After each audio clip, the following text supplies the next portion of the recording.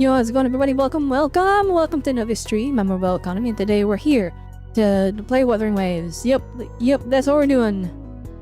We're doing Wuthering Waves. It's the anniversary. Technically, the anniversary, released, yesterday. Released yesterday. I didn't play it, right away, because... Actually, no, I don't even think it was yesterday. It might have been the day before.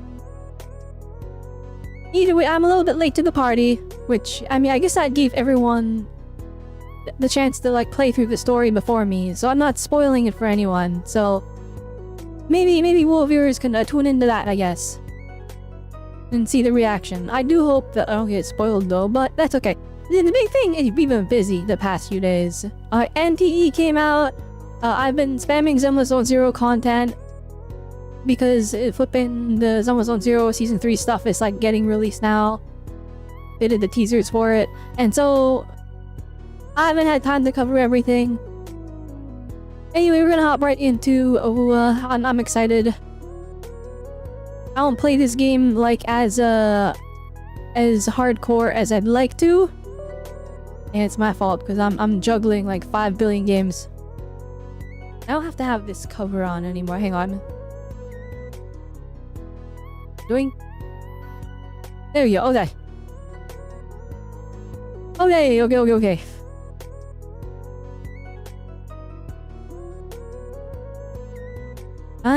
I'm hyped, guys. Now, I do have some pulls saved up, but I don't have too many pulls saved. I have no pity. So this might be a little bit copium, I'm not gonna lie. Actually, wait, Hiyuki's been out for a bit. I'm gonna double check here. Wuthering Waves, Hiyuki, Pride Win. Alright. W Pride Win, do these guys have the... Can I use Emerald of Genesis? Oh, what the heck?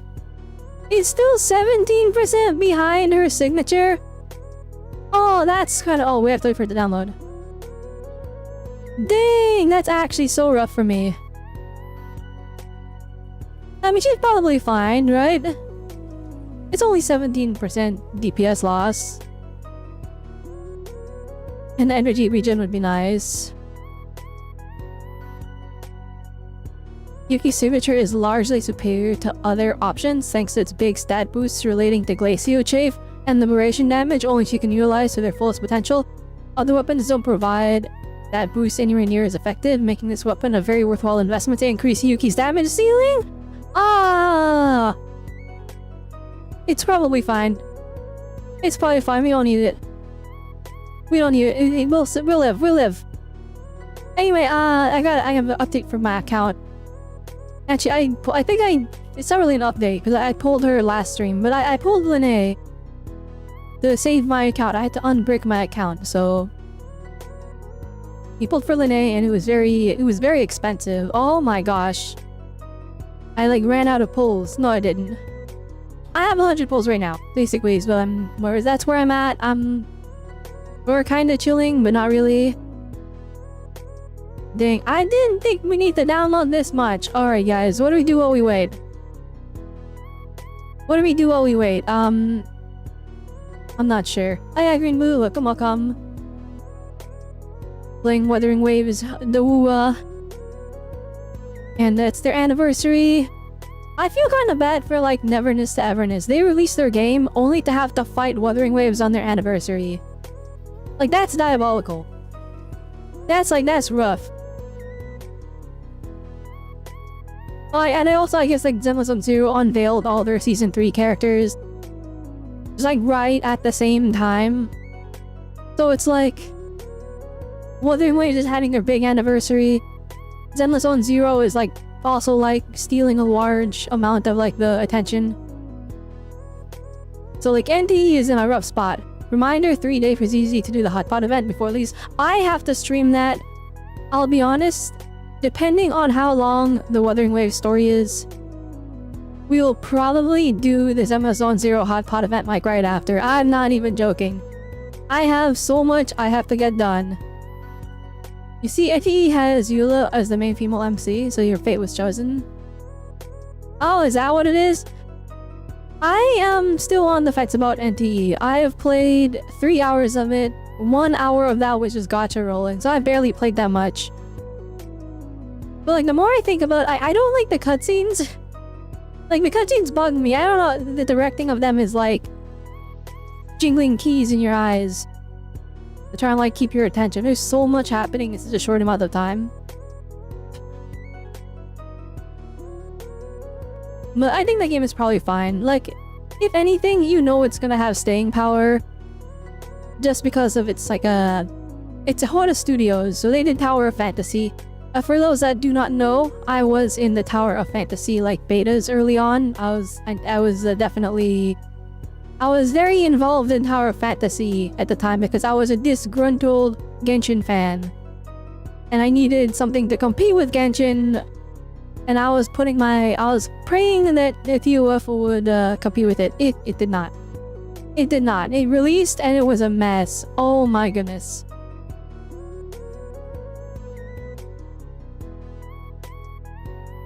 But yeah, the real game starts after 1.5 for staying power, since we all know what the currency rate is.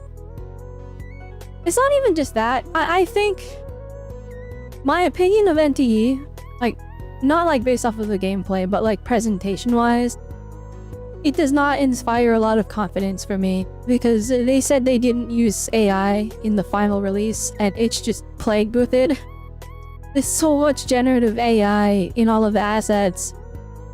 And it's like, okay, it's one thing if you said you used it, but you have just lied. So that game is like, it's already like, I don't know. Regardless of what your opinions are on AI art, me as an artist, I do have a very negative connotation and view of it. But it's also like, a lot of the industry is just trying to use it. But the problem I have is fundamentally, it's not even about how it looks. It's not about the stealing or any of the ethical stuff. For me, it's like, it's on the principle that you are cost-cutting and cutting corners. And then, if you cost-cut and cut corners and the end product still sucks, then you just made the same thing but faster.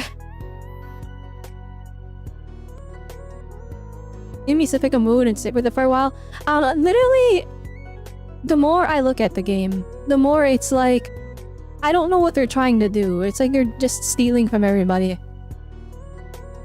These are like really a hardcore, but anyway. When I say generative AI, allegedly, alright? It all looks like AI to me. It's all triggering the like, oh, that looks like AI. For a lot of, like, there's a maid cafe. I was watching Bommy play. There's a maid cafe, and it all looked so... so generated. I was like, I don't know what this one.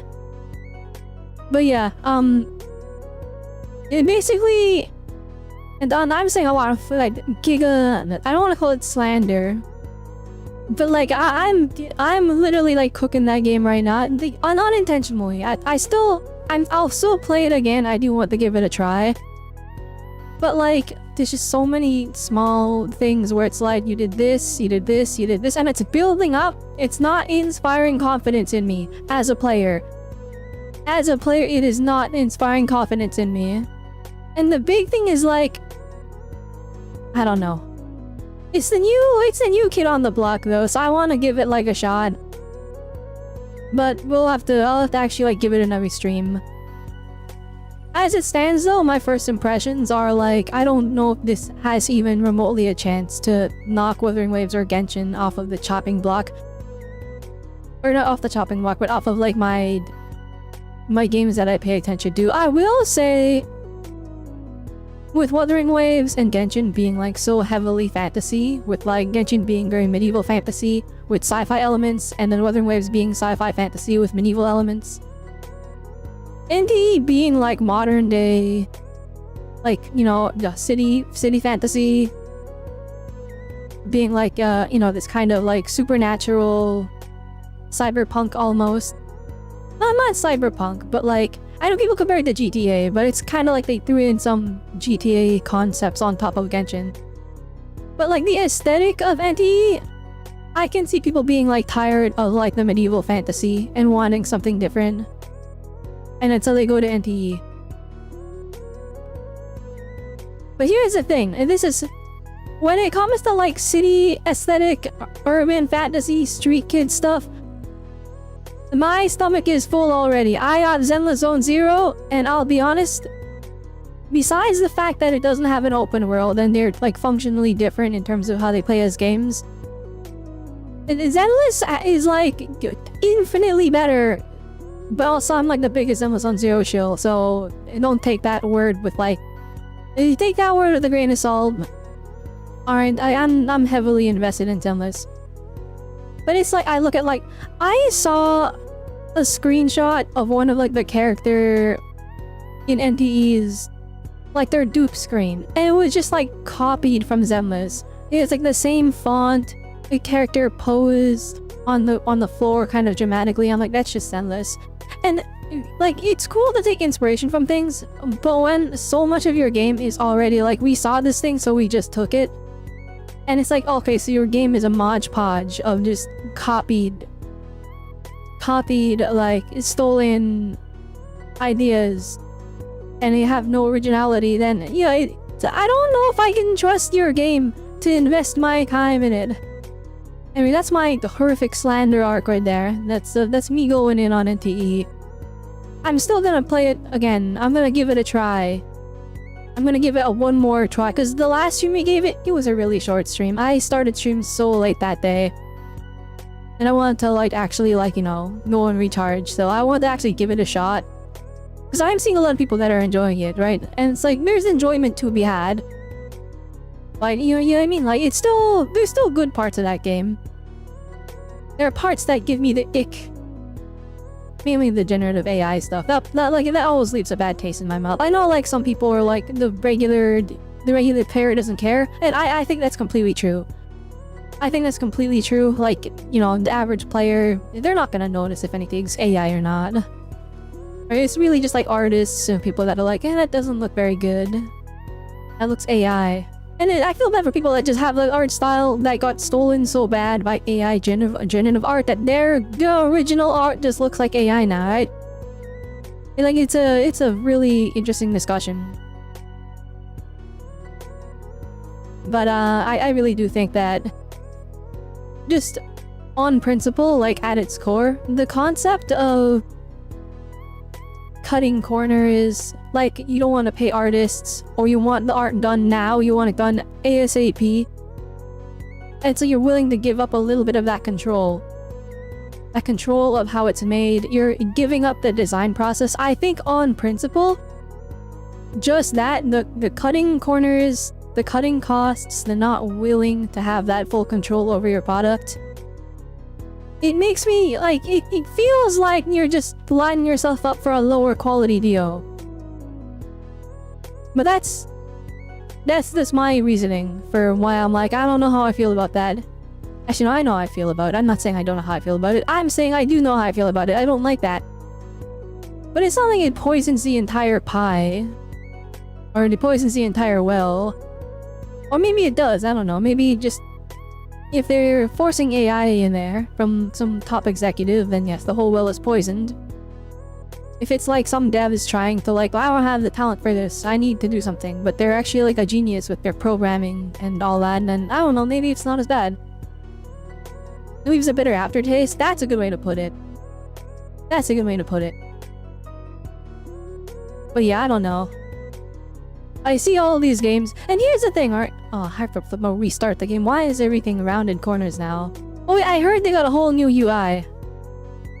Alright, we're gonna have to boot that up again. Okay. But yeah, like I don't know. I see so much discourse of like AI and stuff in the game space. Where like, you know, there's so many people that are like, it's the future, it'll lead to us getting better games faster, and I'm like, that is a hypothetical scenario. Alright, like, I feel like we are in a point in the gaming space where some gamers are so disgruntled with like, let's say, I'm just gonna say AAA gaming as a whole, in general. Like, there's people disgruntled with like so many low quality games because they're paying like $80 when they see like we can make games faster and better with AI. I think it inspires hope in consumers that they can maybe get, you know, more products that are better quality. And I think there's like, you know, there's testament. There's some niceness in the fact that they're having hope because of this technology. But I'm also kind of like, do you fully believe that these greedy corporations that can't, you know, afford to pay people to work properly and need them to work crunch overtime, given this unique technology that lets them pay less people, do you really think that they're going to make better games, or they're just gonna make the same bad quality games but faster? You know, worried about the meta of gaming since spawn games like the cheap ads, point and shoot are making $18 bajillion a month, so studios that try there is still money on the table in the market. But that's also another thing. I feel like I'm also worried about, because like, you know, these games, they cost a lot to make, and it's not like just paid out of pocket by the companies that make them, right? There's like sponsors, there's investors, and that poisons the well so bad. That poisons the well so bad because the investors are non-gamers, right? They'll see like, we want another Call of Duty, full well not understanding that you can't replace Call of Duty, right? Like, you know what I mean? 180 million a month. Oh, I don't doubt it. I don't doubt it. I fully understand that if you look at all of the entertainment industry as a whole, I'm talking movies, I'm talking books, I'm talking television, I'm talking gaming. If you include mobile games in the gaming spot, gaming makes way more than any other industry. But the reason is because we allow microtransactions and everybody and their mom has a phone. And they're allowed to be, it's like, it's a wild west when it comes to mobile games. And I'm not talking just like gacha games, I'm talking like Monopoly Mobile. Like that stuff they make so much money because they're allowed to be as predatory as they can be. I don't flipping, you know, Europe is going crazy. The UK, they're going crazy, like actually like laying down the law and that stuff. So we'll see how it goes. Definitely, I'm interested to see how that works out. But yeah. So that idea of why you think ZZ has a stronger identity. ZZZ has the core, or at its core, is a story of rebellion telling the higher powers no. Okay, before I continue reading that, I do find did my Wuthering Wedge crash? Okay, there we go. I do find it like absolutely hilarious that the like bajillion-dollar company, Hoyoverse, is like telling the story about like how corrupt the corporations are and how greedy they are. And then that part about ZGZ is so funny to me. But yeah, so let me continue that. Telling the higher powers no and fighting the system with hopes to make tomorrow better. NTE has a blank state with the self-insert character that is a cop that inherently can just steal. You should have made a greater distinction. Okay, you know what? I didn't even think about that. I mean, the thing is, Ananta, isn't Ananta like the same deal? Like, I'm looking forward more to Ananta than for NTE because Ananta is like trying to be something different. Whereas like Ananta was like, it clearly, or not Ananta, NTE clearly started off as like a Genshin clone. Like, they saw the success of Genshin and be like, we gotta get on this pie. And, you know, those games take like 5 years to make. So they first saw Genshin's initial outbreak. They started their game. We're like 5, 6 years in the Genshin. All of the Genshin clones are going to start showing up. That's why there's so many of these gachas showing up that are like Genshin likes. They're all showing up at the same time. It's because they all saw Genshin. Like, all these companies saw Genshin Impact's popularity during that COVID era, during its launch. And they're like, we gotta get a slice of the pie. Why is it? They got in. They showed up so early. It had like the roughest launch, but they showed up early and were able to get a piece of that Genshin pie. And now it's one of the most established big gachas, right? But yeah, in terms of like Ananta compared to NTE, Ananta feels like they were trying to make GTA. Or start, they were trying to make Genshin, but pivoted to making GTA early in development. NTE looks like they're just trying to make like urban fantasy Genshin.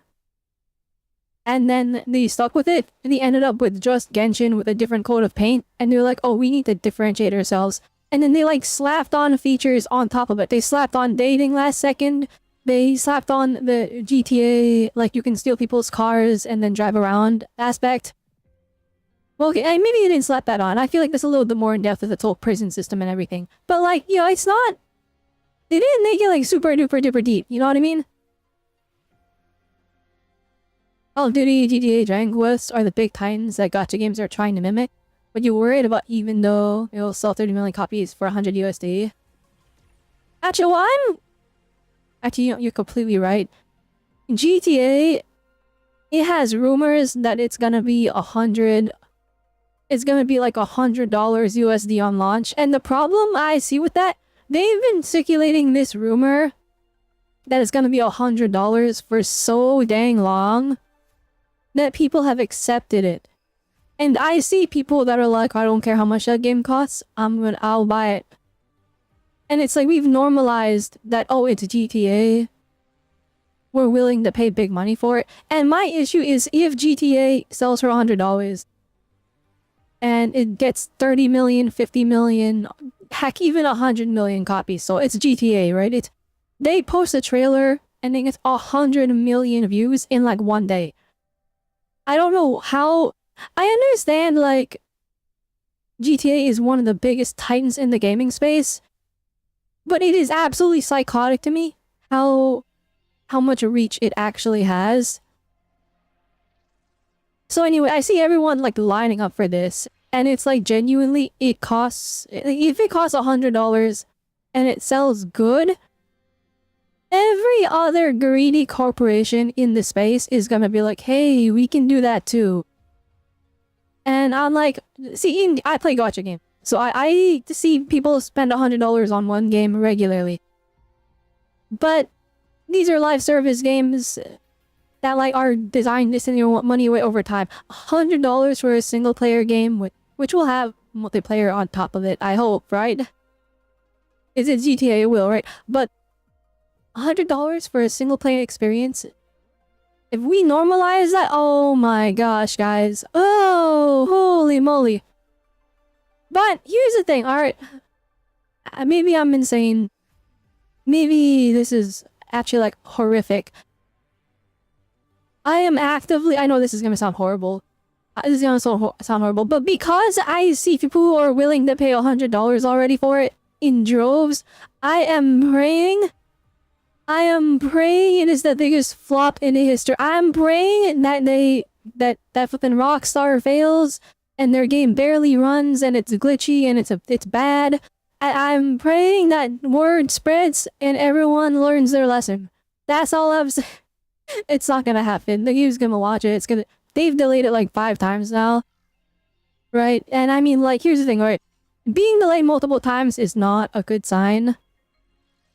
But the fact that they're willing to delay it so that it doesn't launch in a poor state kind of indicates to me that this can go 2 ways. It launches and it's just good. Or it launches and it was beyond saving, they're cooked. You want this to be the greatest game in history ever? I mean, that would be amazing. You don't want to be amazing if it was the greatest game in history ever. Actually, here's what I really want. If it was the greatest game in history ever, and they sold it for 50 USD. Yup. Because you wanna know what that means? Every greedy corporation and their mom is gonna look and go, oh, it's sold... And using these companies are stupid. Alright, they're so dumb. But they'll look at it... Holy moly, the menu's different. But, they'll look at it, they'll be go, oh, it made a bajillion sales, because it was cheaper. Because they got more customers. And then all the games will go down in price. Absolute Cinema would save the gaming industry. That's not what's gonna happen though. You know that's not how it's gonna happen. GTA games go on sale every 3 months, so give it a year. You could pick it up for $40, all 6 games. Well, maybe for the old ones, right? Like GTA 5 is like $30 Canadian. So like $15 USD. That's how it feels at this day. But you're like, it's that cheap because it's like a decade old. When did GTA 5 release? GTA 5 release date. Here we go. And the reason it goes on sale is because everyone owns it already. Yeah, PS3 or 2013. It has been 13 years since GTA 5. Here's the thing, alright? GTA 6 is not gonna go on sale for a while, and the reason is it's gonna sell. It's gonna sell regardless, which is probably why they're like, we can get away with $100. If it sells for $100 and it keeps selling for $100, they will have no reason for the price to go down. You look at the Nintendo games. You wanna know why they never go on sale? You wanna know why they hold their weight in gold? Why they're so expensive? Why Breath of the Wild is still 60 USD?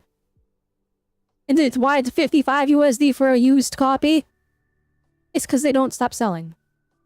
That's the ecosystem Nintendo has crafted. Third-party games, you see them on every console. They go on sale. They go on sale for cheap because the second their launch window is done, their sales plummet. Their sales don't exist after that. It goes down, right? Nintendo games can sell throughout the entire lifespan of that console. Like, of course, there's a huge amount of sales on launch, but the drop-off is not nearly as bad as for other games. Like, you see Monster Hunter and stuff. That stuff drops down 50% off after, like, a year. And the reason is because no one buys it, right? But GTA, right, like, GTA 5, you see it go on sale for, like, $20. $15. You see go on sale for, like, the lowest prices. It's because it's 13 years old and everyone has it already. There's no customer base to sell to except for the people that, like, couldn't even afford $15. So they made it $15 to get those last few stragglers. You hope it'll be day one on Game Pass. That would be insane. That would be so pro-consumer. But also, I don't think they'll do that. I don't think they'll do that. Not unless... Okay, actually, no, Microsoft is under new management, right? Or not Microsoft, but like Xbox specifically. It's that new lady, right? And she flippin' changed the logo from minimalism to a funny glowing thing, so everyone has regained hope all of a sudden. If she's leading them and she's willing to shell out like literally $1 bajillion to pay Rockstar to put GTA 6 on Game Pass day one, that would be like one of the biggest wins in all of gaming. But I don't see it. I don't think they have that kind of budget. You know how many millions of dollars you just have to give Rockstar to get that to happen? Like, it's not half. I don't even think that's even an option for them. Do you think 100 USD even as a rumor would be honestly justified if they honestly was put in hours to make this the greatest game ever made? Then I don't want to hear it. I don't want to hear it. No. It doesn't matter if it's the greatest game of all time. That is no excuse to increase the pricing. I know we want variable pricing based on how much work goes into a game, but the problem is, gaming is such a Wild West space in which everybody is, you have teams of 300 people making Tears of the Kingdom Breath of the Wild, and they're making that 60 USD, 70 USD. And then you have indie devs making, like, a team of 3, Team Cherry making Hollow Knight Silksong, and that game is like $20. And I know for a fact, right? You look at Breath of the Wild, and its scale is so large, and it offers much more playtime. Still both wonderful experiences, right? But it's not the same amount of work. Breath of the Wild was not 3 times as much work as Hollow Knight Silksong. Right, Hollow Knight Silksong was made by like a team of 3 incredibly passionate people over the course of like half a decade. Breath of the Wild was made by a team of 300, 400 people over the course of like 4 years, right? So the fact is, by that margin, right, Hollow Knight Silksong should be $2, but that's wrong, right? That's obviously wrong, right? So by that logic, instead, Breath of the Wild should be $150. But no, of course not. Heck no. Heck no. We have this kind of thing where the limit was 60 USD and then Nintendo decided to push that to 70, except it wasn't Nintendo, it was flipping everybody when we started the PS5 and Xbox One era, and Nintendo hopped on the train way too late, but everyone blamed Nintendo anyways. The second we raise that $70 ceiling more, it becomes the standard. Regardless of how much work went into GTA 6, it should be 60 USD. That's how it is. That's how it is. That's what I believe. And the reason? It's better for the consumer. It's better for the consumer. These games make so much money. They don't need to be 100 USD. They don't need, Mario Kart World does not need to be 80 USD. Alright, I think flipping... remember the era where games were 40 USD? I understand we had inflation. I understand the dollar is worth less than it was 10 years ago. Alright, that is completely true. But also, we have like hundreds more customers. Like, back in the day, your game was a huge hit if it sold like 100k. If it sold like 100k copies, this was like mainstream back in the day. How much? Like, when you look at like the releases for like Halo, for like the old GTAs, Black Ops 1, 2, right? You look at those olden day sales, and it was very much it's like, okay, they were making money, but it was nowhere near the dollars we're making nowadays. Now, the games sell millions. They sell millions at 60 USD.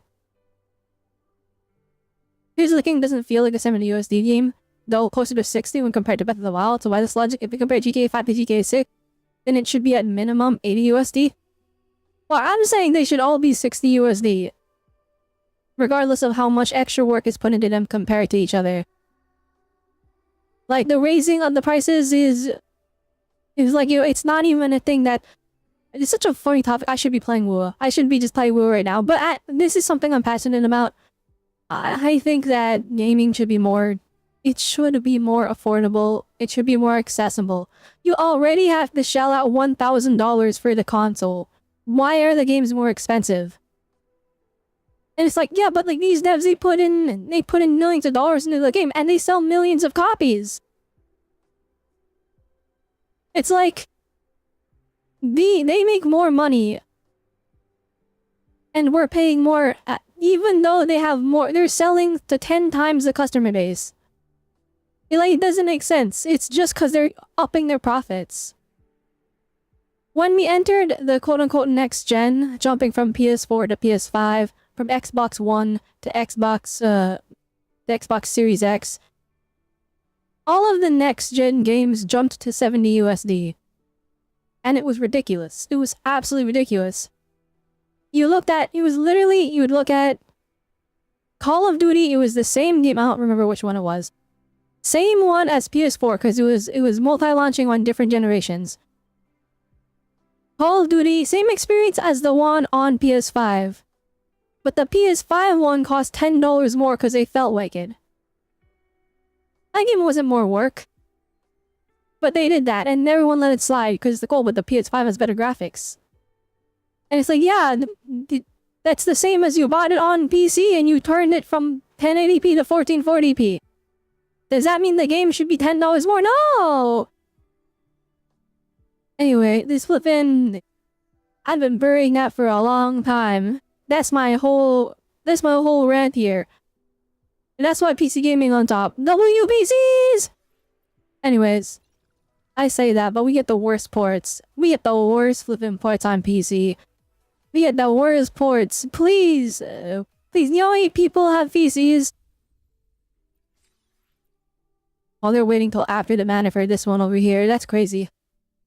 Alright, let's turn up the volume. This thing, I have it on. That's probably fine, right? Actually, I think I usually keep it at like 80, right? I'll do 85, that'll be fine. You at least know what you're buying when you purchase a full game. You lose faith when they drop a roadmap on a game that would already be done, like a Monster Hunter World. But yeah, I think Monster Hunter as a series, it's very frustrating seeing that like the game's released and we have to rely on updates to restore it to like what a Monster Hunter title should be. Yeah, actually, on the topic of Monster Hunter, didn't they get like a gacha game? Didn't they get a Monster Hunter gacha game? I remember seeing people talking about that. We got a mobile Monster Hunter gacha game. I saw some people posting the gacha polls on Twitter. It's terrible. Oh, I don't know what I expected. Oh my gosh. Alright, chat. Alright, chat, we're pulling. After me stalling for an hour ranting about gaming. But good conversation, guys. Good conversation. I really like talking about topics like this. Alright, we're gonna grab all this. Scoot, standard pulls too. Oh, I got none of this left! I'm poor! Okay, so we have 112 pulls. I have like a lot of these corals. But I'm kind of trying to save them so that I can get like somebody's way band. Because like some of the S1s in this game are crazy. I'll be honest, I want more of you so bad. I want more of you so bad. This character, this skin is like the best Wuthering Wave skin. Like nothing comes close to this. This is like the best Wuthering Wave skin flat out. This is so good. Like, this is what I want to see. Like, the swimsuit skins, they're cool and all, but like, I don't know, they don't hit as hard as the actual character outfit. Like, Carlotta's base outfit is so much better than this. And then we look at, this is like their most deluxe skin. I don't know. I feel like OG Jinsei just slays more than this. But this? It's like a winter outfit, but like it looks like casual wear. And this is what I want to see! Cozy, exactly. Peak cozy. This is a 10 out of 10 skin. Unfortunately, I don't have her, so we can't pull for it. 25 USD for a bike is crazy. Play 5 USD for a bike that we're gonna replace. Okay, actually this goes hard, but this is 25 USD for a bike that we're gonna replace when we go to the next region is insane to me. Okay. We're gonna pull. I'll be honest, I don't know anything about Hiyuki, so it's not really like a spot I want to go to pull. We'll just do it here. We'll just pull right here, it's fine. Actually, wait, there's a whole 2nd anniversary symbol here. Let's see if we can... They got anything cool? Into the memory program. Alright, oh, here we go.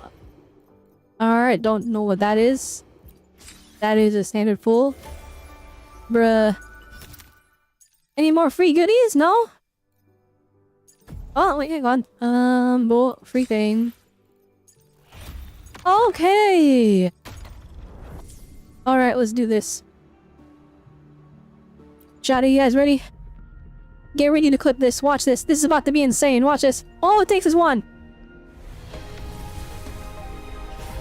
Frick. Okay.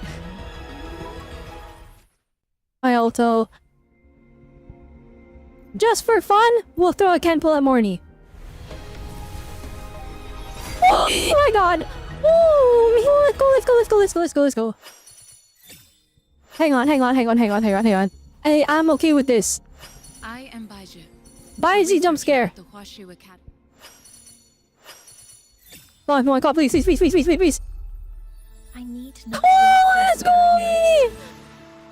Let's go! Let's go, everyone! Gaze to see Yes! placed it at my back.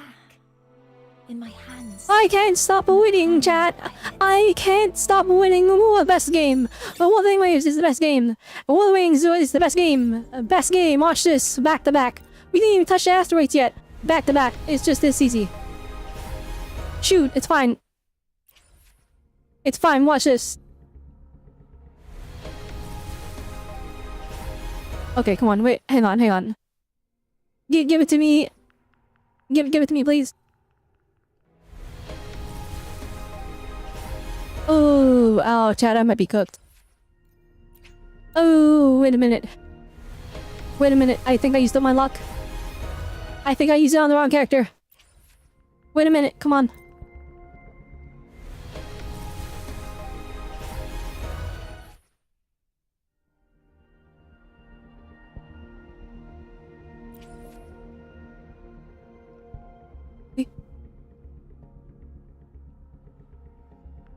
Okay, one more.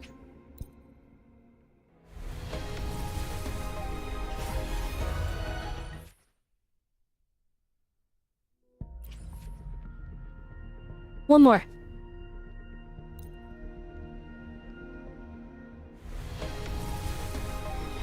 Alright, there it is. There it is, let's go!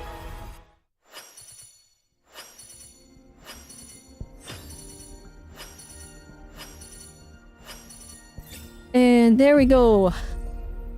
Bada bing, bada boom! We win! We win! We don't stop winning! We don't stop winning, chat! Unlimited wins! Unlimited wins! We just win everything! Oh, look at this character! Oh, look at that Demon Slayer right there! Ooh! Ooh, let's go! Alright, we won! 1 second, I'm building pity. I'm simply just building pity. Alright, we built some pity. And got nothing. Alright, anyways. Dang, chat. We are actually so up. We are so up right now. Like, more up than normal. Is this energy regen? No, it's crit damage.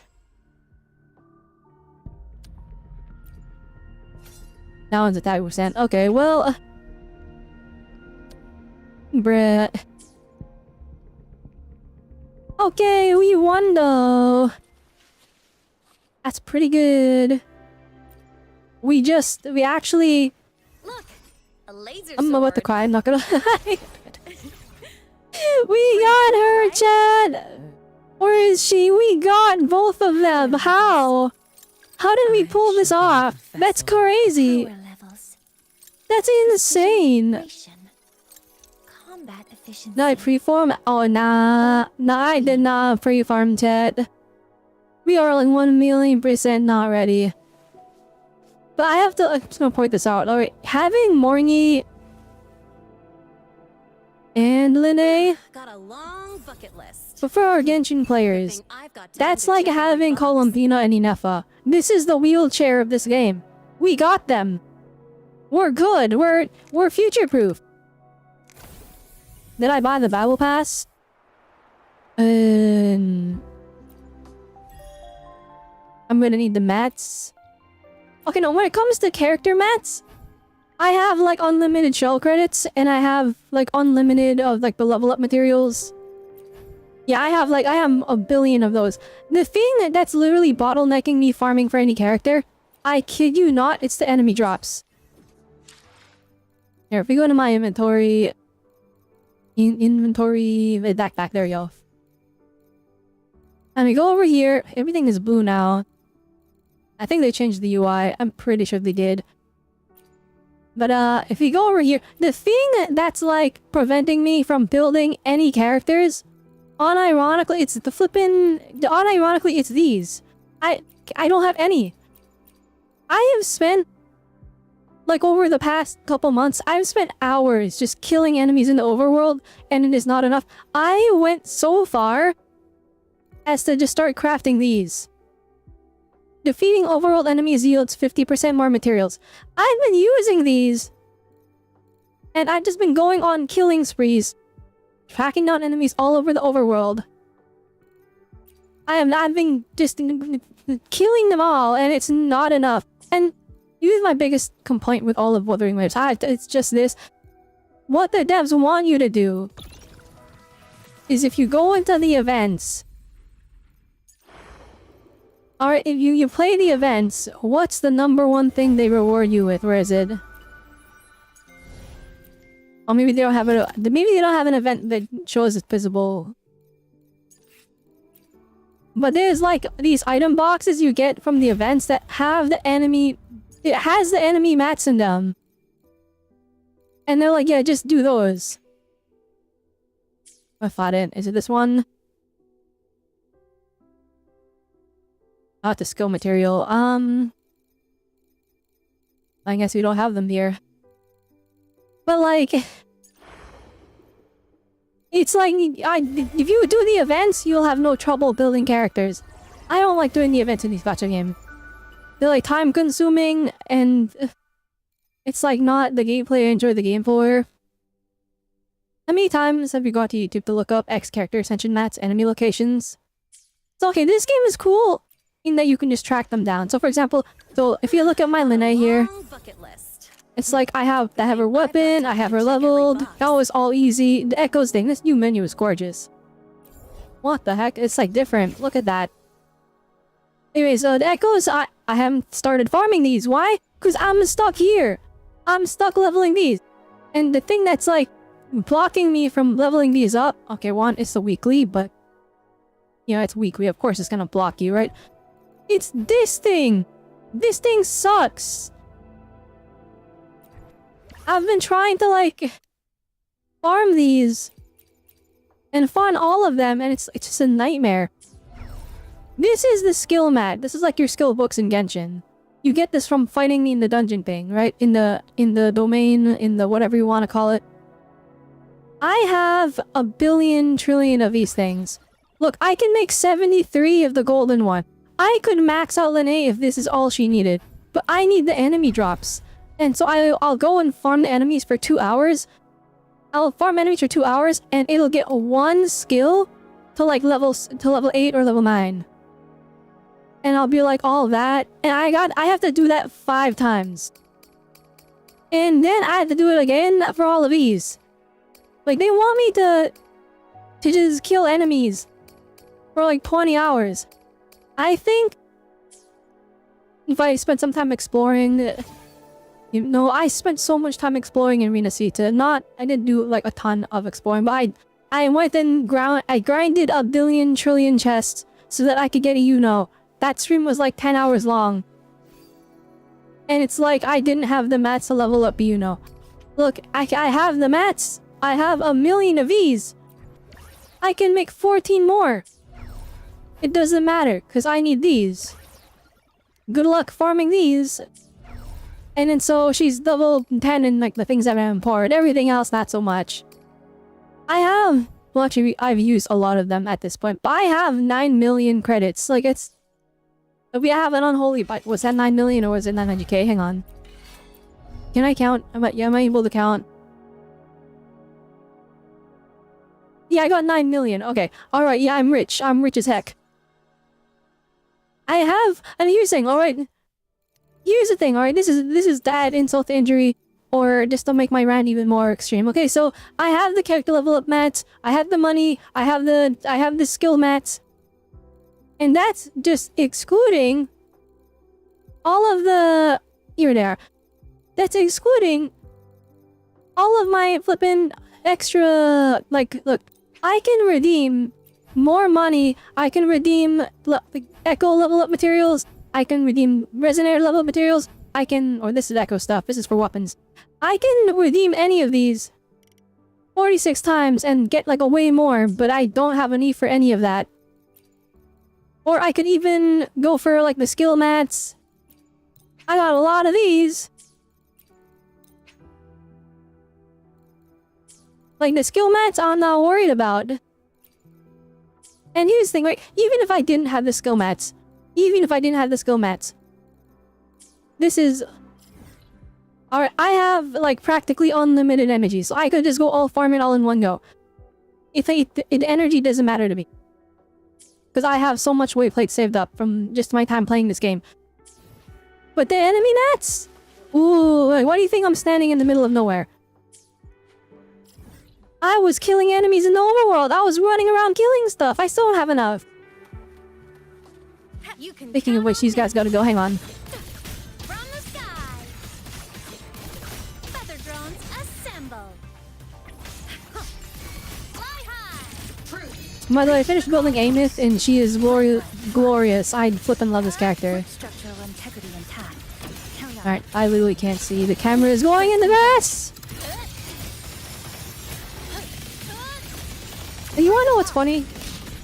I'm gonna add my last bit of, like, anger in my one complaint about the computer's thing, alright?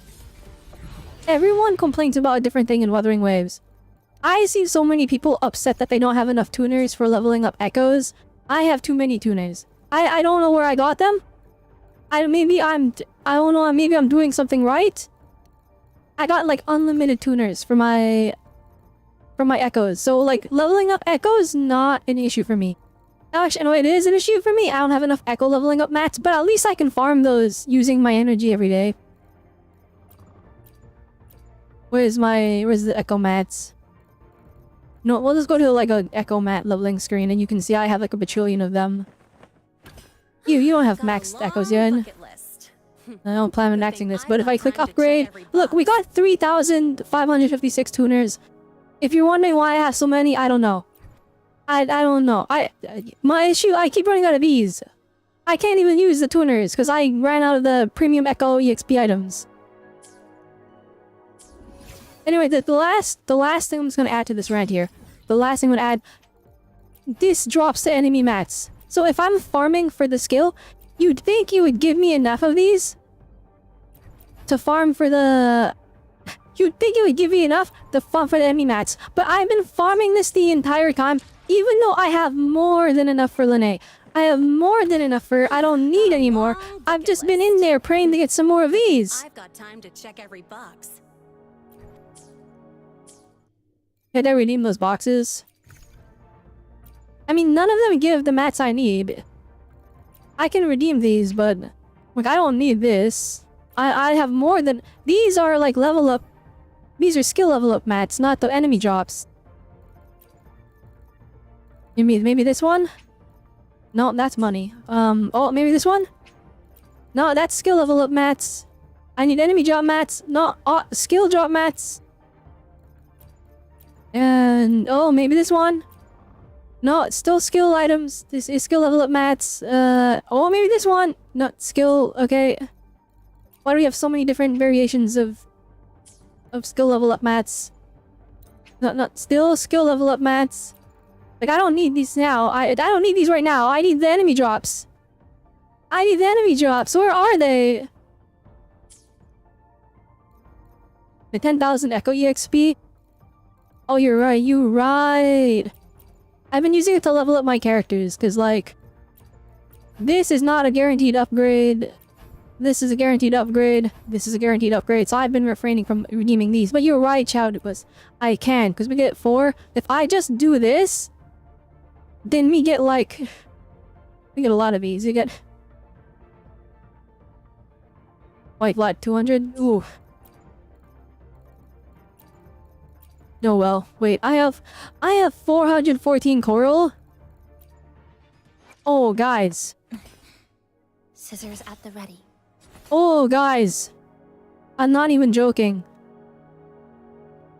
Where is she? Power levels. Precision. I could get S1. Oh, shoot. Oh, should we get S1? The greed of the enemy sickens me. Actually, this is my one thing bottlenecking me from building all my WUWA characters. It's like, it's just this. This is the only thing that's like, this is the bane of my entire WUWA playthrough. And the thing is, like, whenever I bring this up, and like, this isn't like shit against any of the WUWA fandom, because like, they've been fantastic. But like, I'm like, I don't have any enemy drops mats, and they're like, ooh, I don't have that problem. Well, my problem is I don't have nearly enough tuners. And I'm like, dang, we both have a problem. And they're like, no, but like, you should have enough enemy mats. And I'm like, where are you guys getting them? What am I doing wrong? Please help me. Alright, now that we cleared the enemies out of the way, I just wanna bring them up. Bring them out. Where is she? Element 1. Very well. Alright, chat, let's look at the sauce. Let's look at the sauce. I can walk beside you.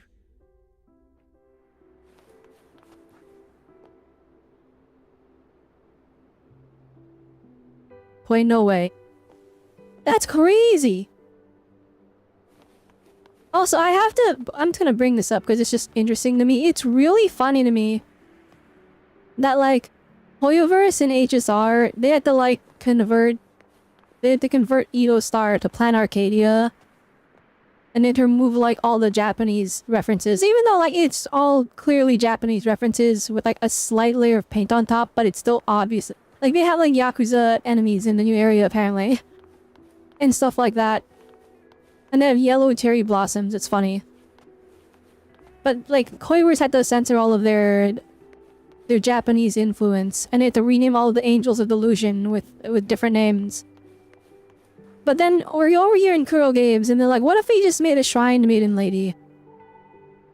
And made her like all Japanese. And I find that just hilarious, that we just have complete opposites in their approach. Wait, she has a second sword? What? Guys, I don't know anything about this character. I only know about what we saw of her in Segrika's story quest.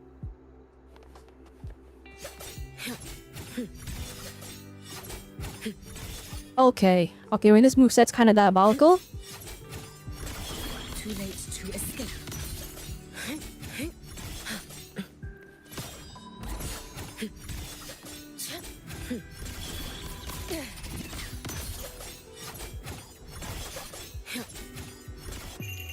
Let them. Oh my goodness, the frame rate just died. Oh, we're cool, we're blue now.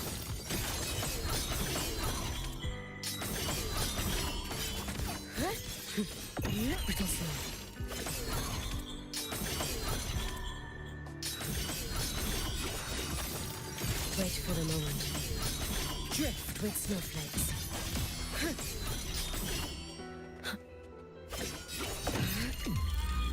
Fading blue. Oh, okay, is this... Wait a minute. Whoa, we got like flipping stuff here. Hang on.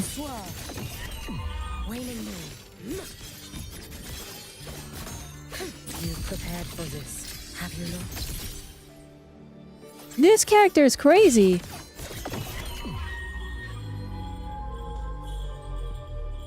This is insane.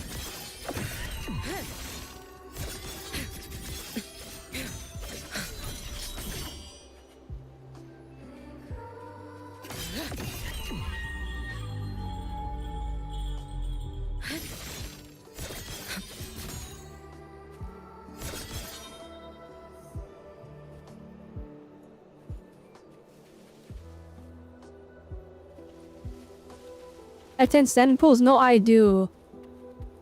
Like, she's like affecting the environment around her. Like, there's like mist and stuff. There's a slight fog from how cold it is. Look at the road! It's like frosted over. That's crazy!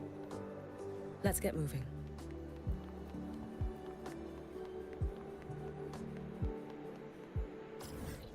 Alright, let's like,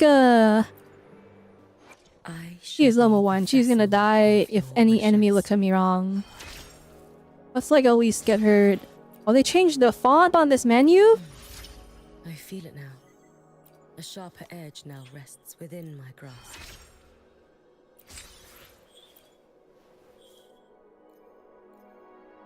No, well, okay. Hey, I gotta fight this guy again, bruh. Can I get this some supply packs? No.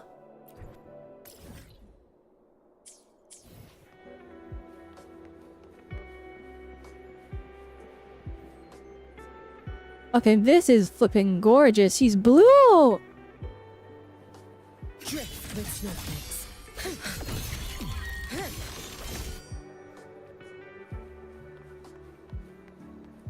Little bit of sound effects. Ooh.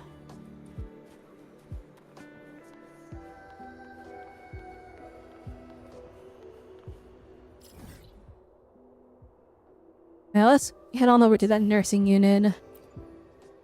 I shall be the vessel of your wishes. Didn't just buy what we need.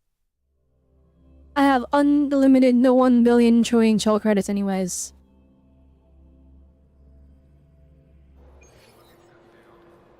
Oh, no, my frame rate. Oh, God. Ah, Rover. Stable. I've already assessed your general health condition. Here is the prescription. What's the one that Mornia needs? I shall be Power levels. Precision calibration. I guess I have characters to Efficiency. build in the meantime. Oh, I see. Oh, I think I have a lot of these ones because I haven't been using them. So Mornia we might be able to build up. No, never mind. I don't know what this is. Burning Judgment. Reactor Husk. Bruh. I haven't Power fought this thing levels. yet. Precision calibration. We need Gemini spores. I have to buy Combat those. efficiency. Ah, Rover. Stable Robelle curved. I've already assessed your general health condition. Here is the prescription.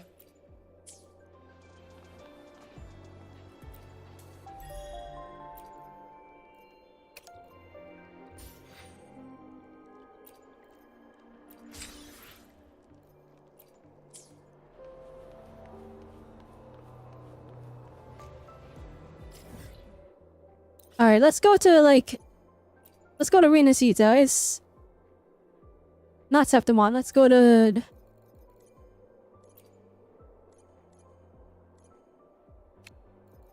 let's go over here. This was not posted on my computer nearly as bad as Star Torch Academy.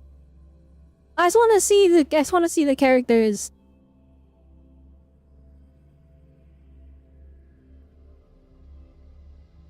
Don't know why their loading bar like freezes here and there.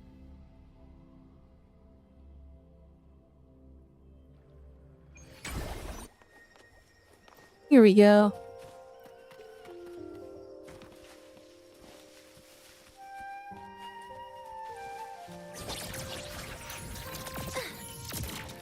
Hover modules ready. Locked in. Oh, this is fire. Continue button mashing. I don't know how to play this character.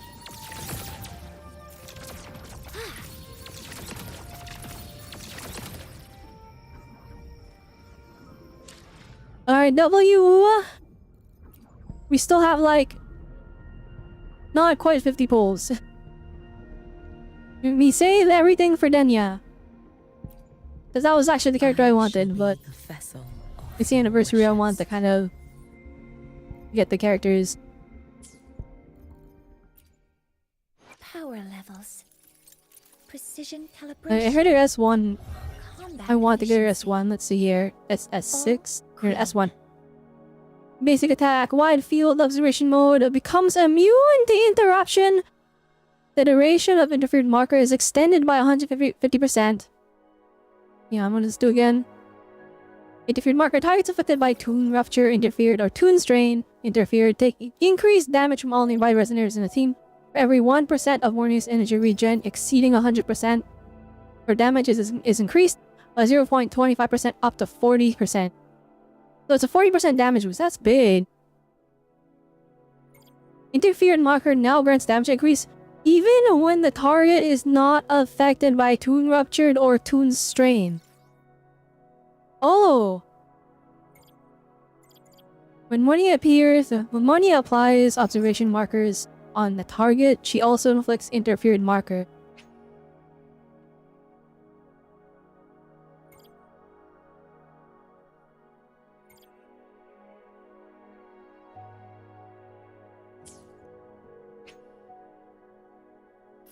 Oh shoot, okay, you know what?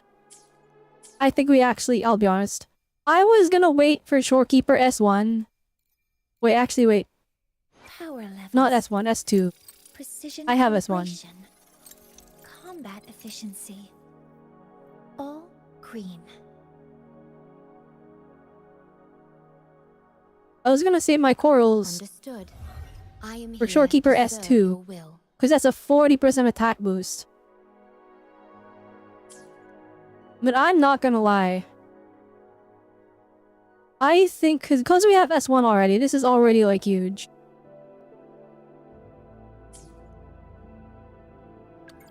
I think we get Mornia S1. Because if we don't have to put Tune Rupture or Tune Strain, that means she doesn't need to be with Linnae. That changes the game like a lot. That would change my team comps exponentially. Yeah, I think we just do it. I have the corals. We just do it. Actually, wait, is Hiyuki S1 crazy? Power levels. I shall be the vessel of your Okay, this is the wishes. anniversary character, right? Actually, no, even if this was cracked, even if this was insane, I think we probably still won't get it. And the reason is because... It's because Mornier is going to be universal. This is a DPS character. We look at our previous DPS characters. We look at... Zani. We look at... Cardafia. We're like my max invested DPS units. And they... Like, they struggle to perform unless I like play really, really optimal. But if I boost my supports, then we could still support them and it would be fine. And we could shift our supports to future DPSs. That's more future-proof.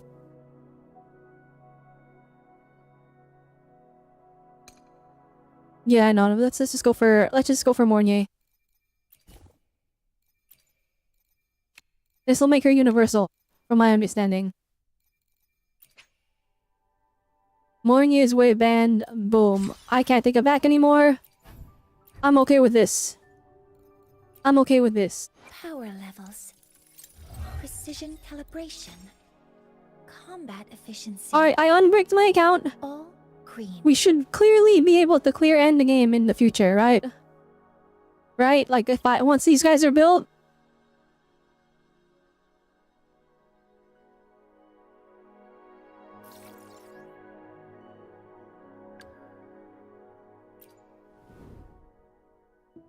What is going on down here?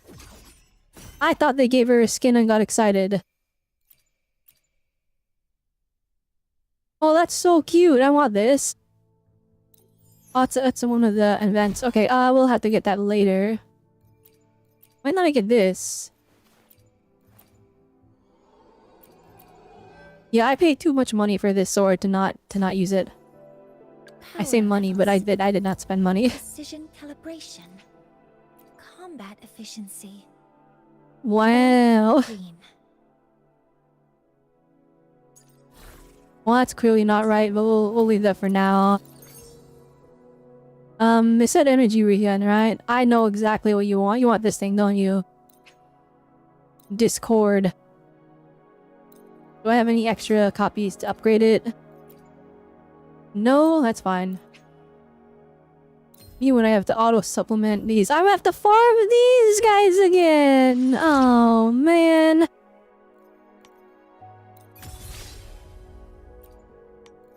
Okay, this new font they're using is gorgeous. What the heck is this?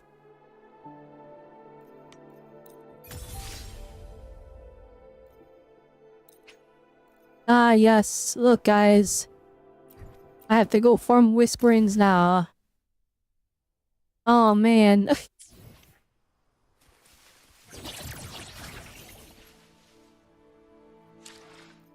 Alright. What's the one to use these new characters? They will not survive the... They will not survive being on the team.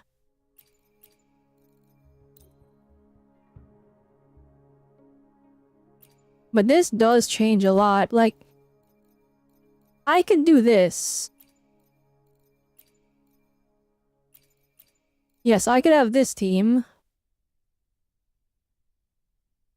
Unironically,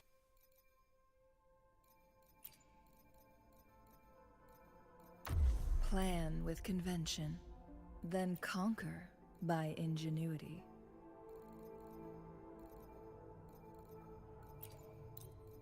chat, that's a team right there. Look at that, we could just do this now. Oh, that's the team right there. I'm still on my Changli hate arc, even though she was the one that made me start playing this game.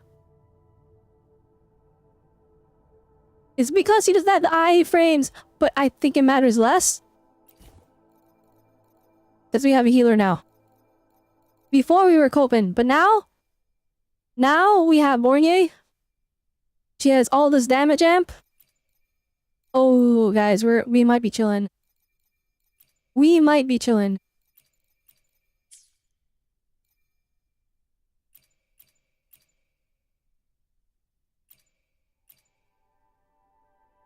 I don't know what else cooking over here. Ignore it. Team could have. You guys can have Galbrena as a treat. Actually, it would have to be like this. You had to swap them around, so Augusta and the Galbrena into, you know. This team is goated. I love that the rover has its background, but no one else has it. So like this sticks out so much, and then everyone else is like they got a regular background.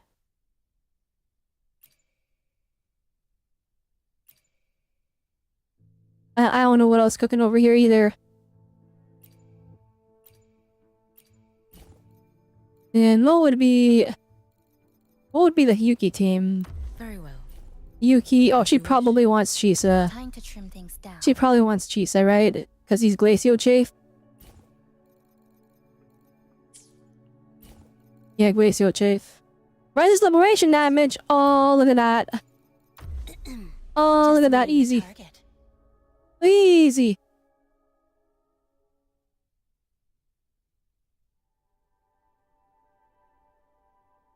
$1 billion stonks.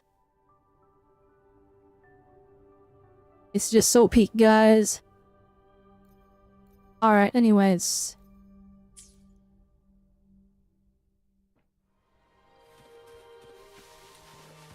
We'll just stick with this team for now. Well, my Linnae is not like built. She's like good enough. She's good enough that we can use this with confidence and we'll still get like a good chunk of her buff. She's still like really good for the team, so we can just do that. I am going to prioritize building. Laser sword. I'm going to prioritize building Marnier first. Let's just go quickly farm some of these Efficiency. with the energy that I have. And then we'll go and we're going to do the story even. We'll do the story right after this. It took me 1 hour and 16 minutes. Probably 1.5 hours to get to the story.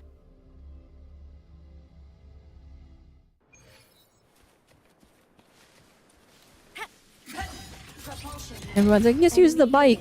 I will just fly there. Thank you very much. I should be attacking the enemies on the way there. I need enemy mats desperately. Hang on. To the Savior's victory! Starfall projection mode.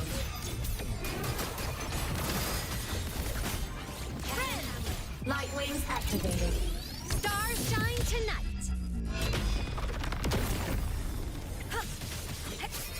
Me when it's not buffed up by Linnae, so it does like no damage.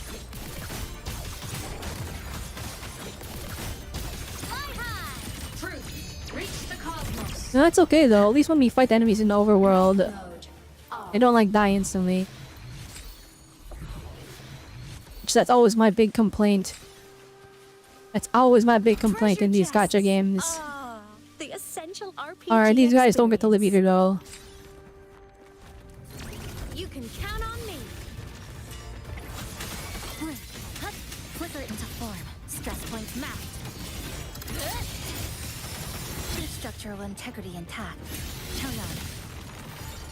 Alright, can we... Break apart. Nothingness. Deconstructed. Dead center locked. Drive safe. Check this out. Woo! One more. New look. Shake, don't blink. You'll miss the best part.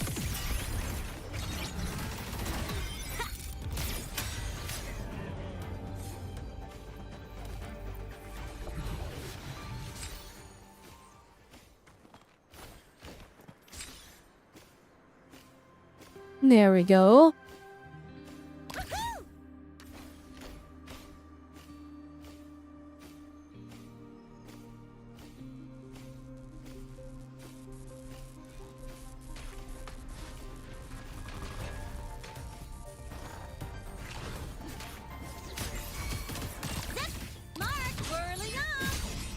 retrieves the night. I should just instantly vaporize them. The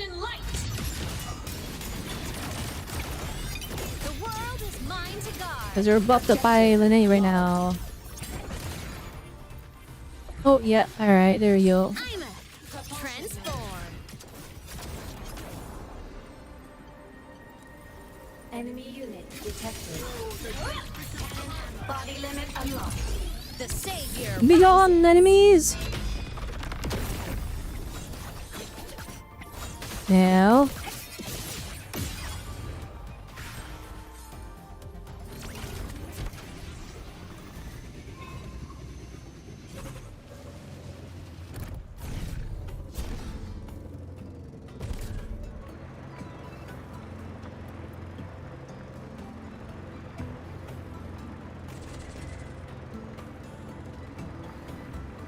This is farther away than I thought.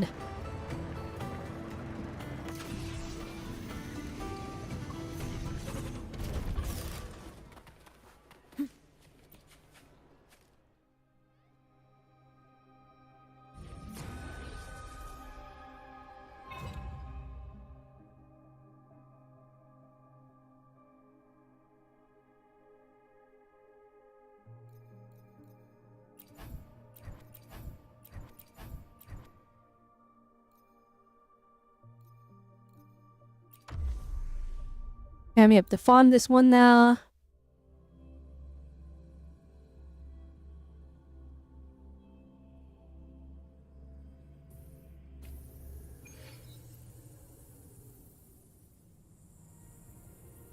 One second.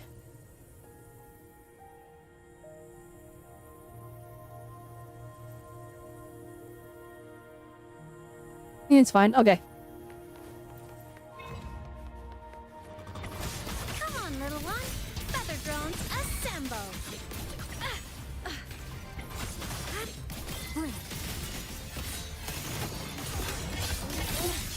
Structural collapse. Flicker into form. Break apart. Nothingness. Deconstructed. Oh shoot, Chisa like one-shot them.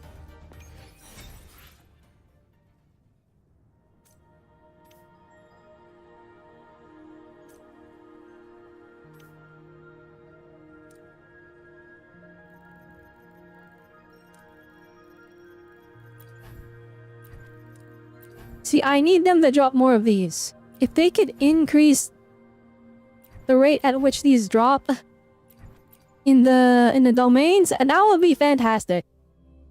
That would be great. Drive safe. Check this out. Woo! One more.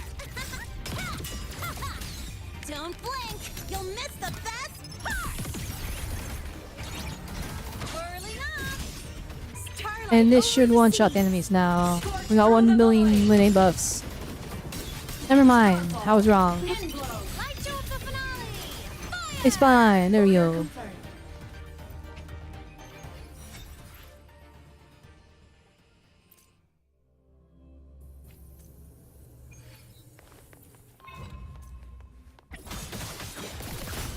Fly high. Truth. Reach the cosmos. The world is mine to guard. Objective logged. A minor. Flicker into form. Structural collapse. Cutting through the numbers. Come. Meet your end. I love Chisa so much. This is such a good... I like this character so much, and then she just has no screen time after her initial reveal. Please, WUWA devs. I need her to show up. I need her to be important.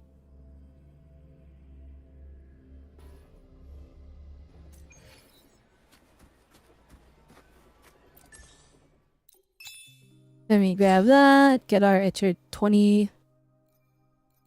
Our 20 gems.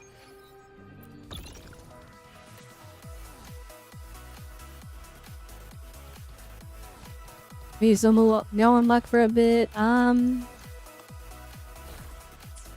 Oh, okay, that unlocks once we've done...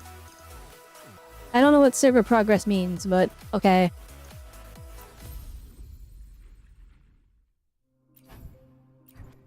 At least we'll get this for, we'll get this for Denya. I get these again, bountiful waves.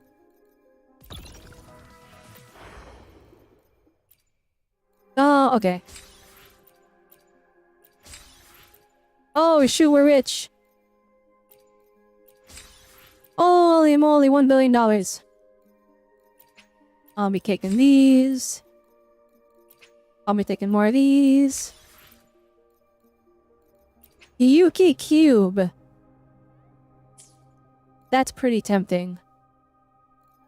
I want this. Alright, there you yeah, I'm not gonna lie. We don't need these. We don't need these. Give me the cube. Even though I'm not the biggest fan of the cubes compared to like regular chibis. Peak. Well, I want this. Denya's doll? What else is there?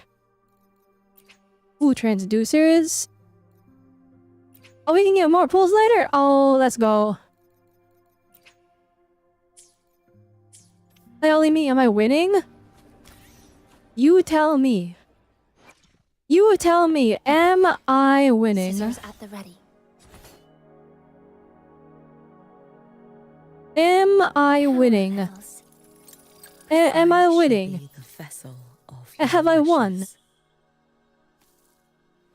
Power levels. Am I winning? Precision calibration.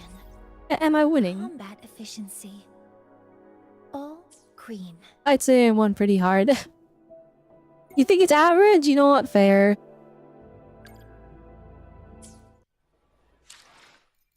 But yeah, anyways, we got the two 5 stars in the banner. I got another 5 pulls for Denya's banner. We're chilling. How much pity do I even have on the weapon banner? I don't really want Hiyuki's weapon nearly as much as I want Denya's weapon. So we'll lay off of this one. 5, 10, 15, 20. Okay, we have 20 pity. Yeah, we have 20 pity. Okay. That's not that great. Okay, we have to pray we win Denya 50-50 and then we'll be good. I got extra greedy and I threw a random 10 pull on Mornier, so Scissors at the ready. you just have to take those. But my account's in a great spot. A great spot. I see to actually build my characters, which is the hard part.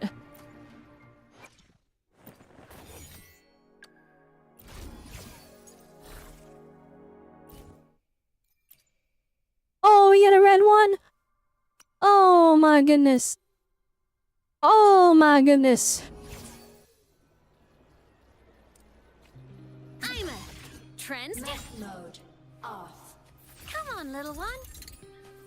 Dang, you barely see it. Alright, well, that's okay.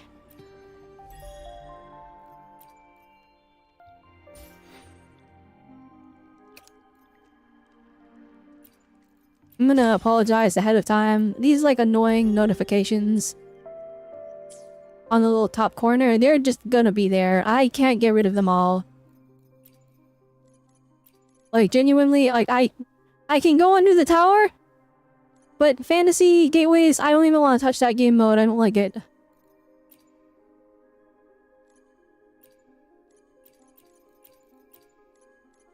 See, when I click go, even if I click go and me go back, it'll still have the little red dot and be annoying.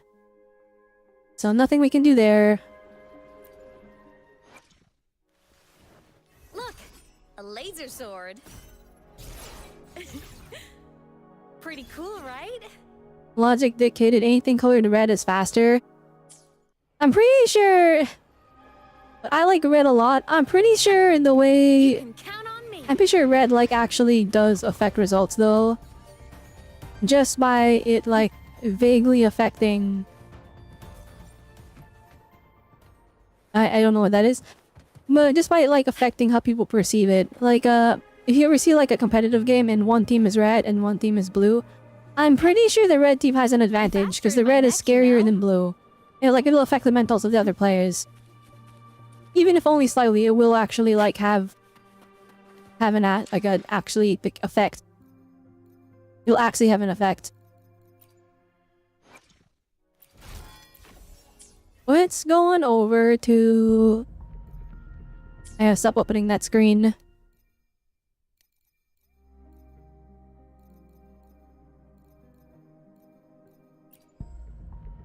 Oh my gosh, I just said stop opening this screen.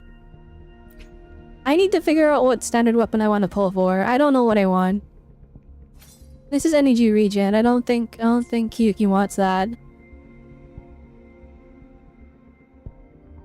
Marks believe red is faster, and if you believe it, it becomes real.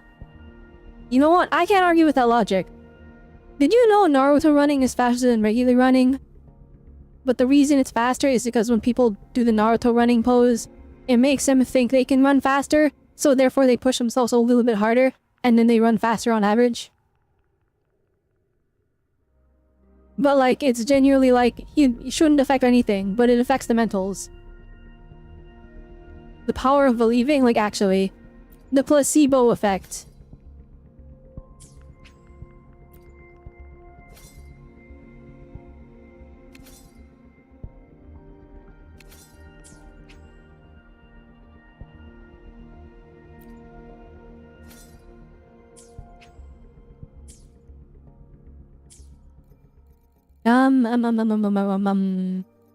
We need to go to story. Quest. Chapter 3 segue. Yuki has been invited to the Frostlands. Okay. It's time to do the story. It's time to do the story after so long.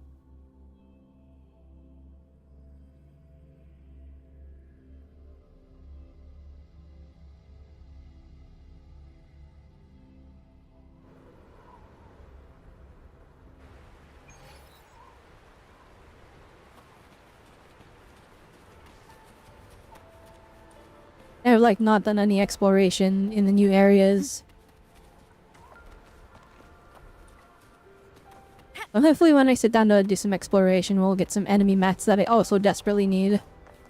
All data stored in the station has been transferred. Let's move out. The researchers kept documenting the void matter's changes until the void storm consumed them. So now... Snow is a legitimate hoax that got into the Olympics years ago, since it was fake posts that cited non-existent data. You know, because you were sitting at a bar drinking strawberry lemonade and choked on it, seeing it happen on live TV? Seeing what happened on live TV. The Naruto running?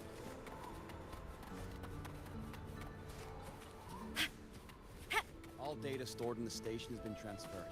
Let's move out. Roving among the stars. 100-meter sprinter did the Naruto run the last 5 meters. Naruto running guy got second. That's crazy. I didn't know that was a thing. Like, my data is from watching a YouTube video where they did an experiment with a bunch of people. That's where I go. Lock in. Lock in, here we go. What are you looking at? Oh, there you are. Nothing really. I've just been wondering if I wanted to land another Jen, how's the astronomical volume? investment to study all the exoswarm coming off this giant mech.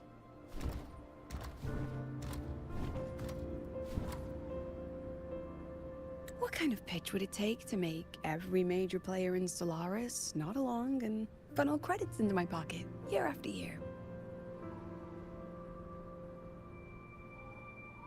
Have you figured it out?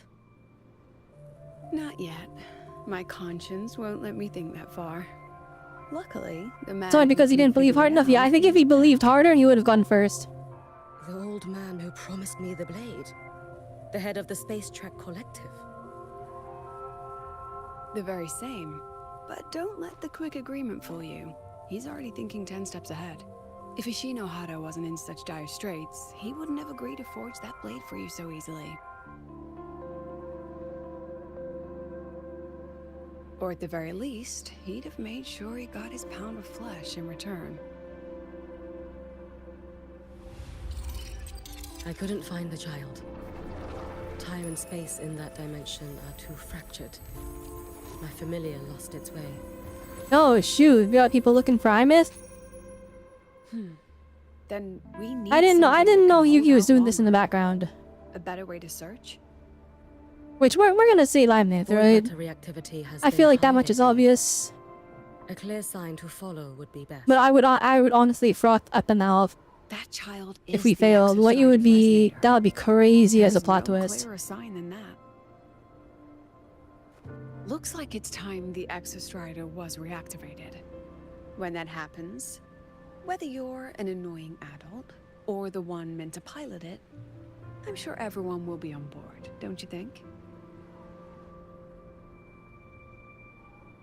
Oh, what if we used footage of the Exostrider activating to pitch for funding? And the confidentiality agreements? No sympathy for my chronic funding anxiety?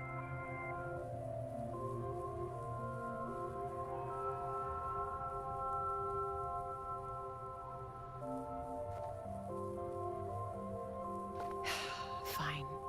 Go to Honami. I already approved your leave of absence. Honani, ooh. Why? To test the blade?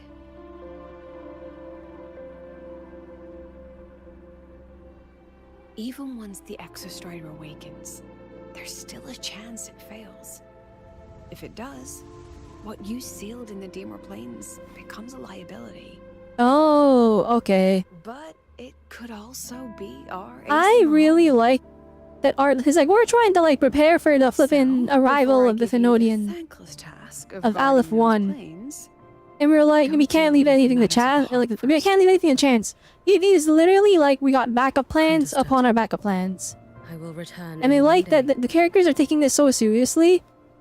We're not banking Take everything two. on like give one yourself a day to idea. look around. Go on. A Black Shores member will meet you there. I still have all of Dr. Luke's mess to clean up. Understood. I am at your call should you require it.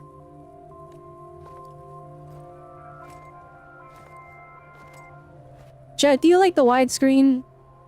Or should I full screen it? Yes, I'm listening. So it's about Denia. I see. Let's They're discuss already it in on the person. Denya? That's crazy. Usula is on Demon Time!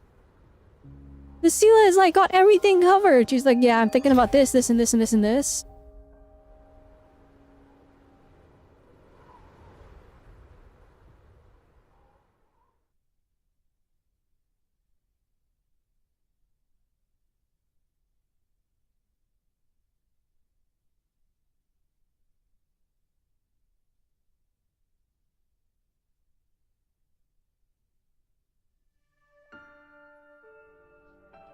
Lady Miko, can you hear me? Yes. You may call me Hiyuki. Understood, Lady Hiyuki. I love her eyes so much. The rest of her hair is kind of like, I'm kind of indifferent on. But those eyes are gorgeous. Holy moly. Whose regrets run deepest still roam the danger zones. Their unfulfilled desires concentrate their immense power. An incident just waiting to happen. With you here, I feel better about the situation. We didn't expect you to take this on yourself. Protecting Honami is the duty of the Miko of Flaming Sakura. I thank you for your support. Actually, I have a favor to ask. Oh, is it about Gyokuro, the former Miko? Oh my goodness, that We've Black already Shores found contact is traces so that may baby-faced. belong to her, but nothing we can confirm yet. We're in the process of narrowing down her location.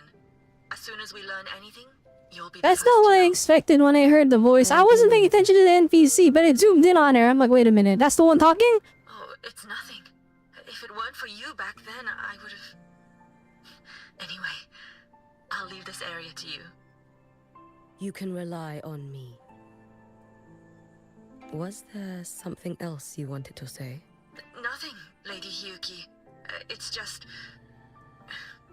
Thank you for everything you do. Goodbye.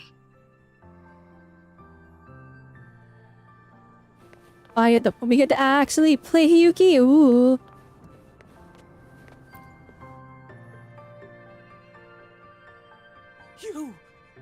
You are... Yes. Wait, everyone in Honami is a ghost though. They died already, right? You're back. I knew those monsters wouldn't stand a chance. Oh yeah. Clip in. Everyone They're else thought trapped we in were done time. for, but I told them, don't worry. Lady Miko will come and save us. She is arriving I was too late. way too late. You're all dead already. It doesn't matter. You're here now. Oh, that's crazy. Please, This time loop just say, shenanigans is like actually Lady so Miko depressing of when you Flaming think about Sakura it. Has returned. Like, and that this those guy is monsters are celebrating. finished. He's like, oh, the Miko showed up. Retreated, We're safe. but I couldn't. We're safe. She's gonna save I us. couldn't save you. There's like, no, that you're in the You past. defeated You it died again. already. And one day you'll drive it away from Ashinohara for good. Yes. I hear your wish. And I promise, one day...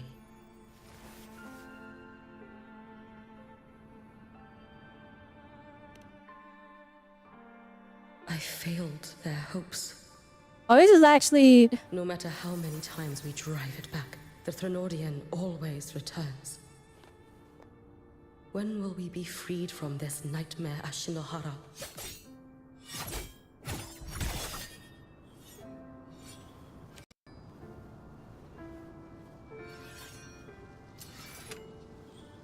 Name of the animations are peak. You're peak, guys. That's some good stuff. This is all your fault. Eternal Miko, huh? You're all useless. Every last one of you.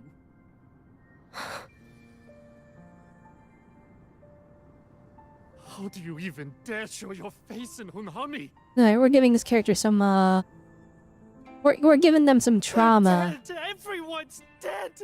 We're giving them some extra trauma. I knew it. I knew the Threnodian couldn't be defeated. I should have run away as far as I could. Oh, Lady Miko, please! Do something! Nay, so this guy, he's at the same time frame as the other guy. He's like towards the end of the disaster that took Honami. Powerful people like you won't die even if you lose. What about us? What about ordinary people? Just Dang, this wait must to be be so torn hard for apart? her to hear. I knew you couldn't hold the line. I knew it couldn't be killed, but how do we go on from here? Lady Miko, heroes, tell me, what should we do? If you need someone to hate, let it be me. I'm really hoping It's all that we right. get Hiyuki talking to Place Chisa all screen your time. pain, all your resentment upon me. May your soul be granted a moment of Because, like, peace. Chisa is a survivor of the disaster. Well, kind of. She got stuck in the If I had time been loop. Stronger. She literally got could stuck I in the have time saved loop, him? but she didn't die. Everyone else died, and only they were in the I time had loop. So more it's like power. she lived it specifically.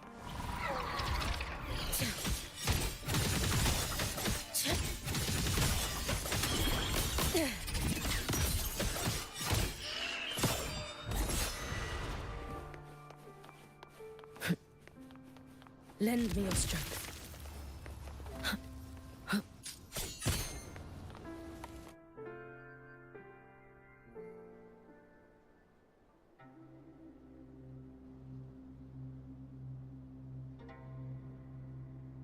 No, not a lost dead child.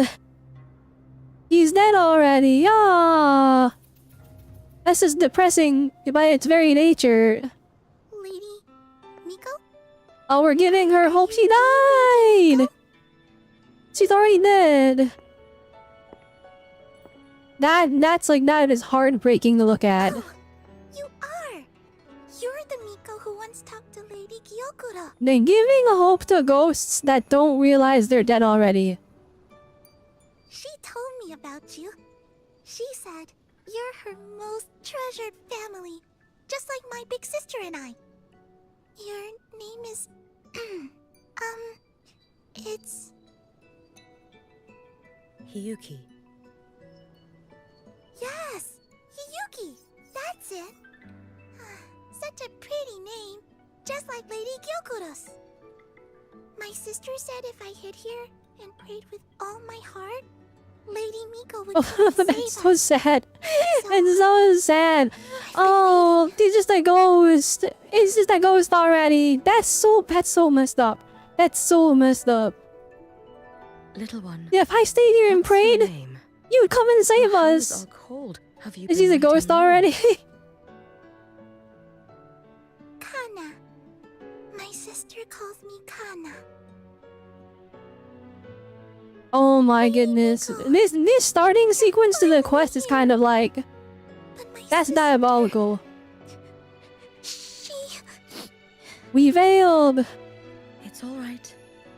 I'm listening. She asked you to wait here, didn't she? Ah, she must have trusted you very much. I do give have to... you such I'm just gonna an point this out. important This is not the task. time for this. It's supposed to be a sad moment. How does Hiyuki's like... How does it stay on? It's not Task. hanging onto her If not shoulders. for you, I would never have found this. It's not task. hanging onto anything. It's just kind of You floating. did well, Kana. How does her like You pop stay completed on? your task perfectly.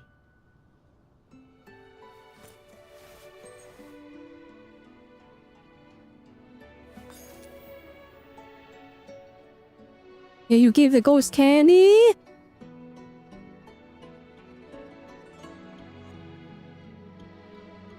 Lady Miko, are you here to save Honami? And you can say Honami is safe now. Honami That's safe technically now? not a lie. Honami will be fine. That's actually so sad. Sister said you carry everyone's wishes. That you're the strongest. I knew you. But I failed. I showed up years too late. Lady Miko, can you help me find my sister? Not gonna lie, little girl, she died. We'll both get to see our sisters. Oh, again soon. that's so. That line is that's despair. That's some despair right there. Holy moly! Why would they do this?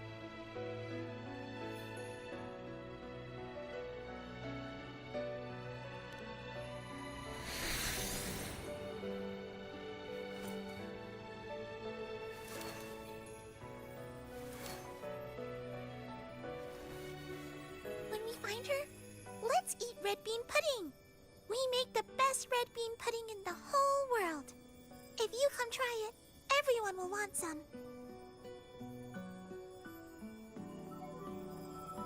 Then you'll need to make a lot of it. Can you manage that? Pinky promise. We'll make lots and lots of pudding.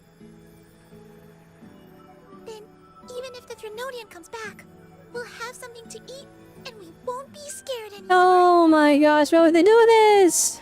It's a promise then. How long is this We'll make sequence? a lot of pudding. I'm already like that. You already established the despair. Get me out of here! Oh, goodbye, goodbye, dead little girl ghost.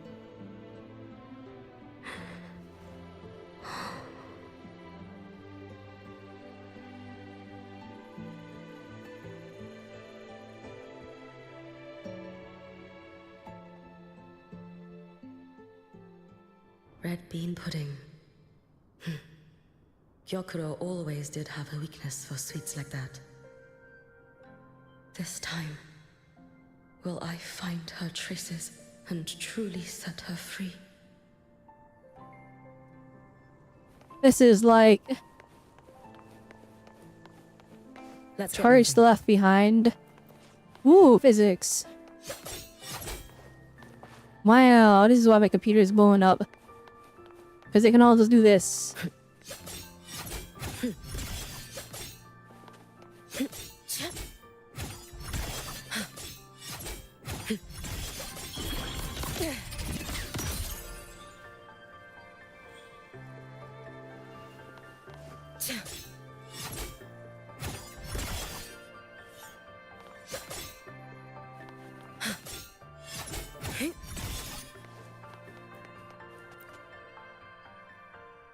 How many more dead NPCs am I talking to? I feel like that little girl was enough to hammer home the despair. Hello, Lady Miko. I've been waiting for you a very long time. My final wish was simply to see you one last time. Okay, this one... Your final That's wish? actually... She's dead already, but she actually did get her final wish even after she died. Yes, it's alright. I know I'm dead. I know I'm what they call... Dang, left she's behind now. left. She's sentient. She knows she's left behind. But I thought if I'm going to remain like this anyway, I might as well get what I wanted before I disappear, right? I've heard of cases where the left behind remain aware of their state, sustained by powerful desires, but for such a simple wish. You truly only wish to see me again. I mean, you are a legend. You've been the Miko of Flaming Sakura since my great-grandmother's time. When I heard Honami was in danger, and that the Miko of Flaming Sakura would meet the Vanguard, I rushed here just to see you. And then died.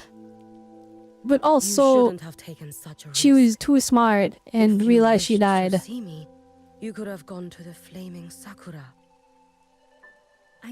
I know. Everyone says you can just write your wish on the plaque and Lady Miko will see it. But I worried. What if it never reached you?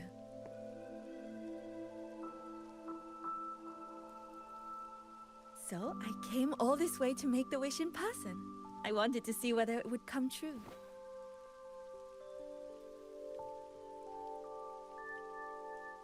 The frustration, Very well. you can see it on the face. This is Then tell me, WUWA's bread and butter. This is what what is makes your him stick true out from the wish? other gachas. That little bit of extra animation on the characters' faces. I wish for The world peace. dynamic use of the camera. To stop living in fear of the lament. I want everyone to survive it. And that's the magic that Wuthering Waves can like pull off. Lady Miko, my wish is that there will never be another Miko of Flaming Sakura. Ooh.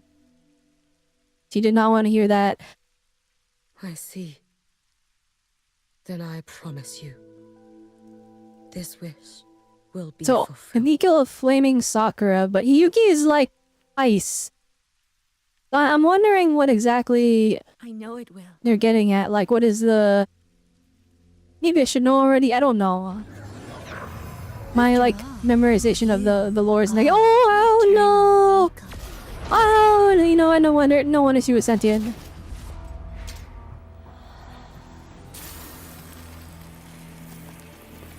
This is a flipping Grand Architect! No need for that, Lady Miko.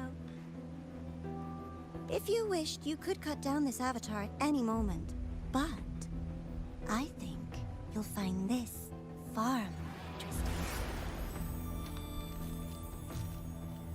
Grand Architect is playing mind games! Oh my goodness! Shiratori. I know the Fractidus has cost Ashinohara its fair share of grief. But personally, I hold no ill will toward you. I had dealings with the previous Miko. It wasn't exactly a pleasant chat.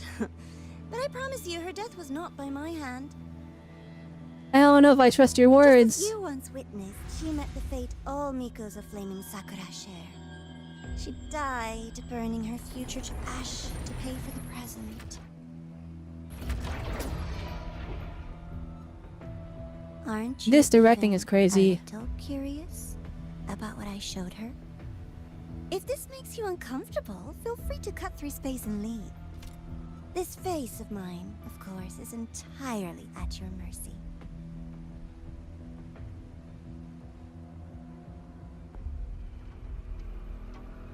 What a demon. Grand Architect is playing mind games! To dull my blade.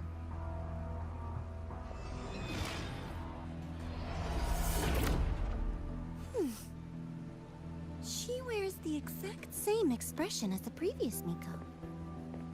I suppose one day she too will be reduced to ashes by her own wish. Nah, she'll just Oh, freeze. Eternal Miko. Is she simply arrogant? Or just a coward? Grand Architect. What a demon.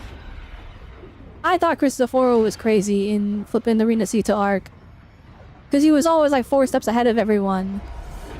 Grand Architect is like not even having to fight. I mean, I guess Cristoforo didn't have to fight either. But it's like A peaceful Autonomy. Cristoforo was like, we knew what he wanted, and yet he was still getting what he wanted. Grand Architect, I don't even know what they're trying to do.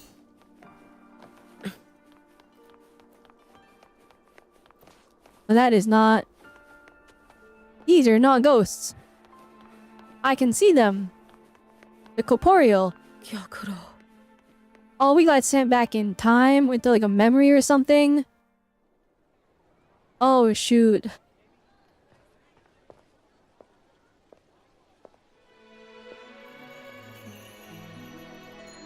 So anime coded. Seeing people walking around in school uniforms with like the sakura blossoms.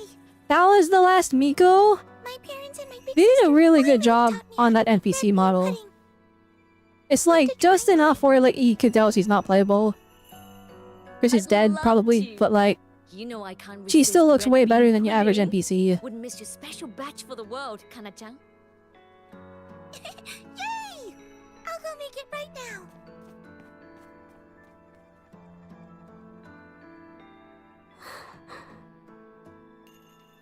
Dang, the problem? The problem is Hiyuki is mocking her so badly. I'm here. What is it? Hiyuki is like so much higher quality. Sister just want to see her Oh my favorite girl goodness. without a reason. That's not what I meant. There's that serious little face. I just wanted to chat. Always relaxes me. So, how are things at the Flaming Sakura? The usual. Many came to make wishes. The Thronodian's active cycle is almost here. Death would be a frequent visitor to Ashinohara once more. That is not good.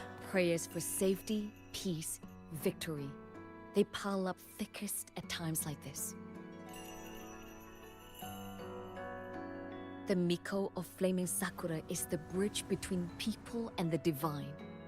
A wish jar for all their hopes. We must listen to every single one.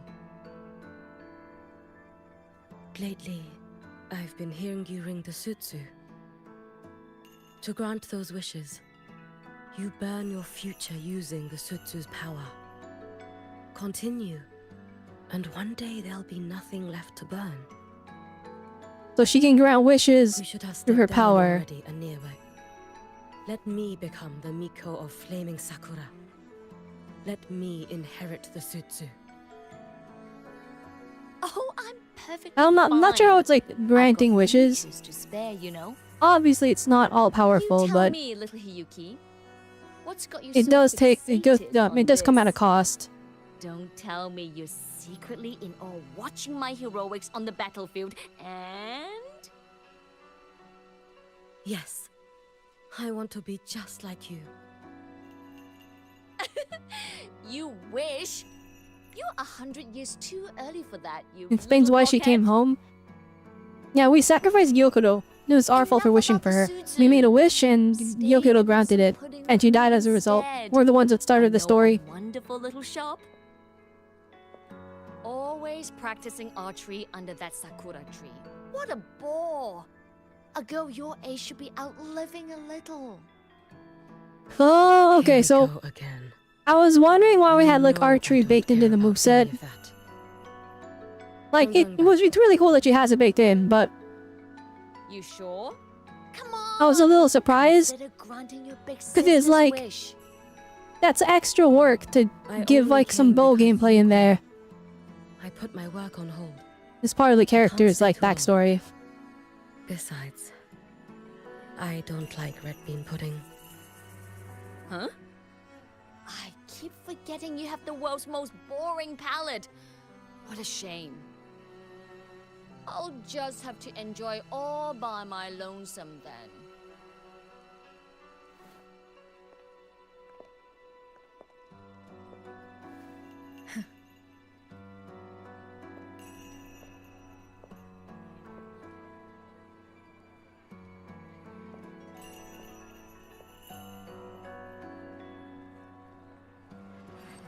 I thought Hiyuki was gonna be expressionless and like very emotionless throughout her story quest. Gyokuro never once For like the sake of spoke her aura. own wishes.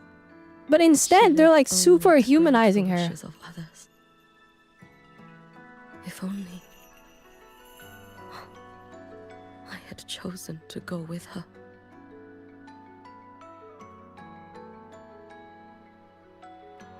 I should go there.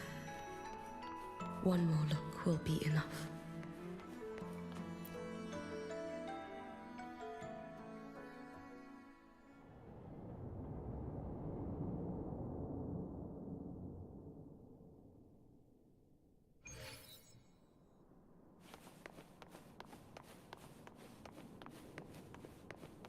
Still regretting that you didn't step into that shop and try that red bean pudding with the former Miko, aren't Oh you? my goodness.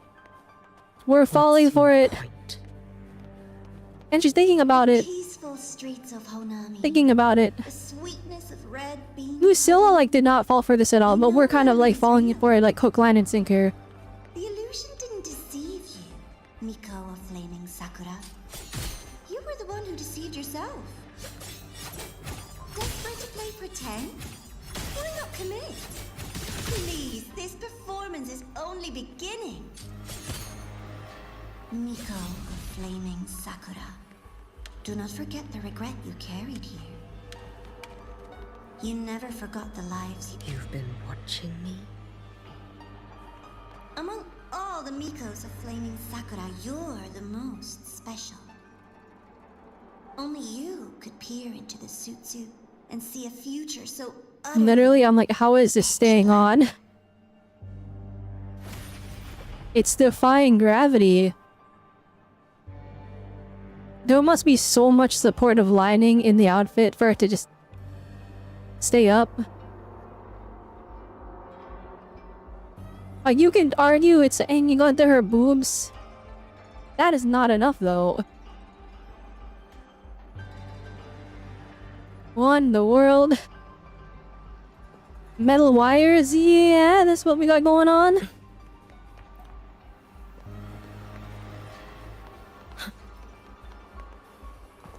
Thick clothing painted on with much. Yeah, but she's doing all this! And all this! And all this!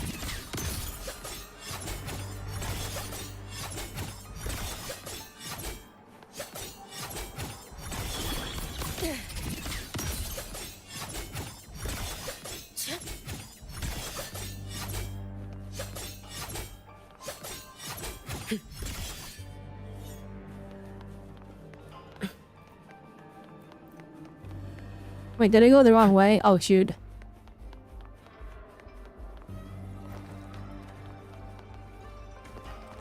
Is part of the wish bell? Yes, you wished for clothing that would stay upright.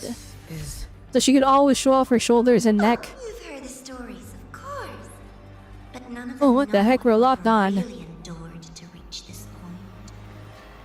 Holy moly, it's the first cutscene in the game! Or like the starting cutscenes. The first one is like Rover falling out of the sky or whatever.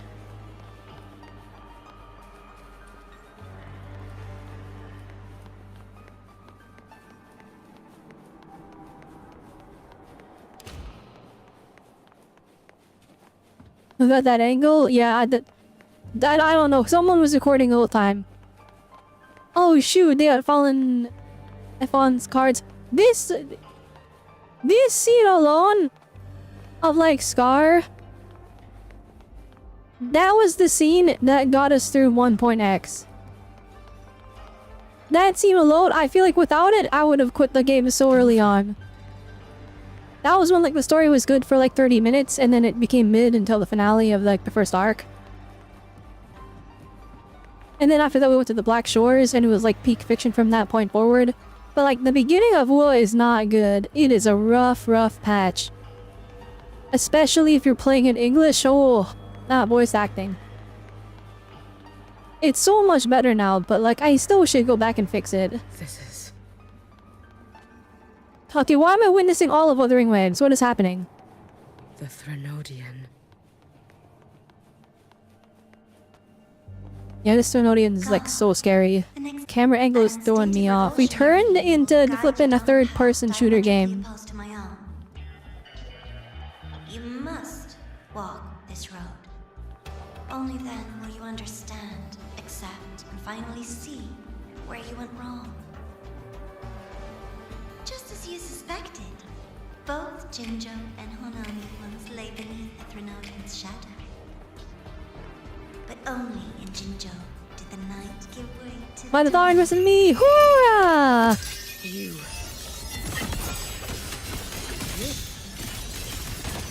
I would never deny their achievement. Or hide pride they Let's build this up. What is their pride? This blade Build up the cool bar. is as sharp as Icarus. Once business in Lahairoi is settled, I'll take it back to Ashinohara.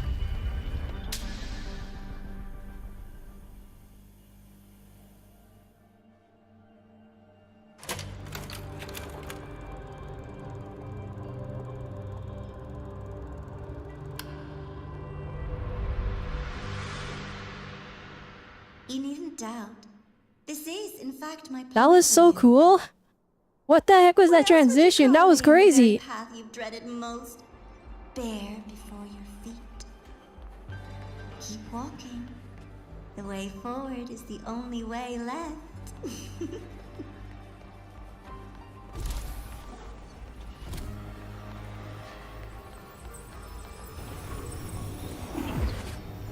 Inverted tower. I read the reports. My computer Another is like place screaming reduced for to help, ruin but by the Threnodian. this is cool. So we're like going on Rover's journey, like in our memories. Not in our memories. Hiyuki is just getting to witness all this for some reason. Yet its blessed maiden was spawned by the Threnodian Leviathan. Deliciously absurd, isn't it? I read the incident reports. It was the Threnodian scheme. Obvious enough. And from it, I obtained the precise counterweight to tip the scales. The power of assimilation. Precisely. After all, isn't that blessed maiden living proof? Proof that harnessing the Threnodian's power is a viable path. Is this... This is like so crazy. As you know, Like the presentation in WUWA is just, can't be a crutch for humanity forever. it's so dynamic.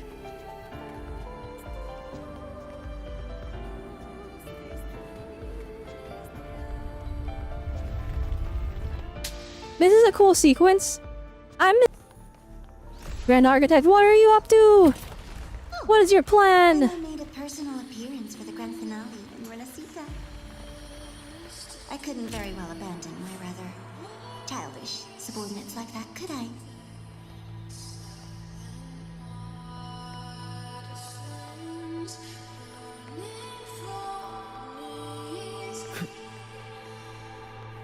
A light so blinding it lays bare all the film. The world where This whole sequence is just, our cutscenes were so good, we had to make you relive it a second time. I can welcome.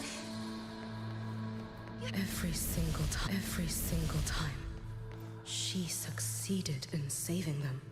Oh wait, always, is this like a, we're trying to make Hiyuki feel, make her feel like not good enough because the rover was able to just perform these crazy miracles and yet she failed to save a single city. little sideshow before the end. You don't mind, do you?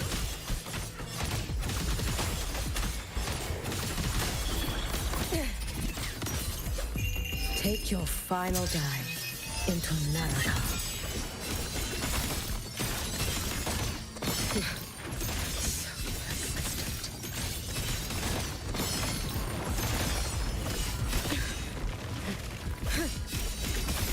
Alright, there we go.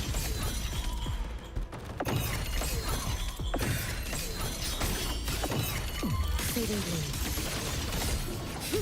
Evanescent morning dew. Vanish. For all wishes spoken, this vessel I offer. Oh, this character is sick. It didn't kill that guy. That didn't kill you either? If my blade had been keener, could I have... Oh, good thing we pulled her. Good thing we pulled her. That was kind of crazy. We're almost at the finale.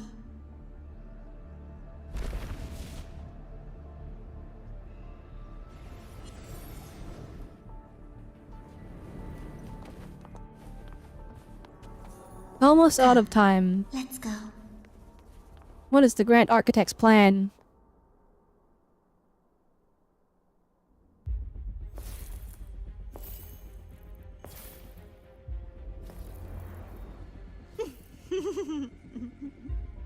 Thoughts on the show?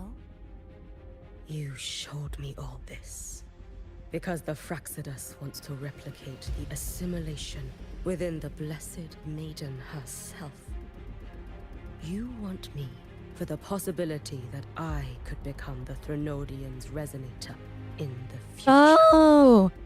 I won't deny Okay, it. I see. After all, among all the Mikos of Flaming Sakura, only you can see through that Sutsu and see a future so clearly entwined with the Threnodians. That is your gift, your talent. It is a dangerous curse. From Ashinohara's legends and the Space Trek Collective's investigative reports, you know who Rover is by now. As a savior yourself, what do you think of her capabilities? She's strong. You can afford to be more effusive. Unlike you, who failed Ashinohara time and again, she is the perfect savior. But let's be brutally honest. This world doesn't have a second Rover. She saved Jinjo and Renesita. Dang, we are stirring up that jealousy in Hiyuki. Rover is perfect. They can save everyone, but you Dark corners like can't even save Honami. the savior's light. Can't even save Ashinohara.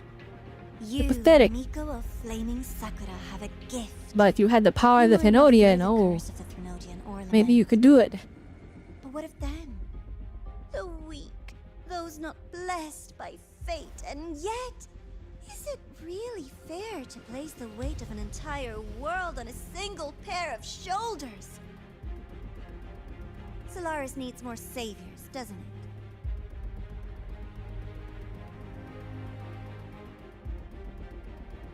I'm just using the Threnodian to bring more of them into this world. Grand Architect is kind of right though. They need more saviors. You want to use its Like power genuinely, the way every Rover place we go once did. to, world-threatening disaster is imminent, and they're trying to prevent it. There's only one Rover, and no one is pulling weight like Rover is.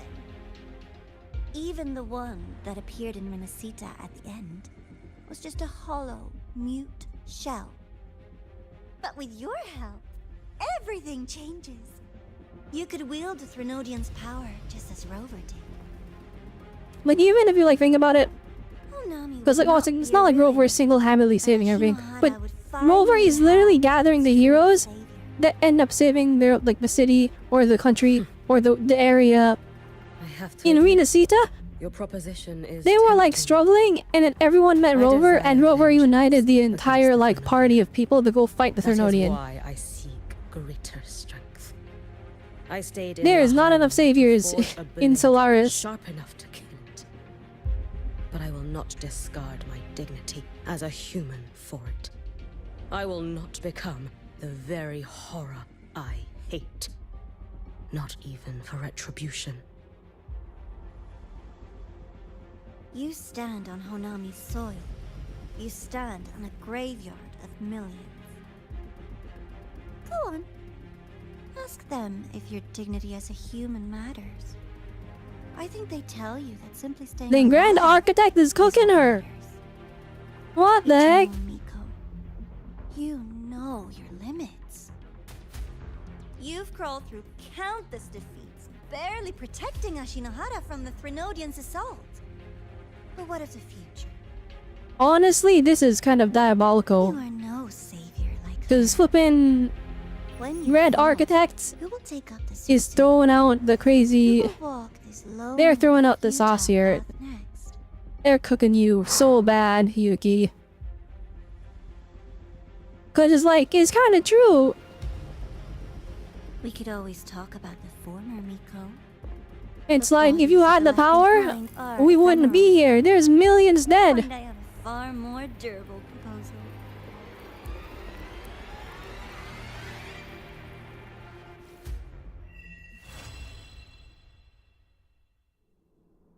That was just a segue? I mean, I guess we're not like in Rover's POV.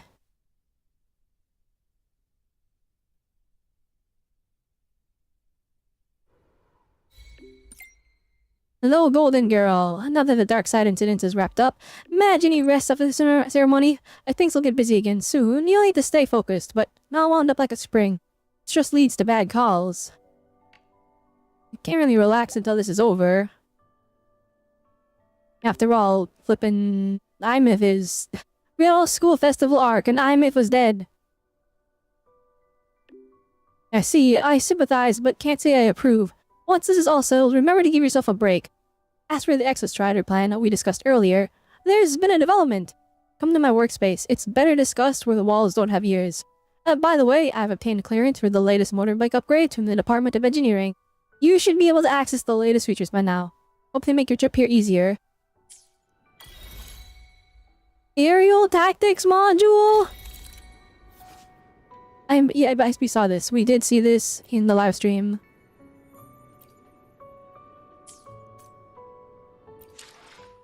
You know, at the beginning of the stream, I think I said I didn't watch the trailer.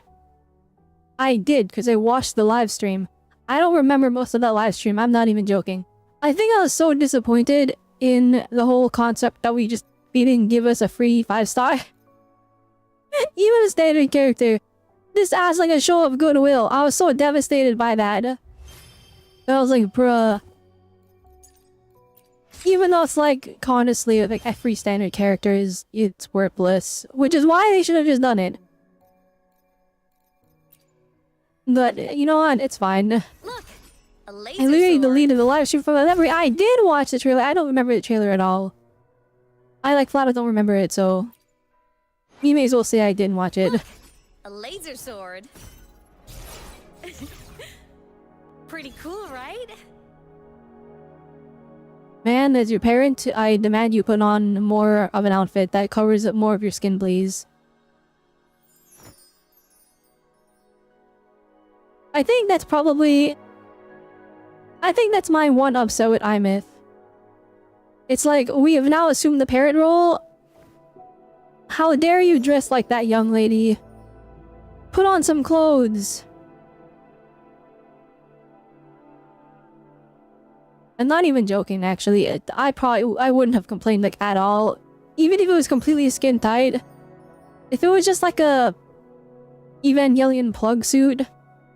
Like, if instead of, like, having her bare leg showing, this is just all covered, I think I probably would have been completely fine with it. Not even the top part. The top part's fine. It's just the bottom part.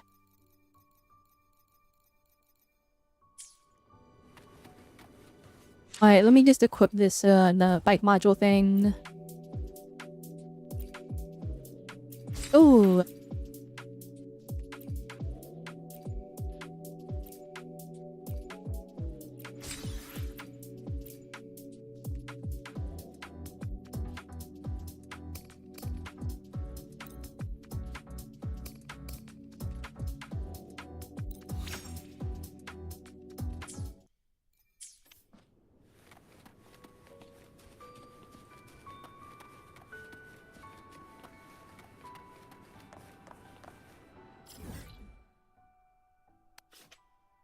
Where am I going?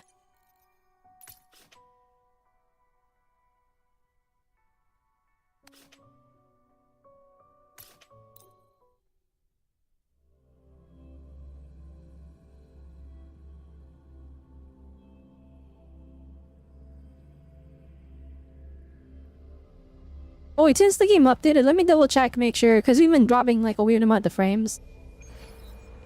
Let me just make sure we have our graphics good. 1440p, that's just laggy. And that's weird. Frame rate unlimited with frame gen. Shadow quality, we can lower that to high. Special effects high. LOD. Put that on medium. I do want capsule AO though. That's ambient occlusion. By volumetric fog. This is pretty important, yeah.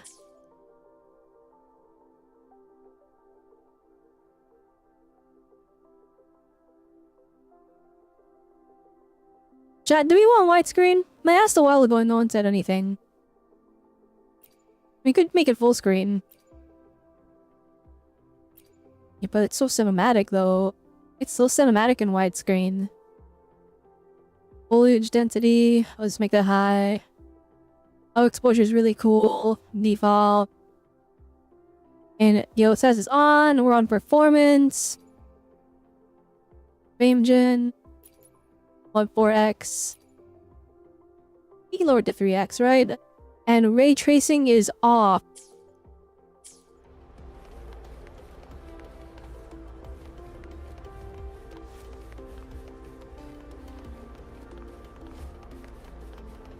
This game really isn't using too much of my GPU. It's so weird.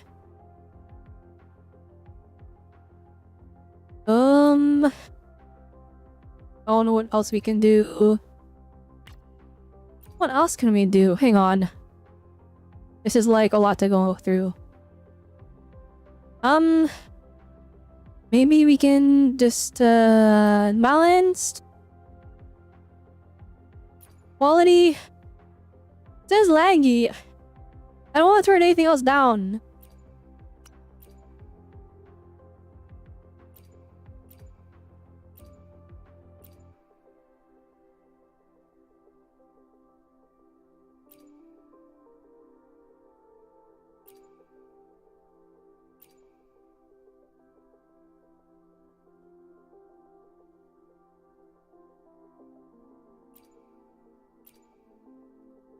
If I do a windowed, can we do... We go windowed and I go 1440p. And then we just, Now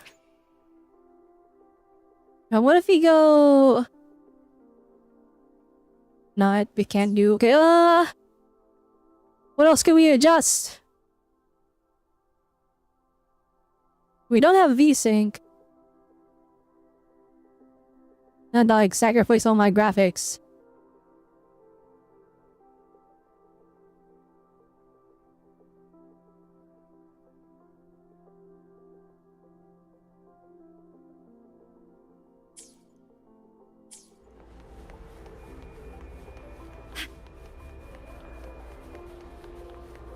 Ew, why is the we have frame gen on and it's at like 60 FPS. That's crazy. What happens if I turn it off? Like, unironically, like, do I go down to 20 FPS?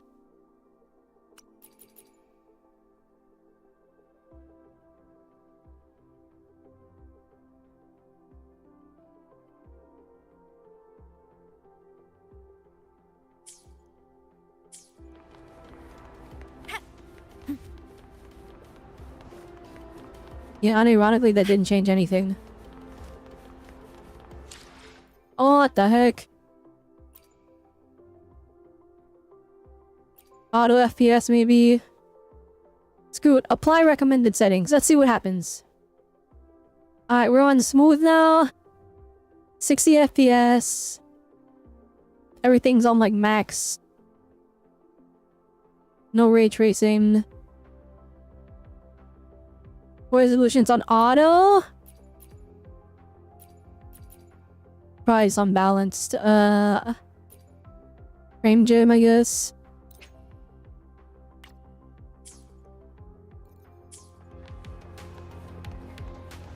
Ew, ew. Oh, that was so gross. Oh, the motion blur is turned on. Oh, get that off. Get that out of here. Oh, gross. Disgusting.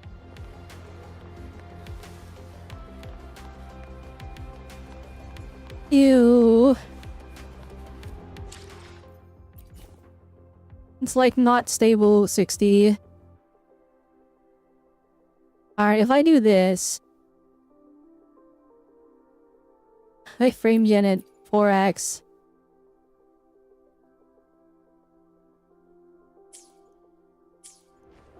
Alright, we got giga fake frames. Roving among the stars. This is so weird to me. Like, the GPU is only being used at like 46% utility here. I don't know what they're doing with this game here. Maybe we're being bottlenecked by my CPU. Wait, how far away is this? Bruh.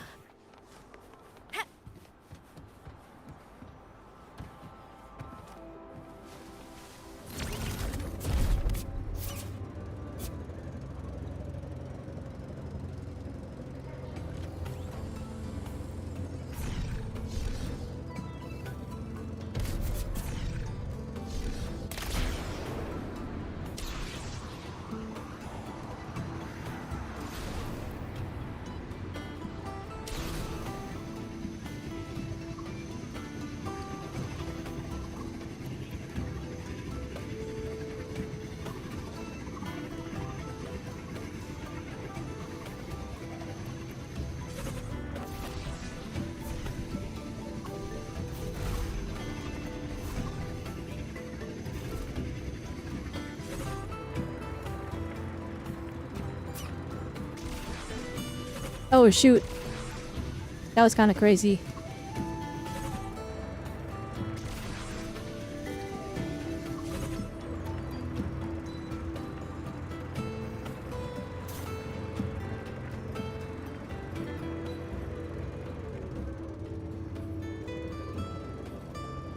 Wait.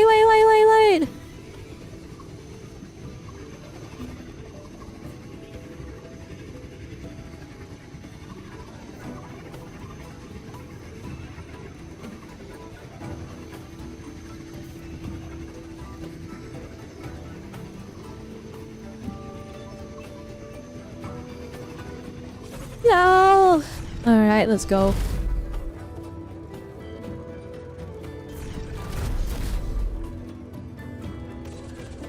Okay, just jump up. Turn around. Oh god. Go. Ah, no, flipping. We're doing the accurate slide. Alright, ah.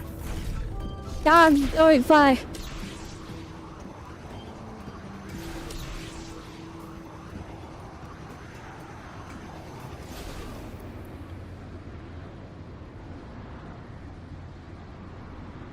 Oh, this flight's like way sadder than the Rihanna flight.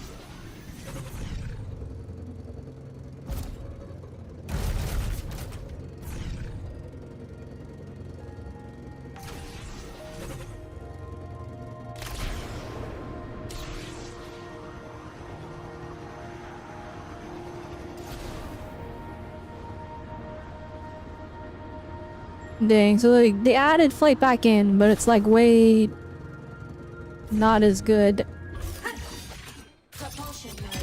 Alright, WA myth exploration power creep. WA myth exploration power creep. Holy moly. Insufficient power supply. Ascending. Protection granted. Gotta go fast.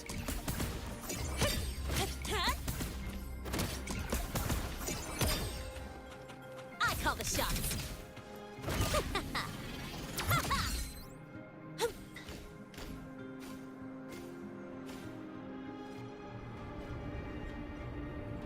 Zip. Marked. One more.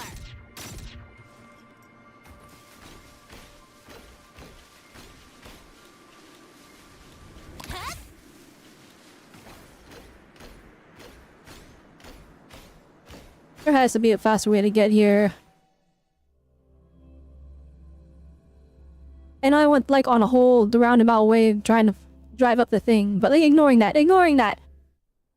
Is there a teleport I missed?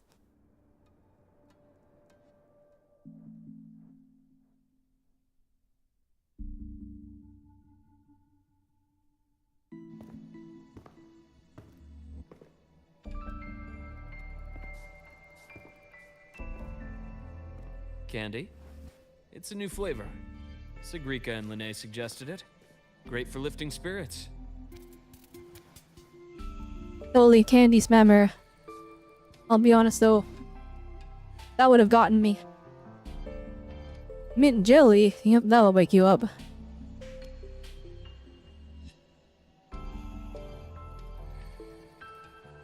Alright, Luke. What's the word on this Exostrider plan? My conversation with Lucilla went well. She's on your side. Your showing during the Dark Side incident also helped speed up the Academy's internal review. That said, you've been a student here for less than a year. You'll need the Space Trek Collective's approval to officially activate the Exostrider.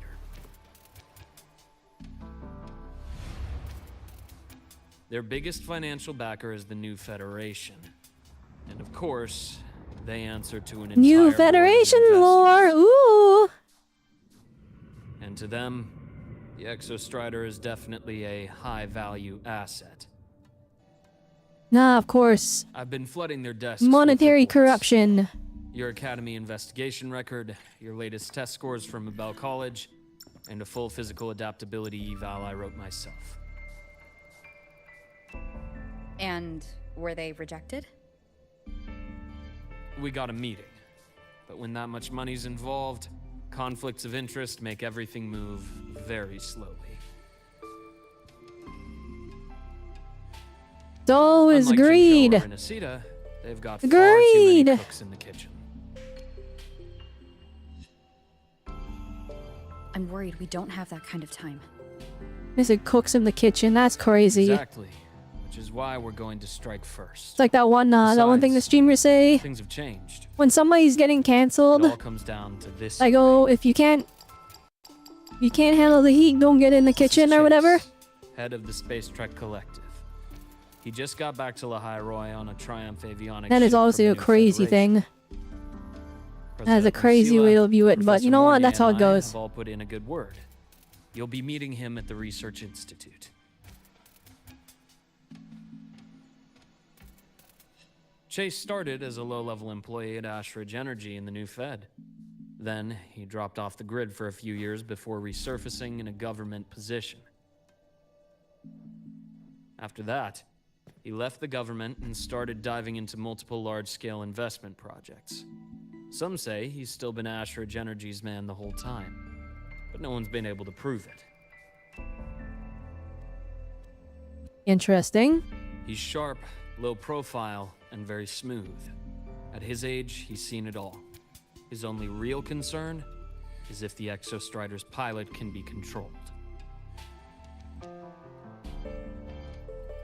Normally, they'd pick Academy synchronists who have been signing stacks of NDAs since day one. But Sounds like his attitude changed. Does that have something to do with the changes you mentioned? Interesting. Okay, so let's talk over some hot drinks. something happened. Something happened, and now it's like, alright. You have to approach everything differently.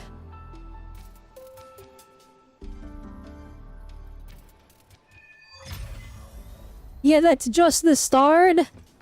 I heard Crazy. Lucilla asked for your help after I the will ceremony. say, How did it 10 feel out of working 10. Luke is still in the story. She was pretty dominant. They didn't like drop him Steering the the second his banner was over. He's been like integral to our plans. Now He's I been understand integral to the it's plot because like this the academy entire means time. So much to her. I wish I could say the same for Chisa. I wish I could say the thing. I wish I could say the same for Chisa, please. We have a perfect reason to get her back in the story, and that's simply her connection to Honami and Hiyuki. As a result, please, please, come on.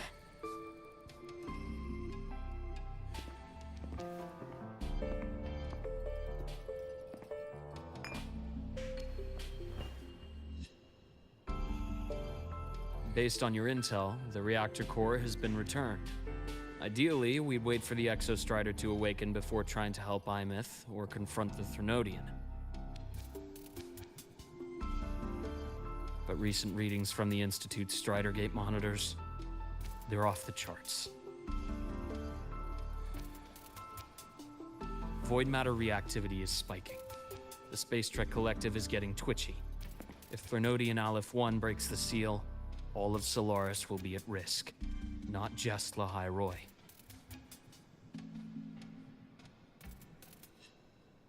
Now, the Collective didn't establish itself here without binders full of contingencies for a Threnodian event.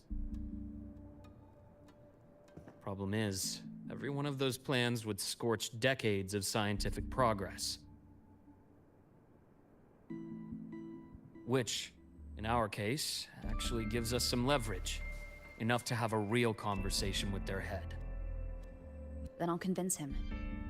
I'll show him the lowest casualty count is the only one that makes sense. He'll have to approve me as the synchronist who pilots the Exostrider. Dang. Yet the how profitable it is. Luke, you mentioned you have contacts in the Black Shores. In this workspace of yours. It's secure, right? Guaranteed. What are you thinking? Lahai Roy is closed off from the outside world. Public comms are probably tapped by Fraxidus moles inside the Academy. And right now, I need a direct line to the Black Shores. I see. Give me a moment. I'll establish the link and leave the rest to you. Black Shores, we need backup. Things are going very wrong. It's not something I can do by myself. We need backup. Send the Galbrena, send Camellia. Send our strongest agents. We are not strong enough to beat Aleph 1. I received your call, Rover.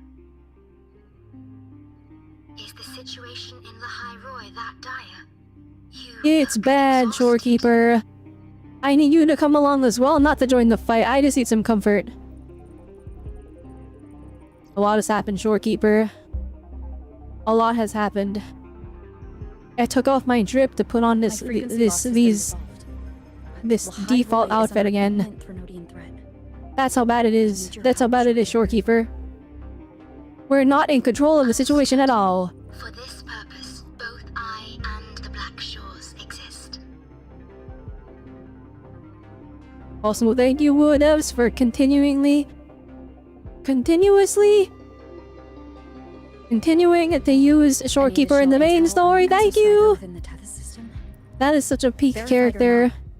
I need everything you have. Okay, wait, let me think about this. My favorite is Lupa.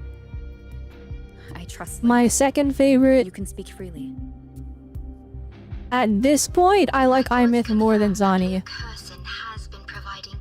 Let's do it. I like Shorekeeper more than Zani too.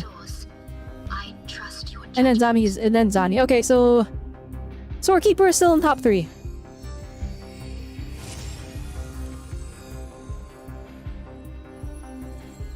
It's so peak. Maybe I should have waited for Shorekeeper S2 instead of pulling for, or instead of like getting an extra copy of Morny. Yeah, but like Morny gets the, she's universal now. I got so much team flexibility. Through that process, the Black Shores gained partial access to certain archived insights.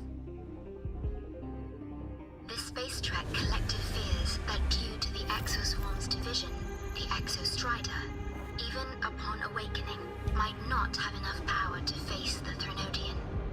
This concern led to the Augmented Resonance Initiative, the Synchronous. I think that's fair. I think that's fair. Betting everything on just the one plan. Work with their resonators. They theorized that the Exostrider, sharing similarities, could amplify its power through a resonator as well. However, considering your link with the Exostrider, the Tether system does not recommend this method. How much can we trust the Tepha system? She was supposed to be the core for that thing, but we ripped her out. We have intel that We used something else that's not nearly as effective. the keystone left behind by the Exostrider long ago. It rests directly atop the seal on the Strider Gate. You can think of it as a kind of lock. You do not need a cockpit to pilot the Exostrider. So long as its activation sequence remains unobstructed, you may pilot it using the keystone. Interesting. Is it because I'm its arbiter? Precisely. For one who shares its origin, a cockpit would be more of a hindrance. As for Imeth, I think Dr. Luke's proposal is viable. See, part of me is like, I don't think we can pilot it. I think we need to get Imeth to pilot it, but she's gone right now. So we have to, like, get her back. Yes, the connection between frequencies will help. So it would be, like, really crazy story-wise. It would be insane story-wise. If we went in, we rescued Imeth, The Black Shores will need to keep a except closer we eye on didn't actually rescue her. We couldn't get her back, we failed. And then we just hand it to... we rely on Rover. We're forced to rely on Rover, and Rover can't do it either. And then we have to come up with some random bullcrap to pull out to save the day. That would be... that would be more... I will. Unpredictable, I feel. worry.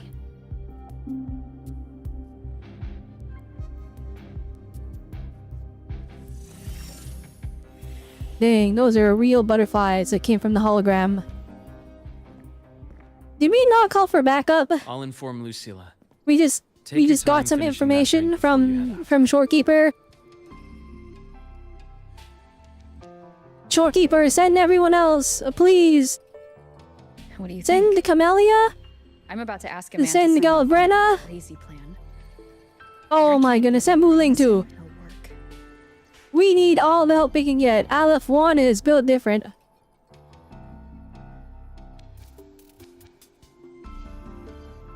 Nobody has a plan they promise will work. If Chase agrees, it's because he's betting that you're his best option. Just take... At the end of the day, it all comes down to the person.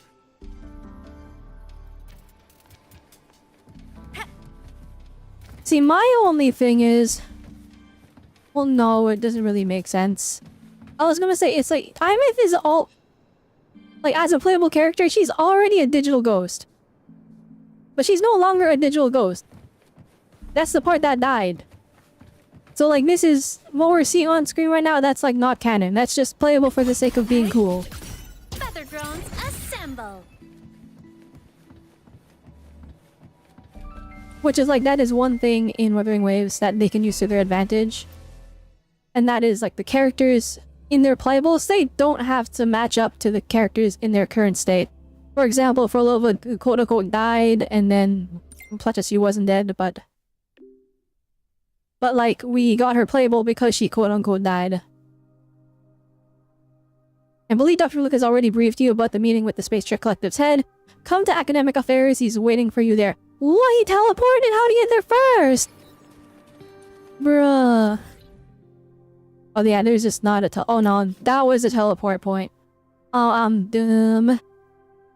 I'm dumb, it was just that easy. We could have just gone over there. Would have been easy breezy. Just go in, go out. Instead I drove there on the bike. It's Luke's fault. He told me we could fly there. He said I upgraded your bike to make your trip easier. And then we didn't need to use it. What the heck? Only up there, bruh. Wait, what's your frame rate? It is so choppy right now. 45 FPS? Oh my gosh. I pray they fix this. If we go to a new city, if we go to New Federation, and then flip a New Federation is like laggier than whatever this is, I will just uninstall the game. I need them to fix this.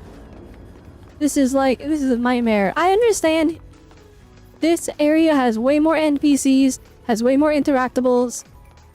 It has, like, you know, a bunch of side quests that's loaded up at the same time. And so, like, this place is gonna run worse. But, like, I'm using a $1,000 graphics card. That doesn't even include the rest of the PC. And I'm getting 53 FPS? 44 FPS? No, unacceptable. Come on, WUWA, I need you to optimize this. Like, I consider myself so blessed that I have such a powerful computer. But like, I can't imagine that like half the fan base has a computer this powerful. There's gonna be individuals that have way more power than this. But like, this can't be the majority that you're scaling the game to. There's a whole bunch of things to collect. Hang on. I don't even know what these are.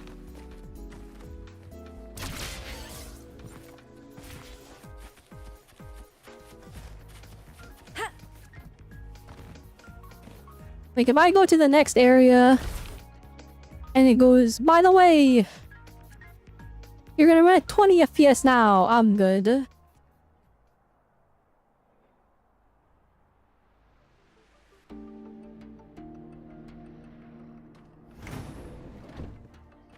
Yon Thin Ice, WUWA. Kuro Games, fix it. Fix it, that's like my only complaint. It's not my only complaint. My other complaint is the enemy jobs thing, but Mr. I'm the only one Chase, with that problem, apparently. This is the student I mentioned, Rover. Our best hope for piloting the Exostrider. Save the intro, President Lucilla. We've met before. Holy moly. He's got so many scars. Still looks like an NPC, though. In my Hey, Rovers, I don't remember you. Who? Let's just get down to it. The Threnodian LF1 situation is deteriorating. We're running out of time. I wanted to wait for the Exostrider's self-regeneration to finish, but the clock has run out on that one. So tell me, Rover, why do you want to pilot the Exostrider? What's the play? I'm the only choice. To find Imeth and put down the Threnodian. Imeth. Name rings a bell. The one with the high sync rate. Her disappearance was a real loss for us. Just tell him she's the actual Exostrider resonator. She's the only one that's properly compatible. But she went beyond the Strider Gate to save flippin' Lahairoi. I see how it is. But finding one person in a goddamn interdimensional haystack, not so easy. You understand our position. The Threnodian is our priority. But we need her to beat the Threnodian. That's what I'm saying. That's what I'm saying. The Threnodian is my priority too. I'm gonna handle both. No, come on, Rover. You can... I'm giving you a free argument that will cook this guy. We need Imeth. She is the... We already know this information. She is the resonator for the... Let's just get down to for the Threnodian... Not the Threnodian. She's the resonator for the... ground zero. For the Exostrider. Every one of your projects will take a hit. If we can get her back, we get full control of the Exostrider. Full absolute control of it at its max power. Our intel is insufficient. The thing that stopped LF1 in the first place, Considering its total destruction. that was Imeth, but she got trapped in time because of that, so we gotta save her.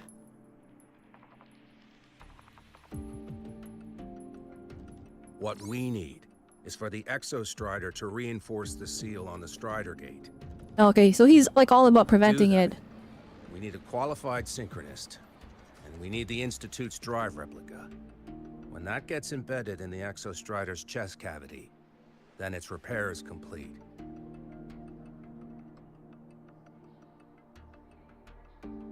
Right now, the replica is in its final phase of development. We're still missing critical data. Drive replica. Is that what you're building from the fallen reactor drive after Helios was launched? Correct. It's based on the original drive's framework. You had a hand to play. I'm loving like this mech. You made sure Helios got This launched. mech coded all about like we need to finish building the mech so we can fight off the bad guy. Data from the exostrider This is like such a operating in peak high arc. Concentrations of void matter and environmental readings from inside the Thronodian. Without them, we can't guarantee the exostrider can resist Aleph-1's corruption. Here's the verdict. On behalf of the Space Trek Collective, I authorize you to pilot the exostrider. Dang, he gave us what we wanted. But remember, our objective is the data. We need readings from the high concentration zone to complete the replica. Okay. Your personal mission gets 10 minutes. That's the max duration our void matter barriers can cover the Strider Gate once it's opened. That's actually raw. But like, I like that he's keeping it real. He's like, we have systems set up to prevent anything from going wrong while it's open. Those last 10 minutes. That's all we can give you. So it's like, that's all we can give you safely. That's more kind of what we're going with here. So you have to in that time, or else we're pulling the plug. Yeah, we're getting flipping the ghost grabbing her hand. We're getting emotional. I mean, I am very emotional about One it. more thing. I won't be using a cockpit. Just show me the way to the Keystone and have the exostrider ready. That's all I need.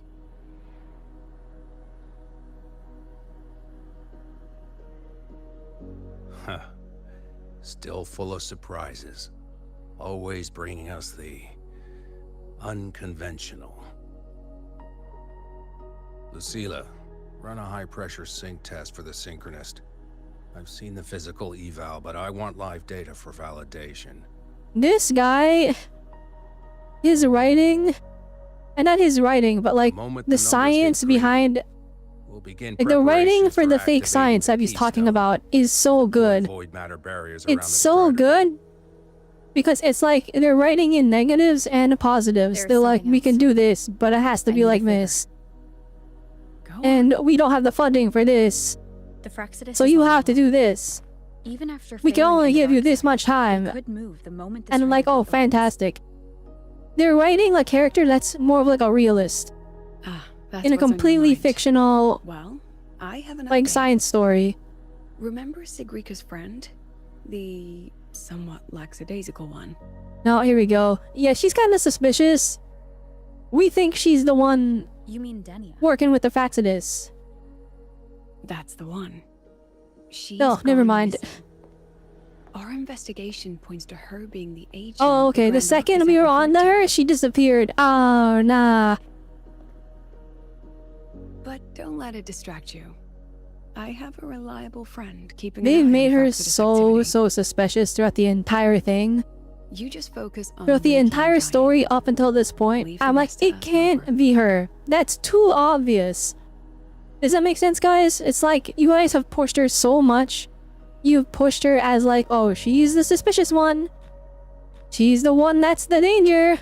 They've pushed it so much, I'm like, it can't be. They have to be like trolling. Black Shores just sent They're a like formal setting her up to be it so they can plot twist it so that she's They're not offering her. full support for Lahai Or Roy's so that it's not her. evacuation. Not so that she's not her. I said the wrong thing. That.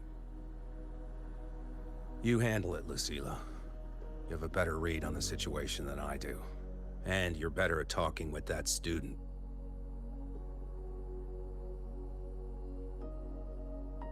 Alright, I thought Chase was gonna be very unreasonable, like at a first glance. But he's actually giga-goated. Is there anything else you want to ask me? Now's the time.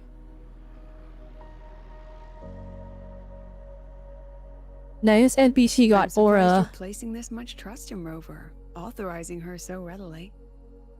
Any particular reason? You see, in the past, when I was young, We're different, President. and Rover still looked exactly I'm the a same because they don't age. And businessmen I trust was in love their with her. instincts for a good investment. Because every character in this game falls in love with Rover. Even the Thermodian could NPCs. strike at any time. Given the circumstances, Lahai Roy may have to be written off. Oh no, he's saying this like from a realist Timeline perspective. we have, relocating the Exostrider is impossible. It's like we're about to lose anyways. So we have to make moves now. Take one last swing. We had to make moves now. Okay. That's like a legitimately way cooler reason.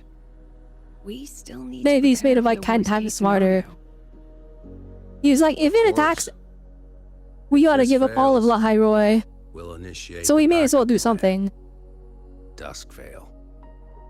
Oh, and then the backup plan. Okay. Okay.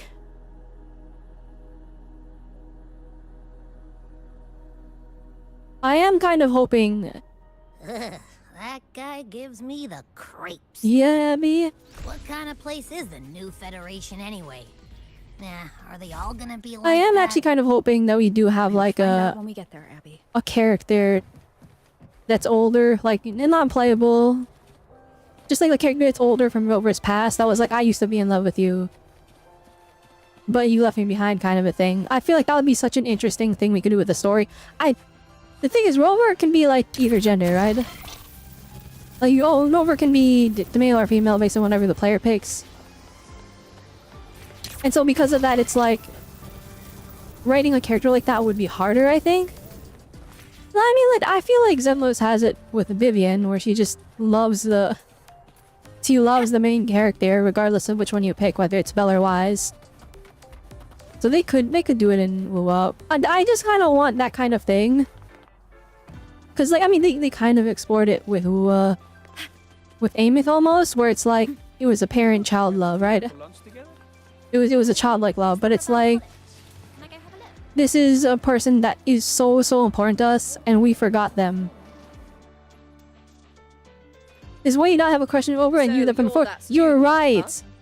But they didn't use it. They didn't use it in the story. Instead, she sidestepped it, and she was okay with it, and she moved on, kind of, except not really, but like, it wasn't like a. We're simulating the neural load. I want them to do it link with the for like Exostrider. Rover character conflict, if that makes sense. Also, hi, Nicycle, welcome. Like, you know what I mean? Morinier had made the choice not to bring it up. And it's like, we can infer from like the way she acts and from her mini flashbacks. But I don't... Did Morinier have a story quest? Did she have a story quest that I didn't do? Because I swear... Like, she just kind of hid away that detail of like, we used to know each other. And then so like, Rover had zero character conflict. Whereas with Imith, it was like, oh yeah, by the way, I was your daughter, and then I died, I'm sorry. And Rover's like, well no, why'd you do that? No, I didn't, but... My kid died? Bruh. And then that's kind of how it went on. Also, you know, I'm gonna give you an SO. Don't have any viewers right now. But if you guys aren't following Nicycle already, give them a follow. Give them a follow. They make a peak of playing of all the gacha games that I like at the same time. And so I like to watch reactions. Call it. I won't allow the test to continue under overclocking conditions. Review and confirm the safety protocols before entering the cockpit. Good. The cabin systems are configured. The simulator cockpit is right there. Chad, how epic would it be if Rover also just lost third? If Rover went in there, had ego death, and we swapped to a new main character. How peak would that be? How peak would it be if at the end of this arc we lose Rover and Imith is the new main character? We save her, but we have to sacrifice herself. Oh, absolute cinema. I hope you pass the test smoothly. They won't do it though. People self-insert into Rover. If we lose, that's an aura loss.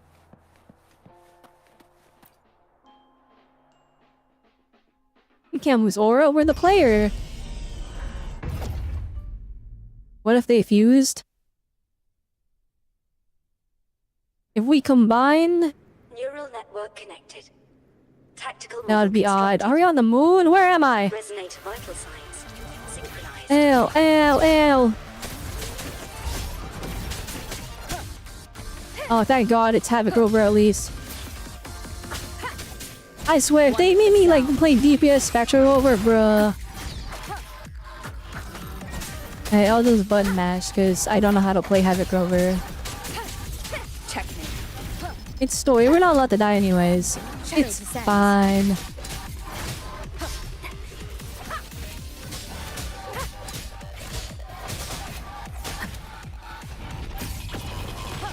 Ew.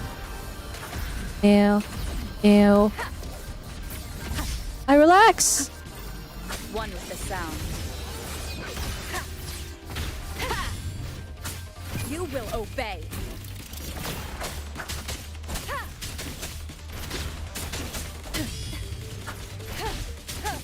Flippin' night to lock in. I was getting hit so much.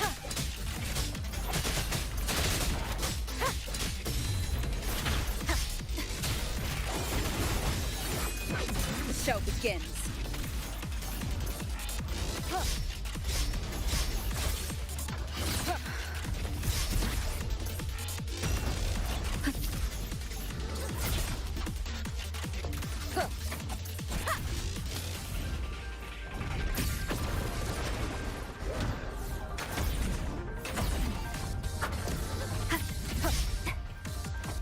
One with the sound. Test complete. Recording synchronization rate. Testing complete. You failed the test. You got hit like 5 billion times. Please exit according to the safety protocols. We have denied you access to the Exostrider. Oh my gosh, I got cooked there. What in the world?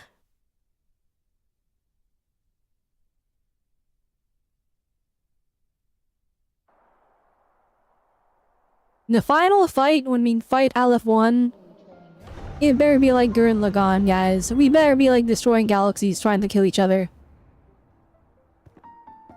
Please, that would be peak. Oh my gosh. How did Please. you get all the way here from the lake house? She came in from the lake house? Oh my gosh. Well, first off, why isn't she staying in like one of the dorms with like a caretaker robot? Why are we leaving her in the lake house? You know how far away from society the lake house is? There's like no... There's no conveniences there. Like, what if she gets a heart? Like if she falls down the stairs and she needs medical attention. The lake house is too far away. And it's not like Rover's there taking care of her. She wanders into the academy sometimes. Usually her caretaker. Oh, she does have a caretaker bot. Thank God. Okay, never mind. My worries are alleviated. I wish they established that. I wish they established that way back. We'll go back together in a bit, okay? Oh my gosh, this is so depressing. Yeah.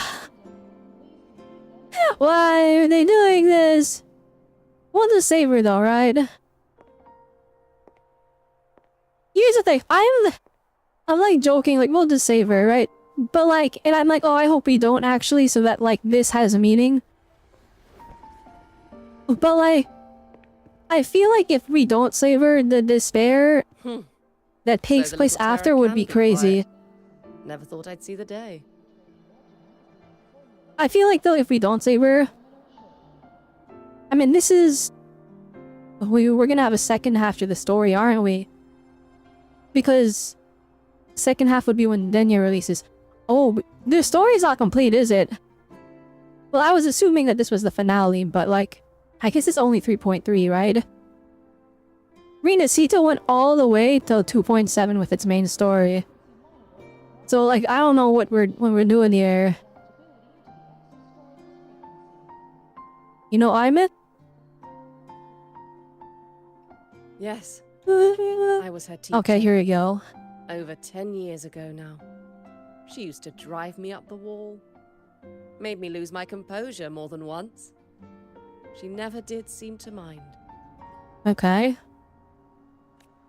The last day I taught her, she wrote saving the world as her career path.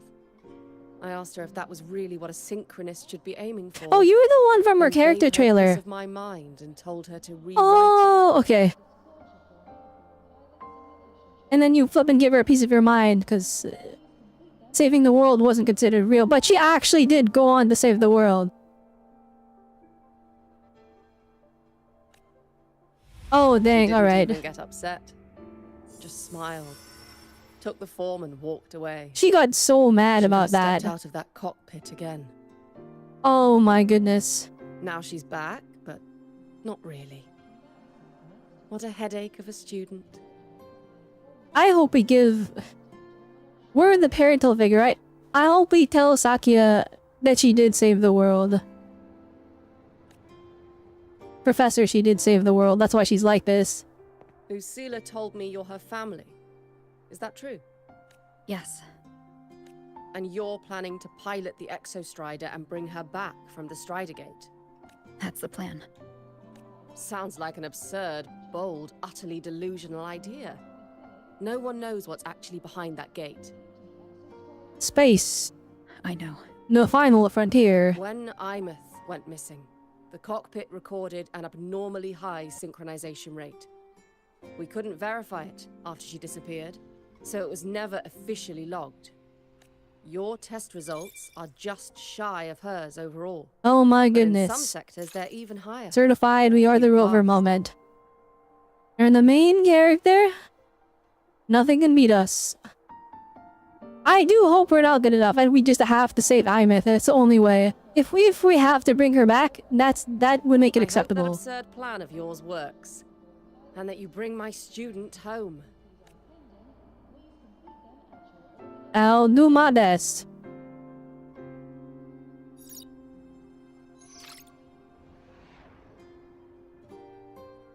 The results are out, but preparing the Exostrider will take time. So we We'll need to showing. wait around 2 days. We're showing this person. Can we see? Can we see Chisa's mom? Because Chisa's mom is the one that. We'll let you know when it's ready. She's the one that made the uniforms for Star Torch Academy, right? I'm actually so mad at them for doing that off screen. For having Chisa beat her parents off screen. Cassette. We need the cassette. Because it's a recording of your being. Wait for 2 days? Oh my goodness. Come on. Wait, nice to glory there. Let me flex this. Let me flex this real quick. Hang on, look at this. Look! A laser sword. I did a 10 pull. I did a W10 pull. And I got Morny. And then I did a bunch more 10 pulls. And then I got Hiyuki. And now, and then also, I got S1. Precision calibration. I got Combat I got efficiency. S1. All green. Yeah, I still have however much this is. That's like 45 or something. As proof, I did spend money. And I have 6 pulls.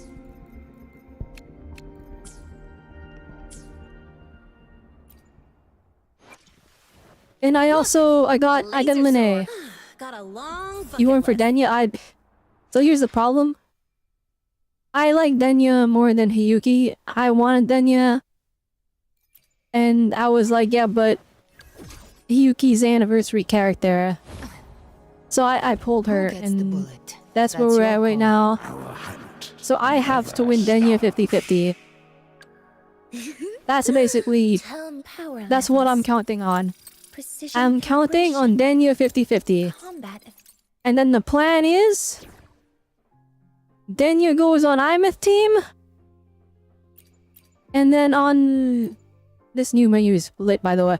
But, and then we get Mornier and Linne on Hiyuki team. Absolute cinema. I got the whole super boosted ultimate team. And also, yeah, that's the plan. And then surely after all of that, once I have everyone built, surely I'll be able to meet the Tower of Adversity.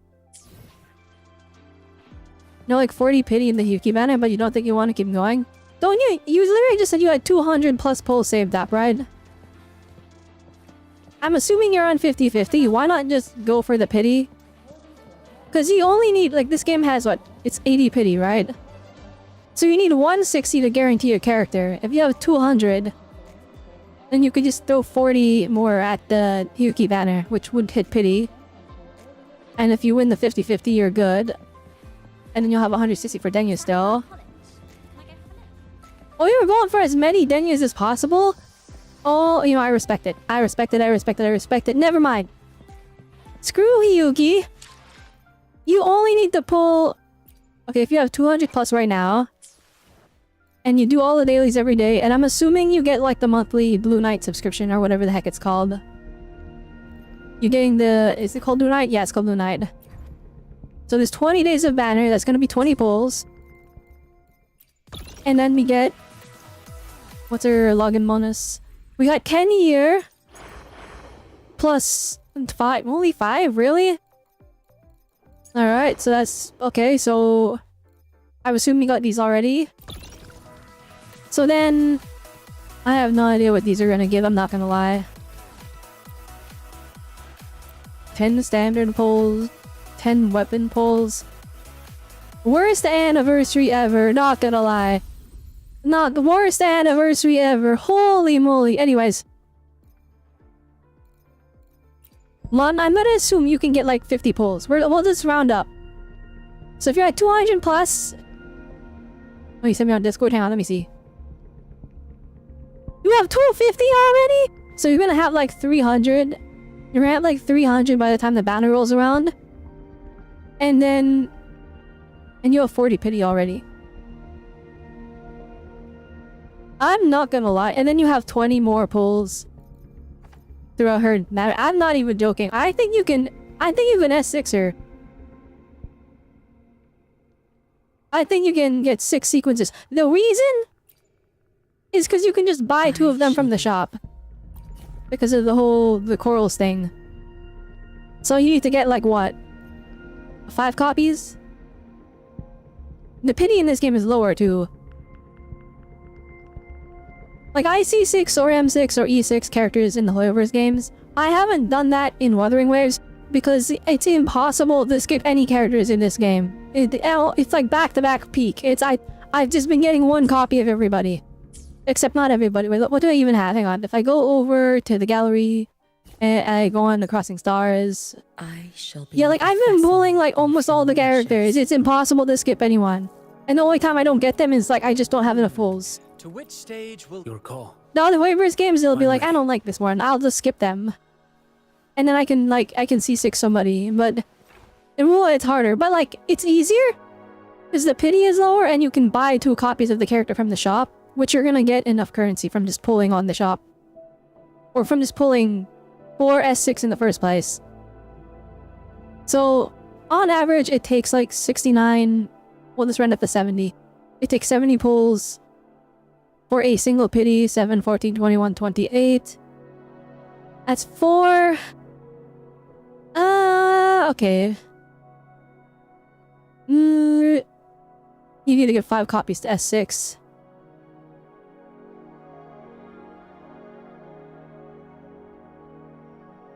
Well, yeah, you said... Okay, I said you're gonna have 300 by the time the banner drops. You'll probably have 320, maybe even 330 if you're actually doing, like, extra content.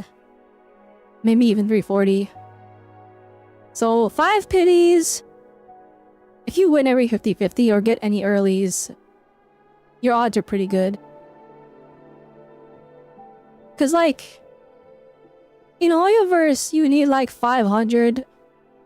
for like a 50% chance of C6ing a character, M6ing a character. In WUWA, it's a lot lower because you don't have to pull all 6 or all 7 copies. Because you can just buy 2 of them from the shop. You might be able to do it if you save up and just like lock in. And that's just assuming like off the pulls you have already. If you like swipe, then maybe. Actually, I'm gonna bring this up. I'm surprised there was no spending event. Like, I don't see a spending event. I guess we just got one in 3.0. That's still weird though, it's anniversary. Wait, do we have the GIF marketing for the next characters yet? Or are they waiting on that? Hang on. I just type in Wuthering Waves into Twitter. And I scroll down. Anniversary stuff. That is a gorgeous art of Cardiff Thea. Holy moly. They didn't GIF market who's next yet. Aw, man.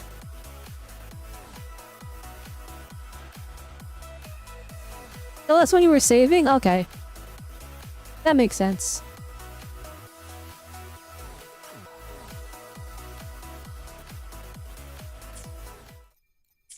You see, as much as I want to spend on WUWA... Well, actually, no, I do spend on this game occasionally. Not nearly as much as, like... Let's say Genshin. Not Genshin, Zenless. I wail on Genshin, or not Genshin, Zenless. Oh goodness, Genshin is trying to get into my flippin' speech pattern to try and make it seem like I spend money on that game. I do not. But I spend on Zenless rather than WUWA. And the only reason... I don't know, I feel like... In WUWA...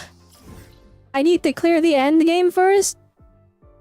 Why being a light spender before I can start wailing? Because if I remove the challenge by just getting everything I want, then it's like... Also, like, you know, money's not an infinite... It's not an infinite resource. I gotta wait 2 days in game. Where's the clock? 2 days later, here you go. But Zenless is like, I was cooking all of the end game. So at this point, I just want to flex my characters.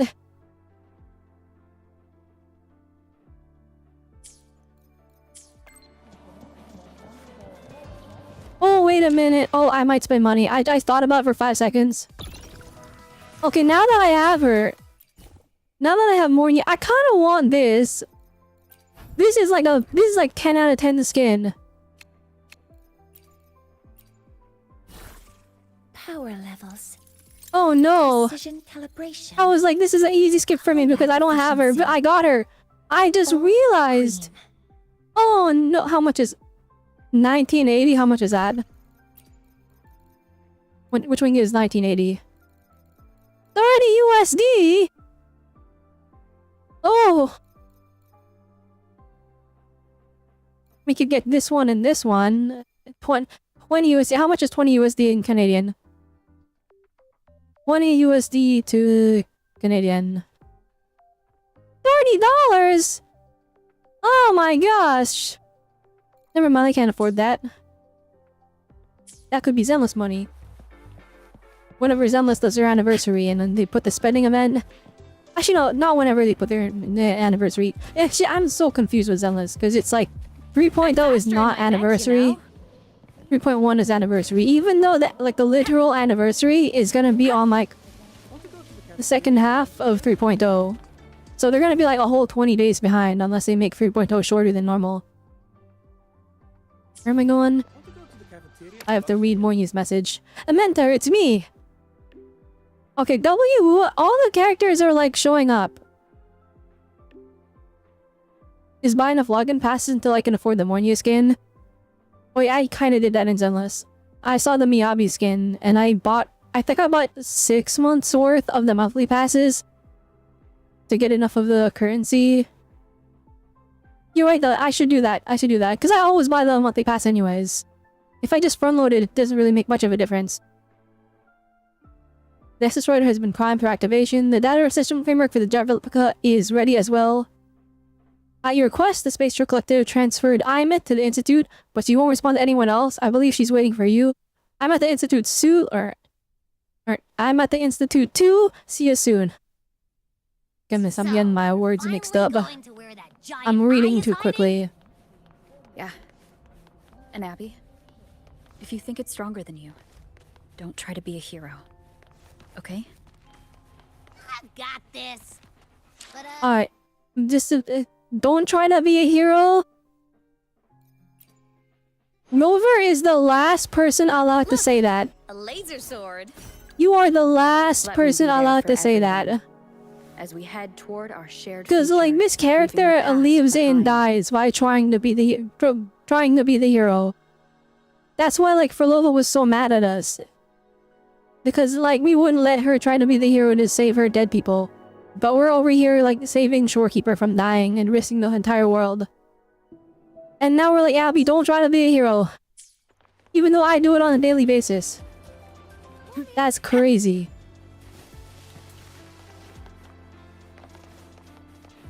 Alright, we're not walking there. We are not walking there. Teleport.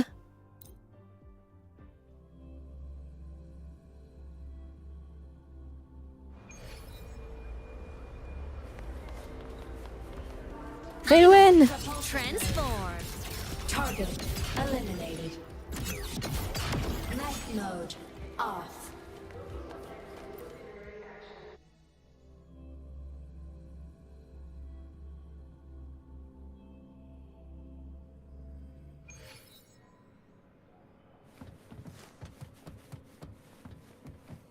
What the heck did I get caught on? What was that? What? Excuse me? Roving among the stars. Why is... Yeah, then flipping discovered the one... Oh, I can't replicate it. Oh no, there we go. What? In the one weird collision in the entire game?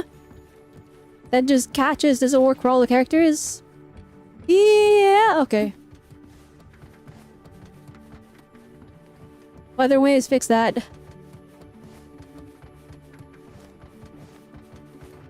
Oh my goodness, Linnea is here. Everyone is here.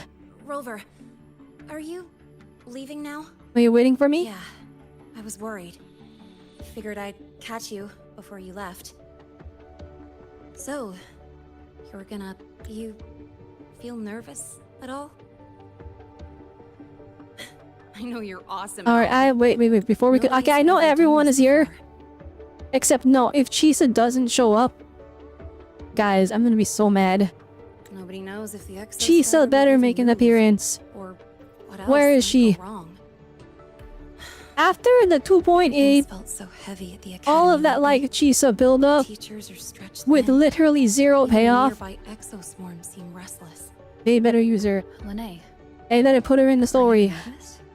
I pulled her and her weapon. They better put her in the story. Is it that obvious? Look, after I aced the entrance exam, I thought, sweet, life's gonna be packed again, non-stop, like it used to be. But just when I was ready to finally be a student, my bubble popped. My brilliant student life, poof, and done. The Threnodian, void matter, the Frexidus, they're breathing down our necks. And I can't do anything to help you fight them. I just have to stand here and watch you walk into danger alone. It makes me feel totally useless. I'd feel worse if I dragged everyone in the High Roy into danger just to back me up. Of course, if things get really desperate, we'll have to face it together. But for now, when I look at all the students who came here chasing their dreams, I want them to stay students. Because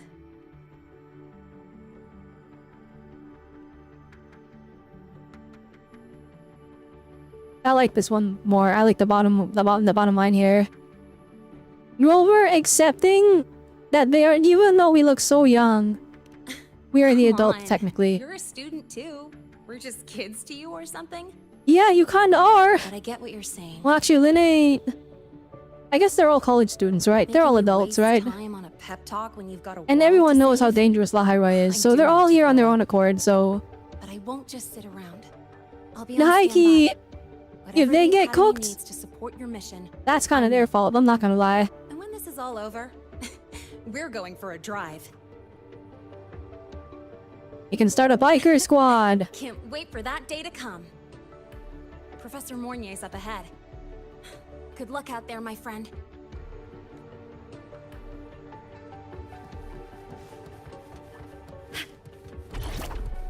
Roving among among the stars.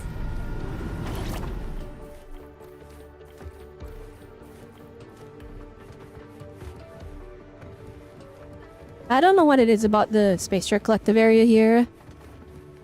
But like it reminds me of like the Hurtis space station in Honkai Star Rail. I don't know what it is. Maybe it's just the coloring of the area.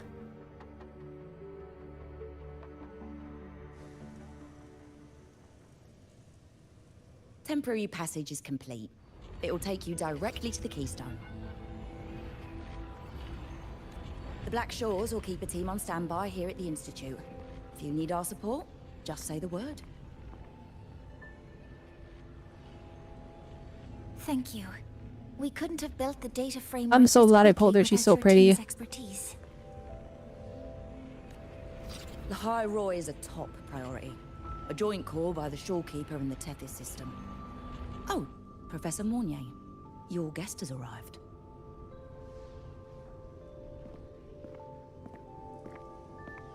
Like a cyber angel. You're here. I know she's a professor. But I look at her and I'm like, that's just a Blue Archive character. Is that the way to She has the halo and everything. Yes. And she's like way shorter than us. Passage will take you to the That's the Blue Archive character. deep within Beata Woods. Both the Strider case and the Keystone are located in the Solvane Heartwood at its center. President Lucia But even has the way ordered they a do her, she's so Blue Archive coded, it's insane. And also,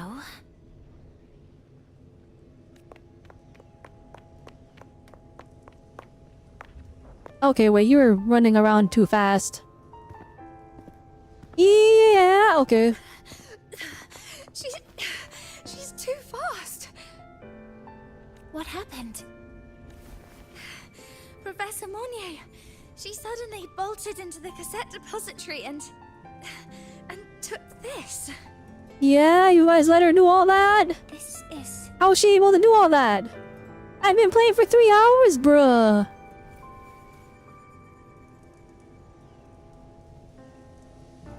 Yeah, it has to be Rover.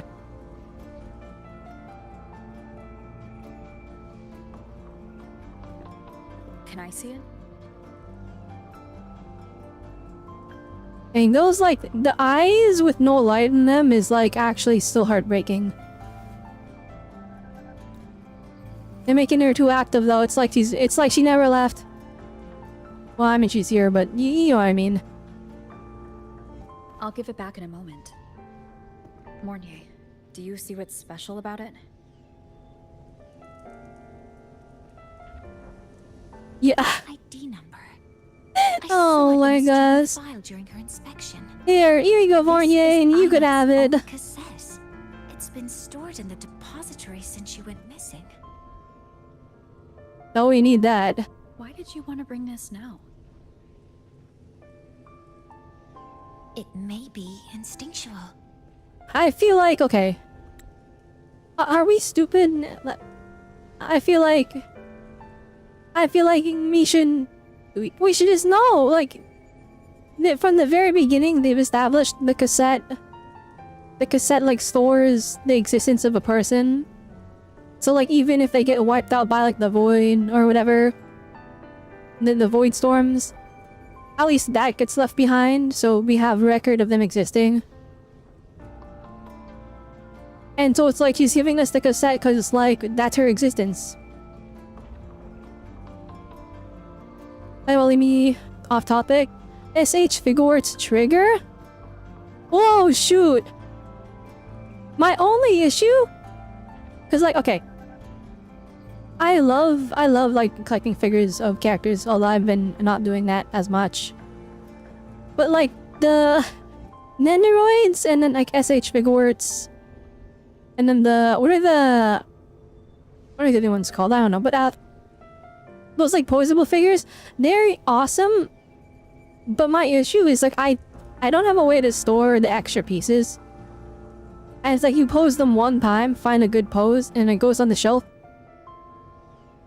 It goes on the shelf for like forever, unless you're like a person that like genuinely enjoys like photography for like those kind of toys. I guess I do. But like I haven't really done I'm more like just a fan of photography in general. You'll usually store the boxes too. Yeah, man, that takes up so much space. That's the problem. I mean, I have all my like Nendoroids and stuff just over there. Like there's the Genshin ones over there. And then my Gargura one is over there. But it's like I got like a Zelda one so long ago of like Link Majora's Mask, and it came with 1 trillion accessories. And I like posed it, took a few pictures, I'm like, there you go, we're done. And then I posed it one last time, and now the accessories are just in the box, but then I lost the box. Yeah, most of them in box are easier to store in the box. All the scale figures are the ones on display. I am out of space for my scale figures. Actually, I regret that. I'll tell you guys a fun story about a scale figure. My most expensive scale figure. I did not have a space on the shelf for it. So I put it on top of my PC. Like, just, that was its spot. It was just, I could see it. That's a good spot. I learned the hard way, the most horrific way possible, that my PC has the slightest, the top of it, it's not flat. It has the slightest, the tiniest incline you have ever seen in your entire life. So like 4 months later, my most expensive figure jumped off the computer and then like exploded into 1,000,000 pieces. And then I was like, oh, I didn't notice it was slowly going back because it was like inching. It was inching like micrometers every single day. And so that was the last figure I bought. It's the last time actually no, that wasn't the last figure I bought. I haven't bought a single figure ever since then. I thought the top of my computer was flat. I should have used one of those like tools with a little bubble in it. And it looks flat. It looks flat. I didn't know. So anyway, rest in peace, Guilty Gear Demei figure. It died as it lived. Just sitting on my computer. And then the rest of my figures are like cheapo. What's the... What is this called again? Well, I forgot what they're called. It was like a... And what was that product line called?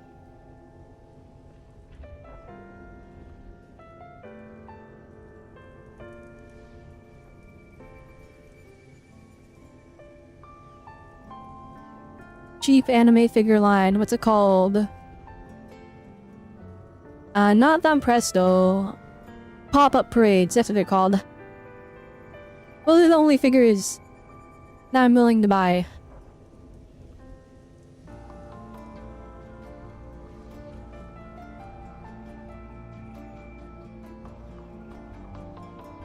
You can't knock some figures off the shelf.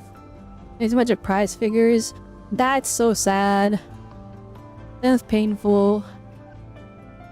Even worse, it was like from your cat, so you can't even be mad. Because it's like, the cat's not gonna understand what it did. Dr. Luke did say this exoswarm-like shell shares a frequency link with That's on the topic of figures though. I genuinely really do want to buy figures for like all of my favorite gacha games. The problem is like whenever they do release them for the gacha games, because like these games, they're not physical media, they're live service that you download off the internet. I want like something that will outlast the game, if that makes sense. So I can look back at it fondly and be like, yeah, I remember when I used to play that game, it was great. Like, a good example is, I don't know if anyone has played Dragalia Lost. I love Dragalia Lost. I got like this soundtrack for it, like this limited edition soundtrack for it. It end of service like forever ago. But that soundtrack is like my memories of the games. It's my memory of the game. It was like, I'm so glad I have it. I look back at it fondly and I'm like, yeah, good times. So, for Genshin Impact, I got the Nendoroids for Lumine and Ether. I need to get something for Zenless Zone Zero. I have like Zenless merch. Like I have the Angels of Illusion like white stick. And I have the Angels of Illusion like shirt thing. But I want Bell and Wise figures. They have pop-up parades, but I missed when they released, so all that's left is like aftermarket, like third-party sellers. And like they're marked up quite a bit. Like if I'm gonna like buy one, it's gonna be expensive. So like that's the I need both of them too. Like you can't get Bell without Wise. You need both of them. Or it could be the shell's residual instinct. It's like either I get Bell and Wise, or I have to get all of the Cunning Hairs. Could be a weak The problem is all of the Cunning Hairs figures, they're all like $200 each. And the Cunning Hairs is 4 members, so that's like $800. That's not happening. I'd rather spend that much on the game. So I could get more characters. However, this does remind me. Carrying a cassette into an unexplored Voidstorm zone follows standard exploration protocol. Do you have yours? I'm hoping that we have... Oh, wait, okay. They could write this in so many different ways. So, Imith gave us her cassette. And like it's a part of her... It has a recording of her existence. I thought she's giving it to us so we can find her in the Voidstorm. In the Voidstorm zone. But an incredible plot twist they could do. That would like, again, be more despair. I know, like me, I'm like asking for them to go the despair route in their story so much for all of Lahairoi. But like, it comes from, like I love the Renacita arc. But they built up the darkness and like the danger of the Thermodian of Leviathan so much over the course of literally 8 patches.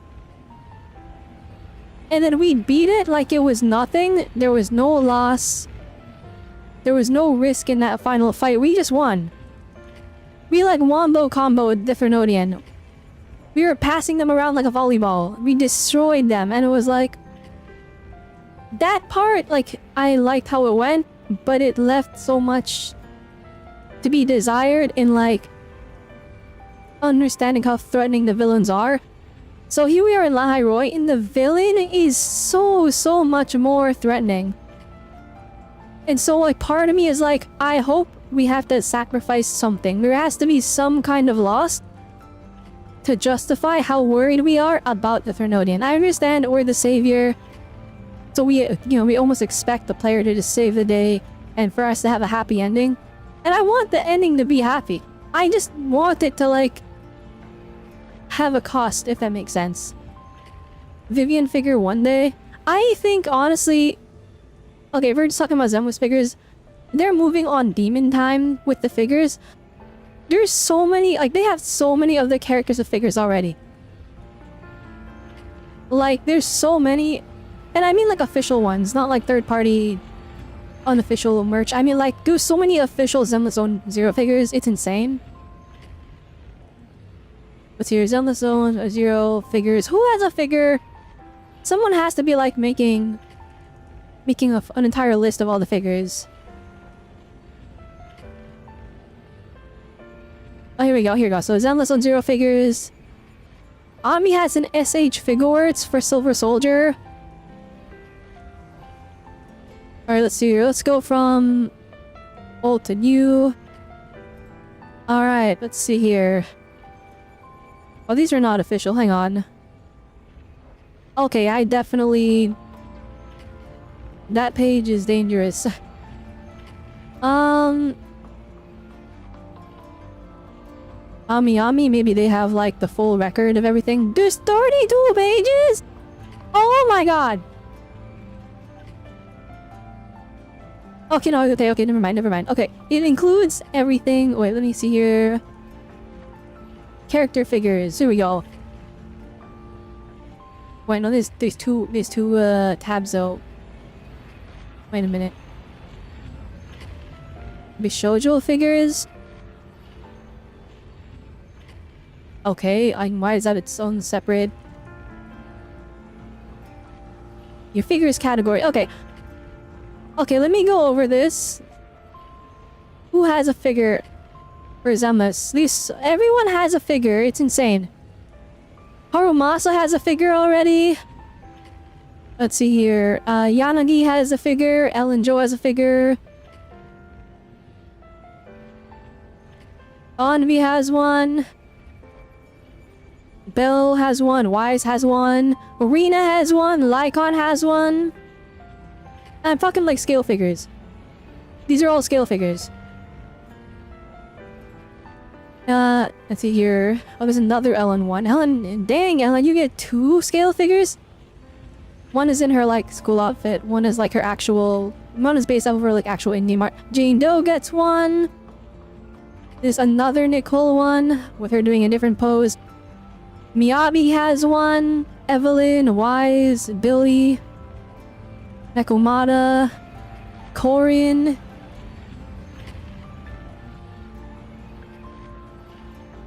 Koleda has one. Grace has one. Astra Yao has one.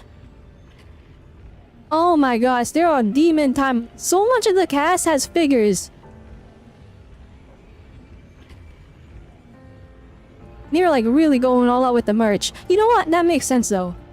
I read like a thing. I think it was like a Japanese story. I was going over it. And they were saying that like out of all the Hoyoverse titles, in terms of sales, like Genshin is the top, right? But in terms of March sales, Zenless Zone Zero has the most merchandise sales out of all of them. Which is like, that's crazy. That's crazy to me. Like, Genshin is so much more popular. I guess maybe it's just because they have less official merch. And they're so like embracing of fan merchandise. But like Zenless, oh, they have so much official merchandise. They have official clothing. They have figures for so many of the characters. So many like prints, posters, keychains, all that. And so like Zenless like pushes March more than the other Hoyoverse games. And so I guess that's where they're making a lot of their money.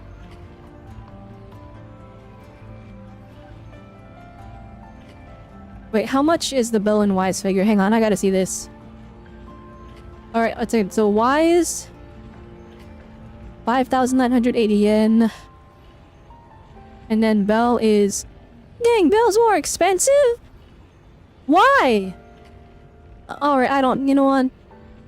You know what? I'm not even gonna question it. She's 6,375 yen, so... Looking at like 12,000 yen. Yen to Canadian. How much is that again? $100? Ooh! I might have to buy it. I might have to. Well, I'll have to look into it. I need to represent. I need to get my Zenless figures. At the same time though, Honkai Star Rail, where are their figures? I feel like they don't have any. Or let me double check, hang on. I'm getting super sidetracked. I should be hard focusing on WUWA story. Honkai Star Rail. Maybe it's because I haven't been paying too much attention to them. Alright, let's look at their figures. Well, they have everything except figures. Holy moly. Alright, figures category 98.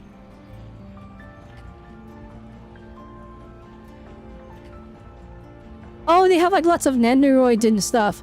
Okay, I see. Okay, I see. That makes sense. Oh, they got like a lot of like... not scale figures.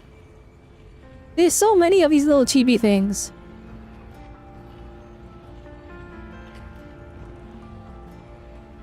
What is... That's adorable. What is that? They got baby silver wolf figure. This is official? Guys, look at this. It's no shopping stream. It kinda is. When did this happen? I missed it. That's crazy. I'm not gonna lie, guys. The only figures I've been seeing, it's just a Fu Xuan figure. There's a couple others, but they're not like the character in-game as they appear. It's like, here's a baby Aventurine. Here's baby Silverwolf.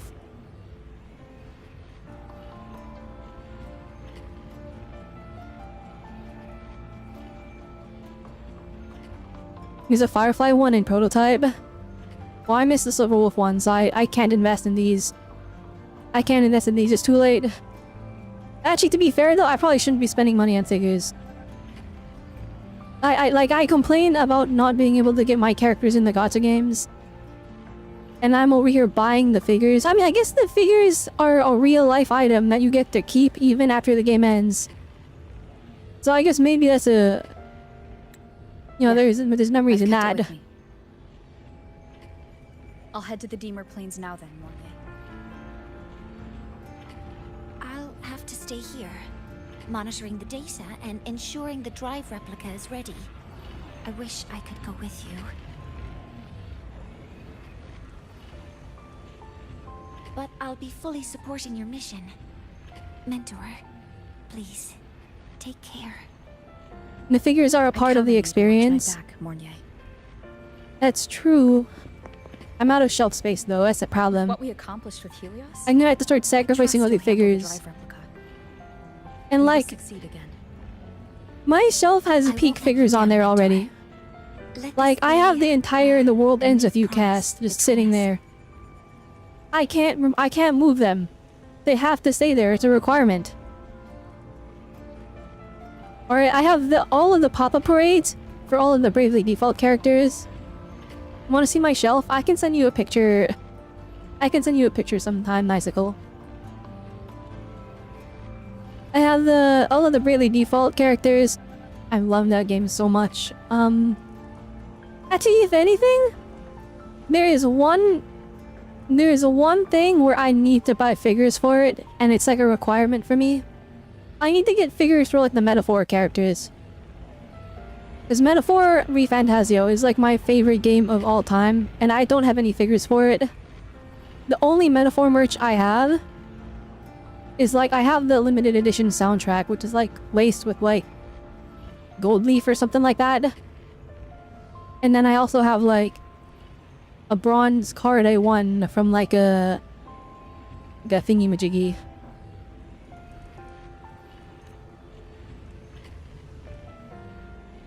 You haven't played it yet? If you do play it, please let me know. If you do it on stream, let me know. I would love to watch. Or if you just want to do it in a VC, I would also love that too. I like watching people play Metaphor. No, okay. Yo, I need to write about this. I need to write about this. This made me so mad, alright? None of the Persona fanbase played Metaphor. And I'm like, why? And they're like, it's not Persona. And I'm like, it basically is. Everyone's like, where's Persona 6? I'm like, Metaphor is Persona 6. Metaphor is the real Persona 6. I'll tell you why. I'll tell you why. The people that directed, alright, Hashino, right, the person that directed Persona 3, 4, and 5 is the director for Metaphor ReFantazio. The lead artist for Persona 3, 4, and 5. Alright, so Ejima, the Persona 5 illustrations that everyone loves, the Persona 3 illustrations, the Persona 4 illustrations, the lead artist is not on Persona 6.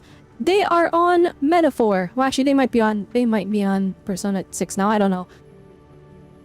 But they are on Metaphor. The lead, the music, the sound director, the music person, they're on Metaphor. It's made by... It's the Persona 3, 4, and 5 music person. They made the Metaphor soundtrack. All of the best Persona staff, they went to make Studio Zero, an internal studio within Atlas. They made the team, it's the dream team. It's literally... It's like their top talents. It's their veteran employees. They went and made Studio Zero. And they're the ones that made Metaphor. And it's like, they spent like years on Metaphor. It was like 7 years. There were 7 years on Metaphor. Or something like that, maybe even 8 years. So it's like Metaphor is like the top Persona people going all out. And none of the Persona people lined up for it because it wasn't the high school setting. And I'm like, oh my gosh. How? How? By the way, okay. There's an interview with the Persona 5 director, who's also a Persona 3 and 4 director. If you go over the behind the scenes of Persona 5 and how it was in dev hell, there was all these ideas that they wanted to implement, but they couldn't because like they couldn't work it out. If you go look at Metaphor, all of the ideas they wanted to put in Persona 5, it's in Metaphor. Metaphor is like, its structure is like what they wanted Persona 5 to be originally. Like, Persona 5 is amazing, like, don't get me wrong, right? It turned out great. I think it's a little bit, like, shaky on the... on its theming. But then Persona 5 will fix it. But, like... Metaphor has everything that they wanted to put into Persona 5. And why it's my favorite game. It's my favorite game because it has the theming and like the message of the game of Metaphor. The thing that the devs wanted to infuse into its players, the thing that they wanted to teach you and they want you to learn, it's literally my entire life's mantra. It's literally the words I lived by and that keep me going since forever. So when I played a game that was like, here is what you believe in, and we're reaffirming it, I'm like, this is automatically my favorite game ever. If you want to see my reaction to it, not all of the VODs, some of them didn't make it, but like the big reveal of like the message of the game, which is like basically near the finale, the VOD is still on my channel, and like you see, I get so emotional during that moment. Anyway, that's me talking about Metaphor. We should be focusing on Wuthering Waves, but give me a second. I'm gonna go get a drink. I'll be right back.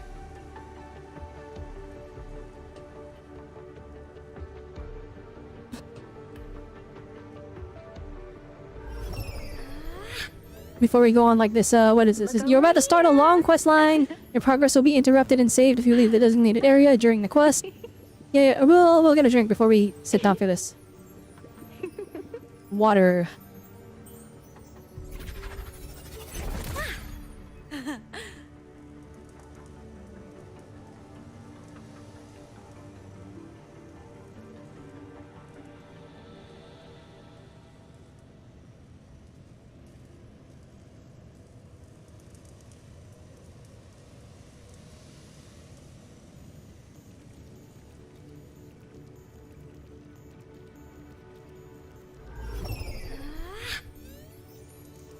Look over here!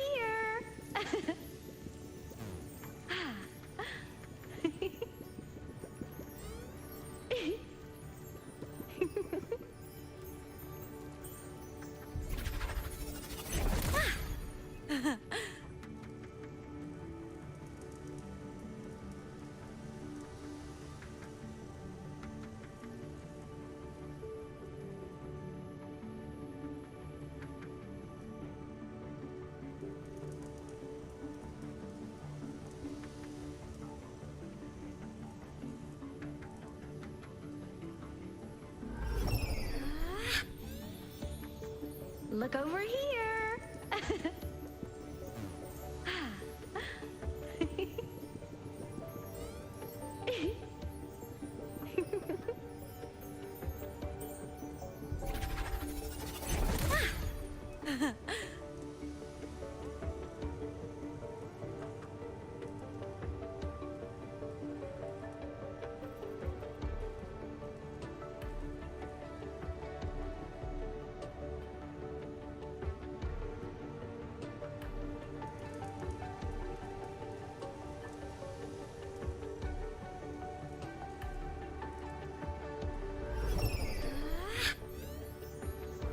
Look over here!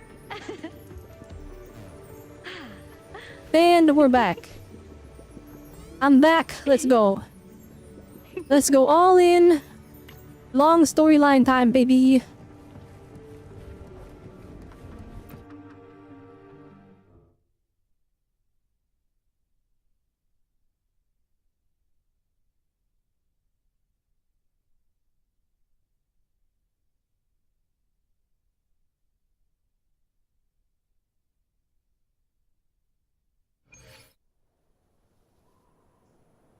Ugh, stinky. This place reeks. Alright, that is not the first thing I expected to hear when I entered this area. Stronger. Hiyuki and Lucilla are here. Very epic.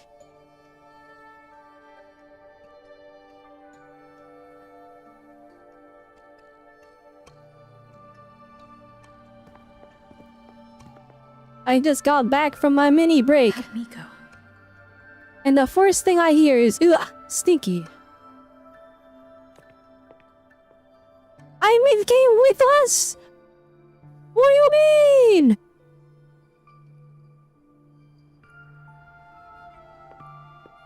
I guide her away now? Keep her out of danger?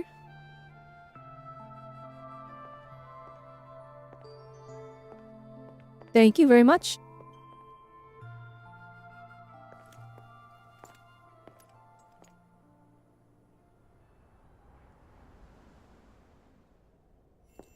Wait, before you go, you should say hello to her.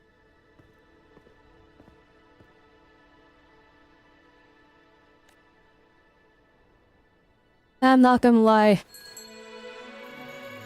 Yeah, were you acting like this? This is Hiyuki.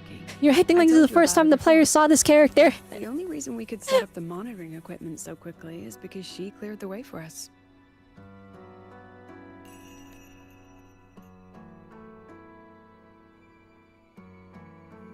See that lingering frost? 10 years ago, a void matter rift opened in the Deemer Plains. Hiyuki went there alone and sealed it.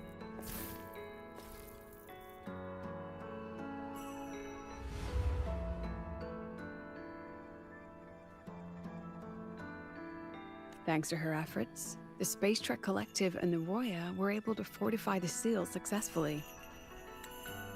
Every task the Academy assigns her, she completes flawlessly. Were she to have a flaw, though, it'd be that she goes through blades like nobody's business. Mean one of those Hattori Hanzo extreme katanas, oh legendary katanas. I remember he came across Imet's traces before. Yes. Lucilla spoke of what that child did. She is a good one. Strong. But her strength does not change the fact that she is a student. That we allow a child to bear such a wait, Kate. is a failure on our part as adults. Star Torch Academy is a college, right? Cause like... Well, no, I guess colleges can like... Oh, also it depends where you live. Oh, shoot. Oh, I guess it does depend where you live. Cause like, I'm thinking of like... American standards. Where it's like, college is like... You finish high school at age 18. Around that age, it could be, you know, a little bit more, a little bit less. And then you go to college after. So I'm thinking college is like 19-year-olds, 20-year-olds. Right, with like, you know, anyone can go to college, right? You could have people that are like in their 30s going to college too. That's the point of it. But like...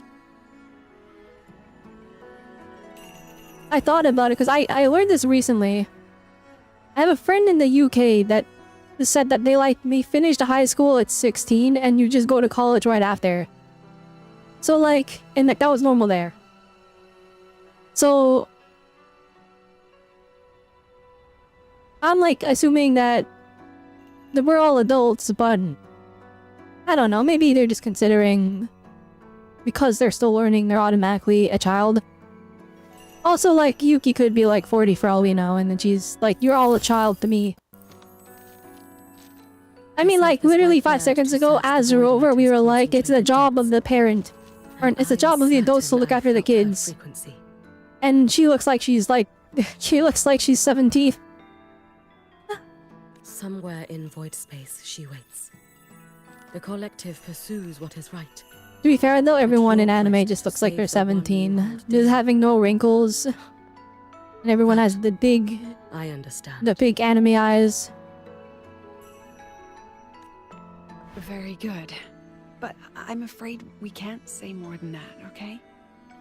Right now, both sides want the same thing. That's the best we could ask for.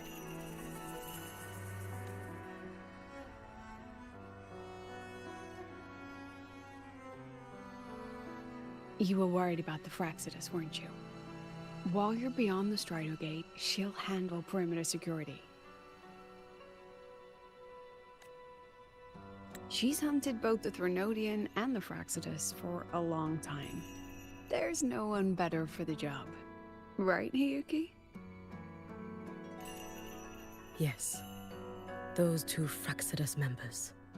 I will track them down. I'm still praying like the plot twist is that Denya is not the Fraxidus plug. And that there's like a whole other... Did I use that term right? I hope so. I'm hoping that Denya is not related to the... Like, she's not the Fraxidus member and that she's just someone that got wrapped up in this. That's what I'm hoping. Hiyuki is part of Star Torch Academy's Special Response Force. She works from the shadows. She's As been like an a plot twist incredible kind of a help to us thing. all. If in your fight with the Threnodian, you require aid, you may make a wish to me.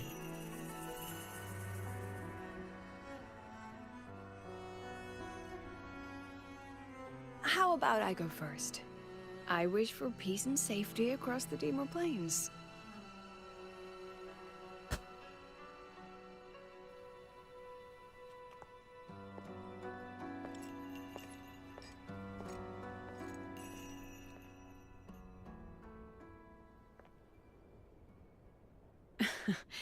Hiyuki is the strong and silent type.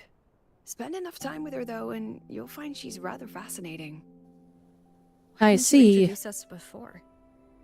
Why the reveal now? No point in hiding what's already in plain sight. Besides, you're both strong, and it's safer if you work together. What did she mean, make a wish? Just what it sounds like. But don't make one unless it's life or death. Oh, because she can grant wishes. Okay. Okay, I see. Granting wishes always comes with a price.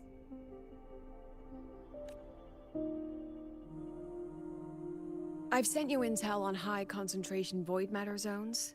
Review them when you can. I couldn't say this with Chase present, but I think you understand. For him, this is a calculated investment. For you, it's a suicide mission.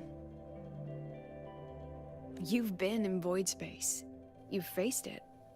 If Aleph 1 truly lies beyond that gate, it'll sense you the moment you cross over. This won't be easy. Oh, okay, you know what?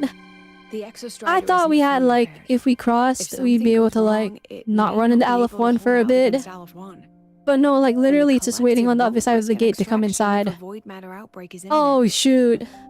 Once you enter the gate, you'll be completely alone. Are you ready, Rover?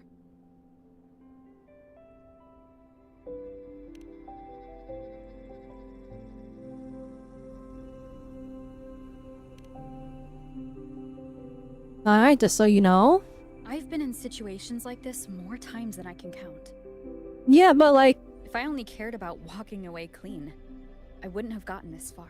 I feel like that's such a immature answer for us to say. Because like, we didn't have to answer like this. So, And also thanks it's for the like, concern, President. yeah, we've been in life and death situations all the times and I came back every time, so it's fine. It's like, no, this might be the time it goes wrong. Like, screams overconfidence. I know it's not what Robert is getting at. But it's kind of like just the way we said it. Very good. I'm relieved you've thought it through. I'll be here with the others, monitoring the void matter barriers. If something happens, I have to respond immediately as the Academy's head. We'll probably be able to maintain a data feed. But based on past intel, the void matter's disintegration effect will destabilize the signal. It'll likely cut out once you reach the keystone. From that point on, every call is yours. I understand. President Lucilla, we've checked her condition. No signs of void matter contamination. She's stable.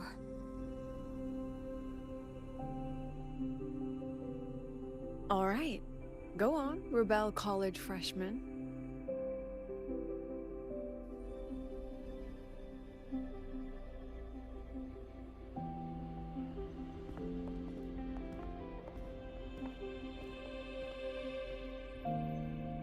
The students and faculty of Star Torch Academy have been waiting for the day the Exostrider awakens. May you return victorious.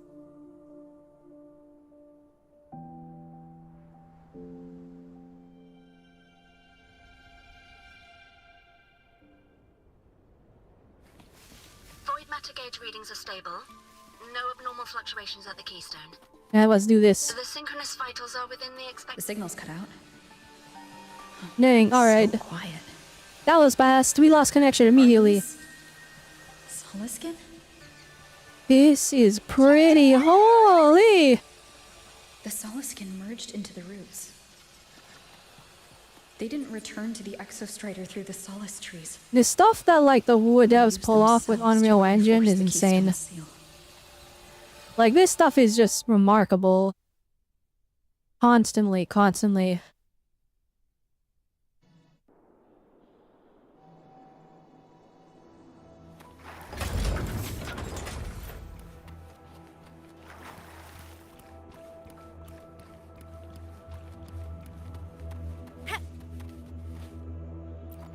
Activate the keystone.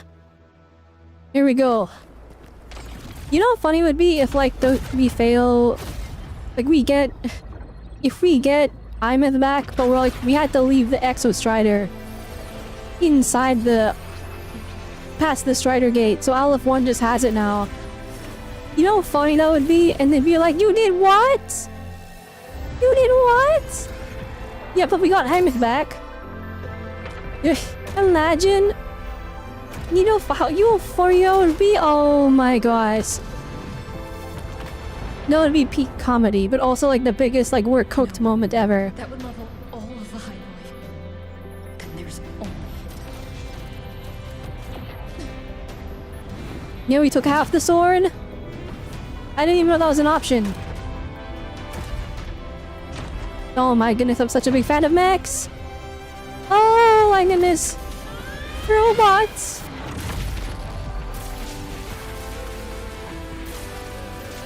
I'm kind of mad that we're the one piloting it and not Imeth.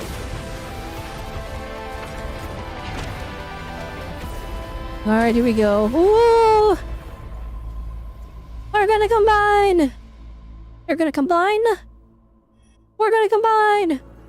Starting to feel... dizzy. Oh, wait a minute. Oh, I can't do like attacks. I'm sure we'll do some later. This is peak! Let me through. Woo! Imeth once said void space in the depths of the Thermodian's black hole is a higher dimension. Like a kaleidoscope. I mean, what Imeth was going through when she was going to explode herself in the dark matter.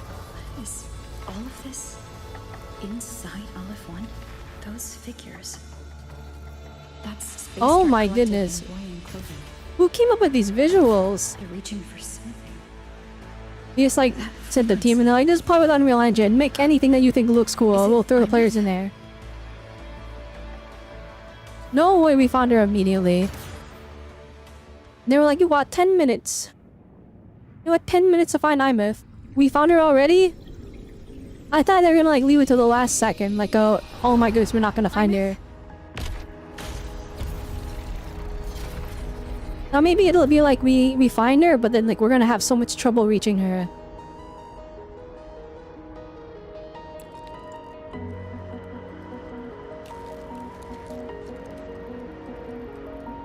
Wait, if we save her, because we got her body back. Is she gonna like not be dead anymore?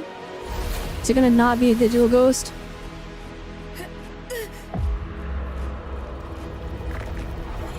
Oh my gosh!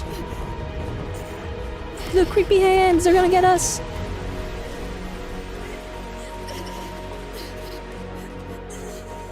Wait, did we just fail?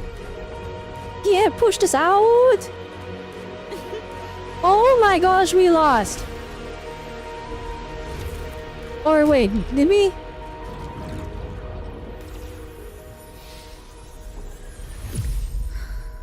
Oh, that's enough. We're gonna have to retreat.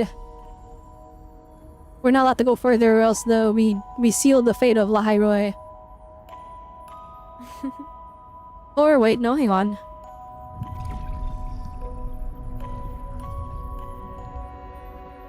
We did it. She's saved. Oh, she's not saved. Oh, she's not saved. Oh, we just recorded her onto the cassette. The light of the origin point. We will bear it.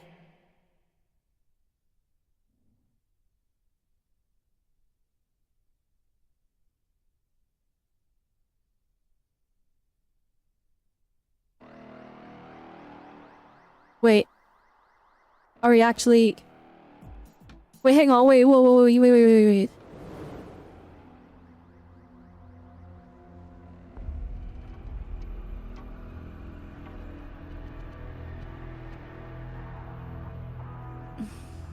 Am I back at... Oh, I got the spooky music! The ominous music! Yeah. You okay? Ugh, I feel terrible too. Oh, I'm sorry, Abby. Something just yeeted us out of the Thronodian's gut. Did you just say yeeted? Interdimensional whiplashes. No stroll through the park, I tell ya.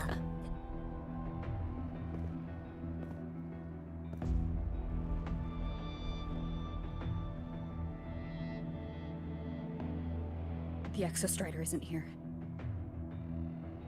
Uh-huh. The big guy's still stuck Oh inside my the gosh, I Thronodian. said that as a joke. Did you see I said that as a joke. Popped up in the cockpit? The whole dimension freaked out, like it was trying to spit us out. Next second, the void matter had flushed us out here. I saw Navora in the flashes. It's the Wait a minute. Did we take the Exostrider and put it past the starter gate and now it's just there? Right or are we still in the void matter? This is where void matter began to contaminate. And we're like in like a weird... Okay, it's glitching out. Okay. Or wait. And LF1 was watching me and the Exostrider beyond the gate.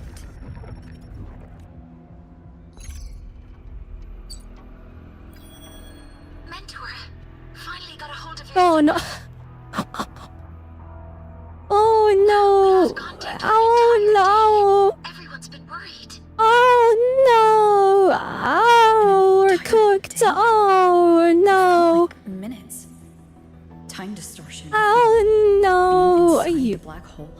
Rover, wait, where's the Exostrider? We only last contact with you for a day. Yeah, it's on the other side of the Strider Gate. Aleph-1 is about to break through. We're all dead. Start evacuating immediately.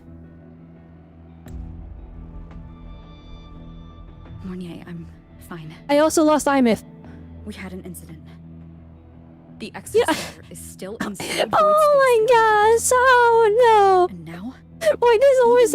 I came up with a worst-case scenario as a joke. That's actually what happened? Oh, these writers are goated.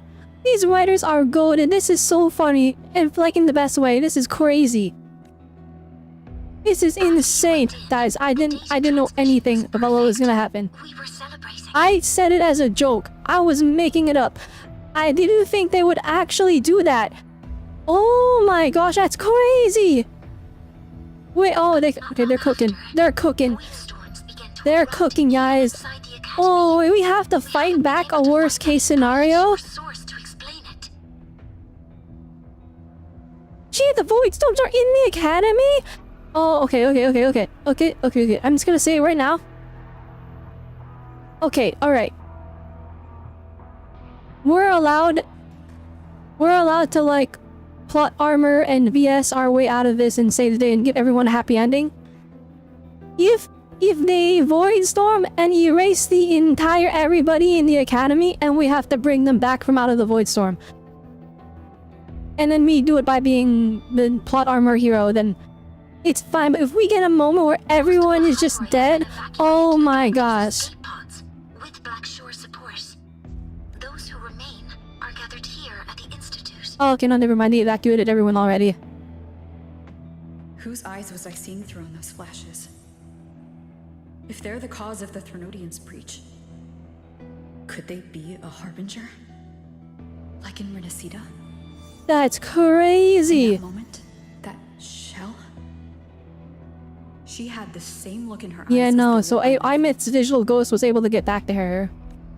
Why was she so set on giving me this cassette? I think. What was she trying to say? But she's still on the other side of the Strider Gate, so we failed. I'll have to open it Well, up no, she is there with... She's probably piloting the Exo Strider. She's like, I'm back, baby. Take this cassette and go away. So she's over there fighting. She's 1v1 boxing Aleph 1 with the Exo Strider beyond the gate. I'm coming to you. Oh, shoot. I brought something back from the other side and want you to see it first. The Threnodians struck like a bolt out of the blue. We may not know why yet. We're missing an entire day. They're like, Rover, where are you? Understood. We'll be waiting. They saw the Discord username turn green. They saw the little circle turn green. They're like, oh my goodness, Rover's online again. That's a lot of Wavesline messages.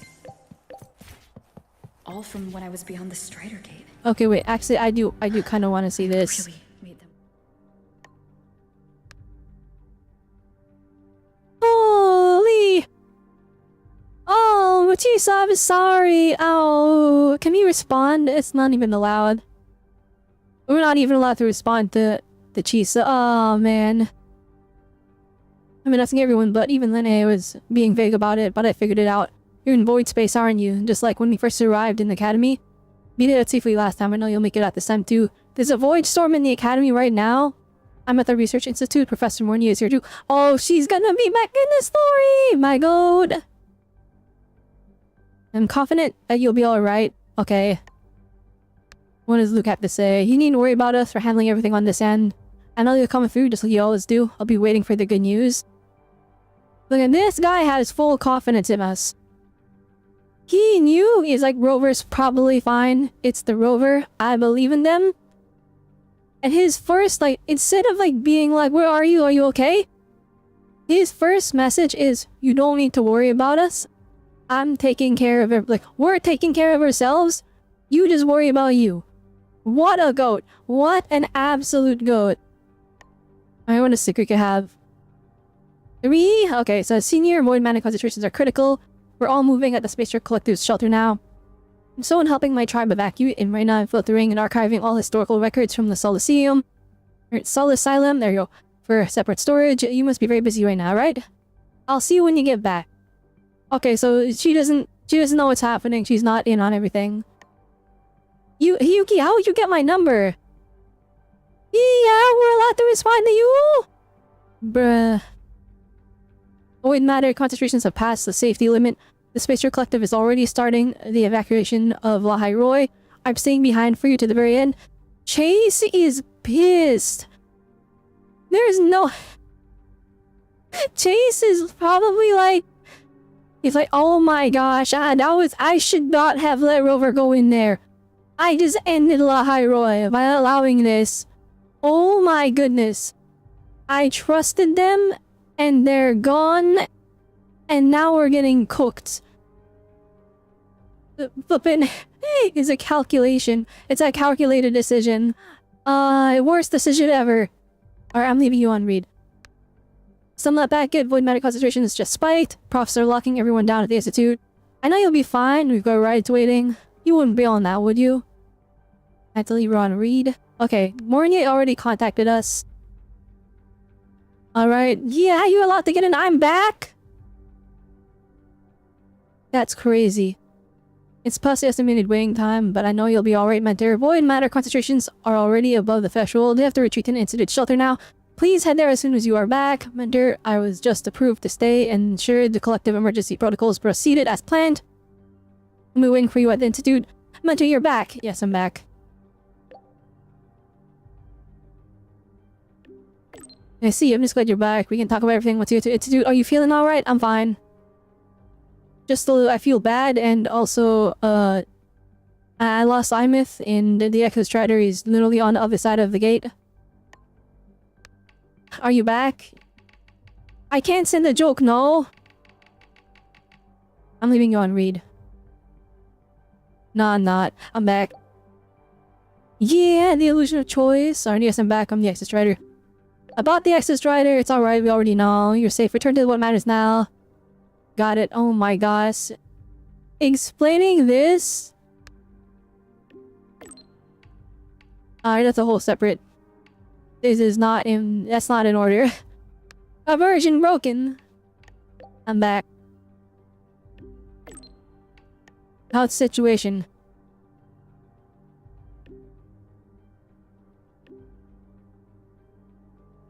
Alright, go join Lucilla and the others. Insane! Not allowed to respond to Chisa. They hate- the devs hate Chisa. They hate her. They regret making her. And every second they have to give her 1 second of screen time. Solon himself coughs up blood.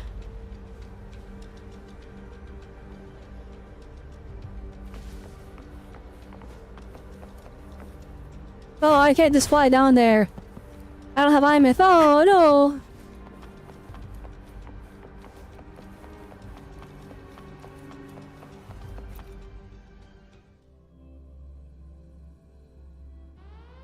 You can look. Alright, thank you for the lurk, Nicicle.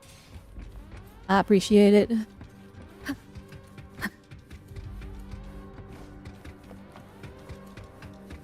I'm crying though. That's flipping so funny. Like in the best way. In like the... I didn't think the devs were goated enough to do this. They flippin'... They made it a worst case scenario. I have to watch people's reactions to this. Like people that are like super duper into the WUWA lore. Cause like... This is such a... We are so cooked. Like this is such a bad scenario. The one thing we had to fight... The one thing to fight Aleph 1 is in Aleph 1's hands. Oh my gosh, this is so bad. Like we evacuated everyone. Everyone... Yeah, we just kept them here. Everyone that stayed behind. This is it. This is everyone else. Everyone... We evacuated everyone. This is a code red. Someone just posted a call Everything is going wrong. Waveline group chat. I'll go Where's back to Chase? run I the need to see him. Like, he has to be, like, fuming mad. This is crazy. Sigrika, are you sure? You alone? I'm so mad this guy's not playable. He has, like, insane aura. Like, this is like a 10 out of 10 character right here. Don't worry. I have my runes. They'll help me drive back any contaminated exoswarm. The Soliskin will guide me too. I'm coming with you. Finding people is one thing, hauling them back is another. It'll be faster if we take my motorbike. Status report, Professor Mornier. Dang, I didn't want to give Chisa any dialogue. I'm gonna make fun of them for every time they like ignore Chisa. Because this is insane. This is like the amount of like Chisa, the anti-Chisa agenda in all of this flippin' storyline is insane. Check the ships. Ever since 3.0, it's crazy. Talk to Chisa optional. Watch, they're gonna do it. We don't know how long Duskvale will hold. No one stays a second longer than necessary.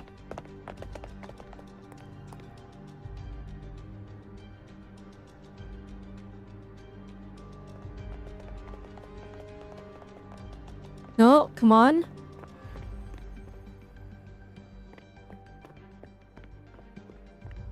dang, she didn't say anything. Holy moly! They hate Chisa. Exostrider.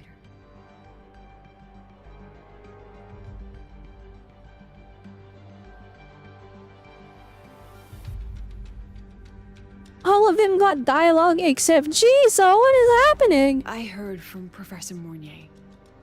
You couldn't give her one line? Full day. We thought we'd lost you to void space. Now you need to make one of them cry right now. I don't know who, but Activating the exostrider. we need someone to cry and go, I thought you died. Was a massive Maybe gamble. Mornier. Mentor, I thought you out. Actually, no, it doesn't work because she literally just spawned us. We hoped for the best. Make it and of course, we prepared maybe for the Linnae, worst. because we've not heard since the beginning of Lahai You're Roy. alive. That alone is good news for all of us. No time to kick yourself now. I've got a mountain of work waiting for you, Rover. They are so calm for what is literally the worst possible case scenario. Like, this is what has happened is like the worst thing that could have possibly happened. The Research Institute is running the final modifications on the drive replica now. The Roya are assisting with assembly and verification. It's built from the framework of the fallen reactor drive. Various materials from the Exostrider too. It's everything Lahai has been working toward. This man-made heart is our final legacy for Solaris. In 16 hours, we launch it into the canopy above Lahai. Okay. Once evacuation is complete, it will activate, transforming the canopy into Duskvale. It'll contain the spread of void matter. We only finished it because of the data you sent back from beyond the Strider case. Okay, so we left a crumb of hope. Not a total loss after It's not a total loss. That's why they're not panicking. I mean, we were gone an entire day. We were probably gone for like the mass panic and like horrific, like there was probably crazy drama going down all we were missing. Like, I can imagine Lucilla is like being so mad and Mornier being like, oh my gosh, like having a panic attack trying to figure out what do we do. All of you. About what I experienced beyond the gate. There's something I want to show you. Once again, she says still no lines. I don't think she gave me in this whole cutscene. She's at least they zoomed the camera in on her and she smiled at the camera one time. Imeth herself. She was trying to tell us something. A cassette retrieved from within the Threnodian. Now that is intriguing. I felt the cassette, it was like absorbing something, like it was recording. The cassette depository is still operational. We can head there now. If it were me, I would have wrote it like this. Is the cassette thing still working? And Mornier would have gone, no, we took some of its parts to finalize the canopy. And then it's gonna become like a mad dash to try and repair it before time runs out. And then you can make it like so last second. Why are all the cassettes rewinding? Oh shoot, wait a minute.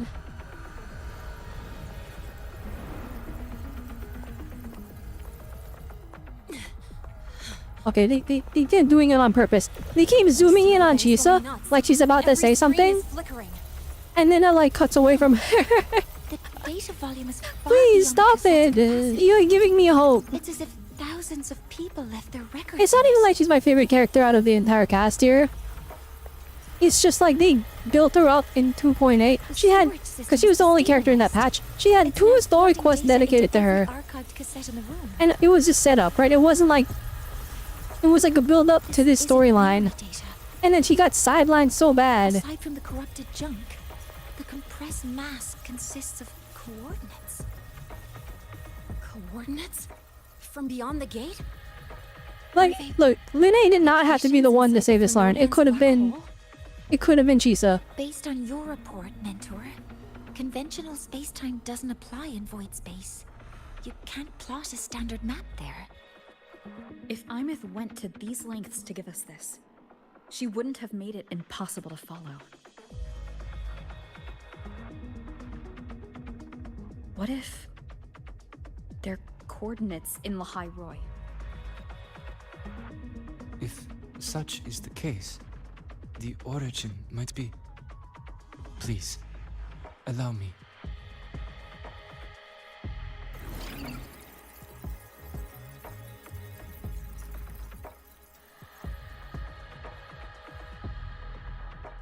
A uniform format these coordinates share. I have verified 150 points using Sundermere as the origin. Each one aligns with a site of Royan runes etched upon stone, just as you beheld within Solis Island. Forged by the Exostrider, these patterns are. Void storms do not affect them. We have only glimpsed fragments of their meaning through the lens of Solis Island.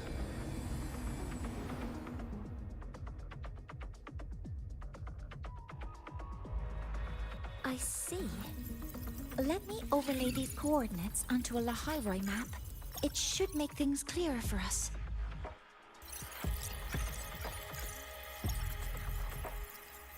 Done. Using Sundermere as the origin, the distribution looks like this. I just really appreciate how dynamic the camera is in this game. Cause like, Everything matches. I'm spotting every Royan rune site in we played NTE not too long ago. I've been playing Genshin. But what about I've been playing ZZZ. I've been playing Arknights Enfield. I know that's And in terms of like story presentation, or maybe not presentation, story direction. Not story direction. Cinematography, there we go. In terms of cinematography, You know, this game is like unchallenged. Like none of the other ones come close to it. Cause this game is consistent. All the cutscenes look like this. The time we ran into the Alaskan bullworm. yeah, that one. The Alaskan bullworm. If we reverse match the coordinates by transcription order, Then Royan runes could be marking every spot a void storm has ever hit.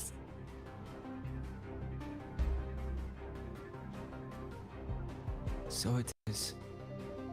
They even get in this guy voice lines. Why is Chisa here? But never perceived it as a universal... Why is Chisa here? Well, the runes aren't exactly neon signs. The random kid. Oh my gosh. Here. there are too many locations. With the personnel we have left and the autonomous bots, Leave the manpower to me. You want to bring people back from the escape pods? Precisely. With Void Storm spreading? I'm surprised this guy is not like so mad at us. We lost their biggest asset. Any venture into We lost the Exostrider. risk. I'm surprised you're still here. Studying the Threnodian was a risk. Playing chess with the Fraxidus was a risk. Okay, never mind. You understood that it was a risk. And piloting the Exostrider through the Strider Gate was certainly a risk. It was a gamble I should not have taken. Hope. But we still have hope. Trek Collective will always find people willing to bet on it. Once Dusk Vale is initiated, this place becomes a sealed tomb. The intelligence retrieved from void space is our only remaining asset up for study. It's our only leverage against Aleph-1 before Dusk Vale fails. W story writing for setting up like the highest possible stakes though. The will to secure this void space data. Like now this is truly a hopeless situation.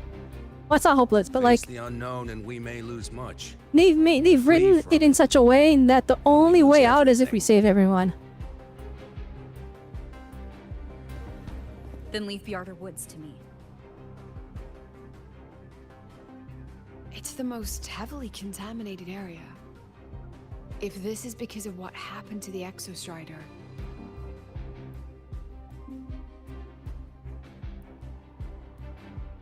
capability, responsibility, and the will. The will. I have it all.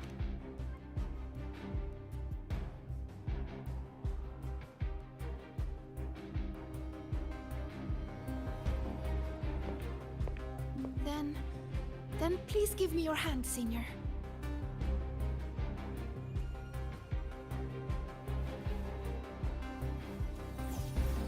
Use this.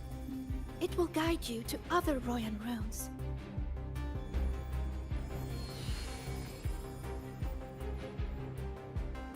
Oh, and take this one too. It's for protection.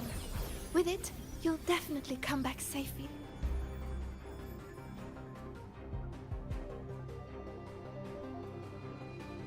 Died. I'll be fine with your runes.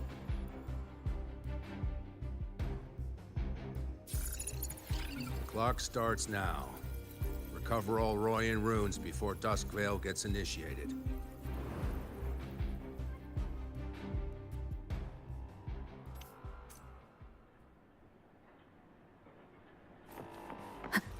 Let's go. Let's go. Alright. Yeah, not interactable. Alright, Linnea is saying something. Oh, she spoke! Alright, good enough for me. I'm splitting everyone into teams. They'll depart in waves. I'm splitting everyone into teams. They'll depart in waves according to their assigned groups.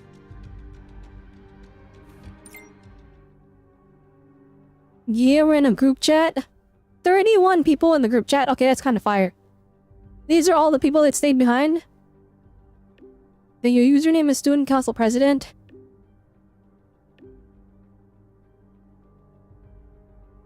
Okay, so... okay. Remember this? We all come home. Alright. Wait, is this gonna be like the conclusion to the storyline? Like, actually? Well, are we gonna like set up for future patches to continue this thing? Cause like it... right now, it's like we fight Aleph 1 now. That's what it feels like.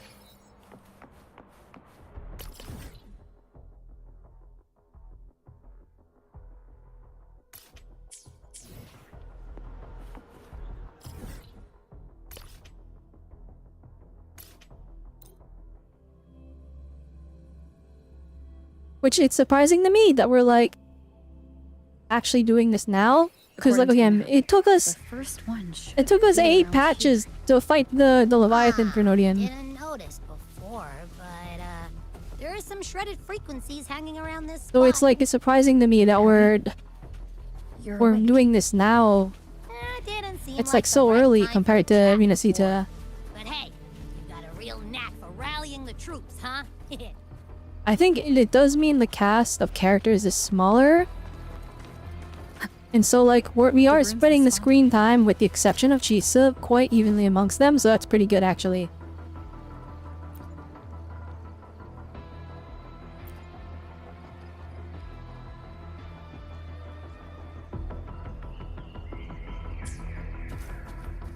Whoa, something's glowing over there. Those outer rune fragments. Why'd I even bother reading? Why'd I even bother reading the tutorial? Let's try. They're just gonna like tell me about it.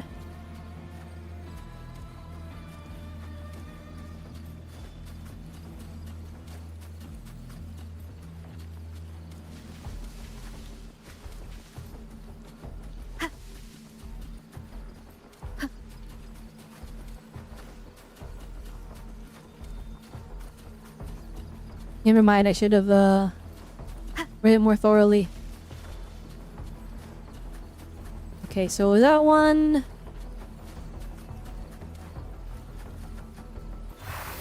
Jackpot! We actually found one! Okay. Good. I'll send it to the Shaper and the others for a look. Oh, that's it? Oh, okay.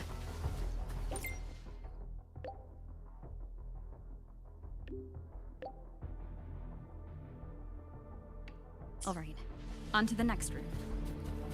We're in the most dangerous area, apparently.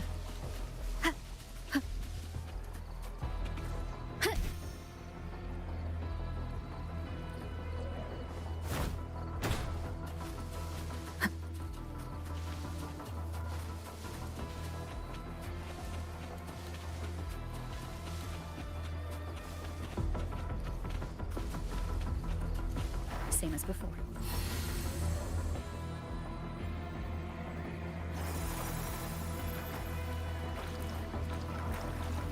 According to the mission details, there's still one left. You have a new message. Found the second one. Good job. Don't rush, stay alert. We're blazing. Nah, I'm through rushing. these rooms. Yeah. I'm Teamwork absolutely makes the rushing dream this. work, huh? Right. Hey, Moni. I hope Sigrika is Enjoy having the Valor. same Can keep you stopping by. So while you were searching, I tried tuning into each rune's frequency. Each trace felt different. They're definitely real, but whatever's... this is the last one, right? Yeah.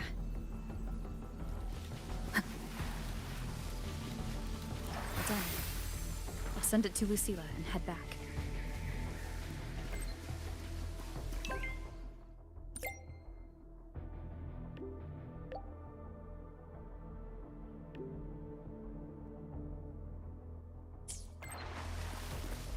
New message.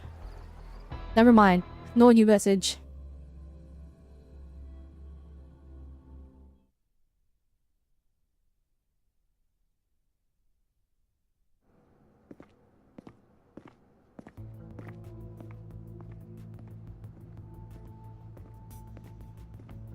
What's going on?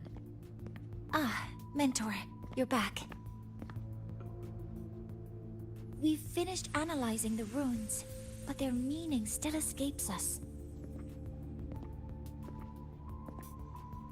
As for the overlapping coordinates, we've run multiple standard decryption algorithms, but the results are contradictory.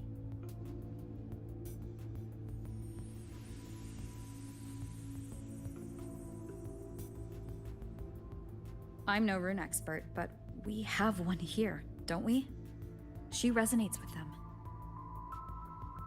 Who? Wait. Me?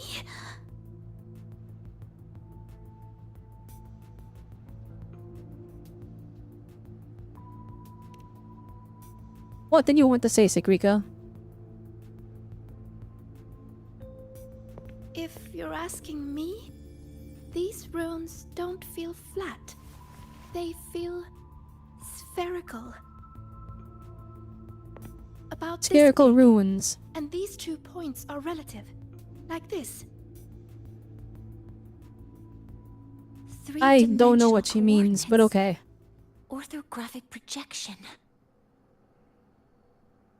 If we take the reactor drive's light data from the database Holy as a depth fictional layer science. and reconstruct it,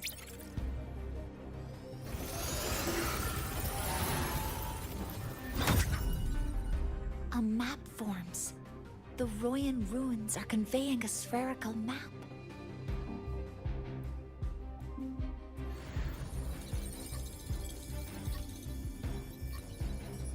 What are these 2 places?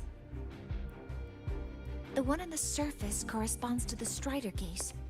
As for the one at the center, there's too little data to confirm. But by geometric definition, it's the origin point of the entire map.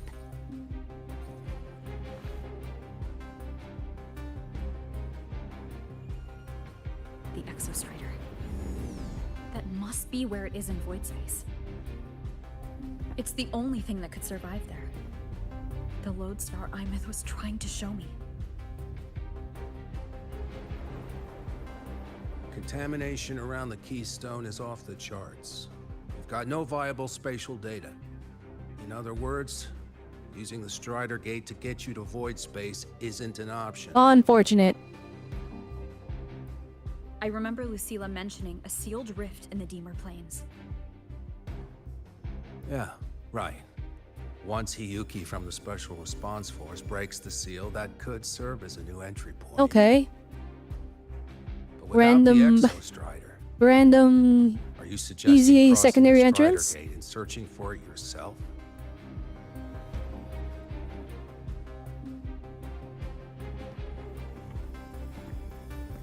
Now that we have a concrete map, I should be able to retrieve the Exostrider before my power of separation gives out. Oh dang, we're risking it. Okay. A compelling proposal.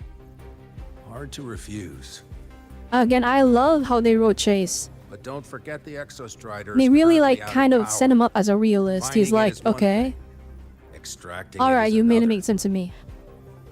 It's like, it gives a really good excuse for them to explain Then we set a hard deadline. things to the player. But really, they're just explaining it to convince this guy, If I can transmit the Exostrider's who is like coordinates to you skeptical before dusk by the fail nature of his ensures, job. Then tell me you'll consider entrusting the drive replica to us. Consider. This, the addition of this guy to the cast for this quest here is so big. It's like, it's given them the easy way to like explain everything as simple as possible to everyone. Like everything is making sense. Because like they're extra explaining it, but it's not obnoxious. Because that guy is there and he's like, I need to be convinced. And it's not like he's dumb, right? He's smart, but he like, he needs to be convinced because he's smart, so it makes the player feel smart too. Whatever that call is.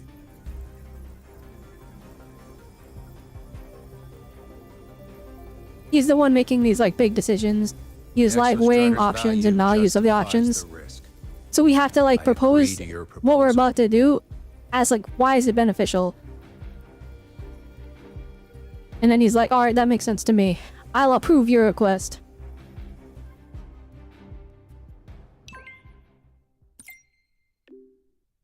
The command post only just pulled back from the Voidstorm front lines, took longer than expected. I've been briefed on the situation, sorry I had to be absent for that. No worries, it's all settled. We got this. Still, I'd like a word with you before you go. Let's meet in the Research Institute.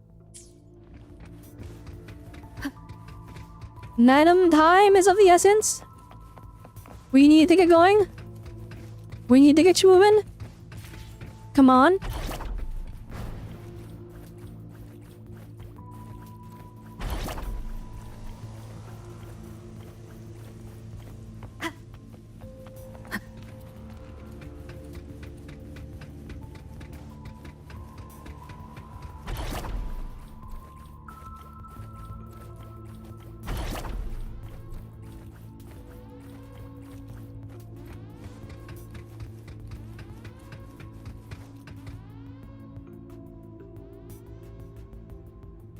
Here, this is the Deemer Plains map, updated with the latest intel. Be mindful of the contamination. It's not just the exoswarm or local life forms being affected. It's sealing off the terrain itself. That said, where there's a will, there's a workaround. Hiyuki found one, though took her some time. That Miko. Yes, she's been investigating the Deemer Plains in secret. You'll meet her there. She also asked me to tell you that she's run into the Fraxidus there, including the missing girl, Denia. Oh, you want me to know that? Let's just say honesty is in her nature. She just thought you might want to know. Perhaps her way of showing she has no hidden agenda. Noted. I'll be leaving then.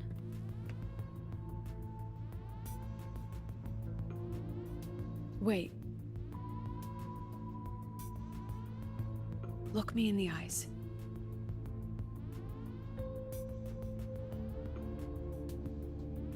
Lucilla? Relax.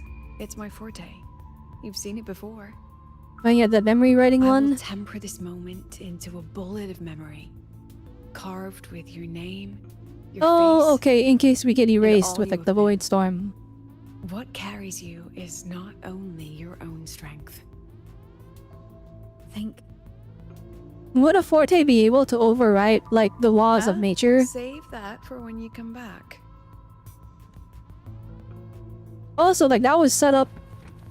That was said. I think we're gonna sacrifice herself to save Imyth, and then they're gonna bring us back via whatever Lucilla just did. Cause like they wouldn't do that for nothing.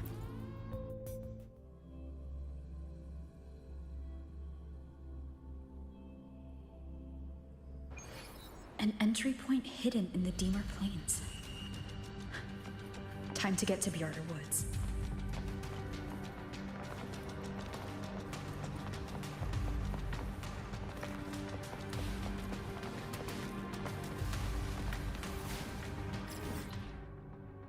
Why am I vlogging? I was like, wait a minute. Wait a minute. Let's just go.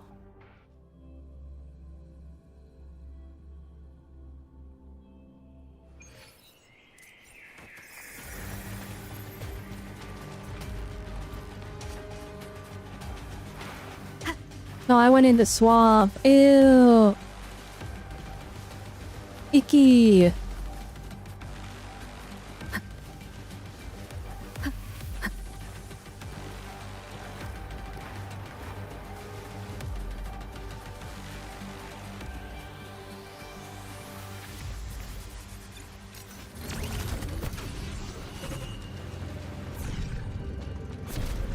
Neom. Ugh.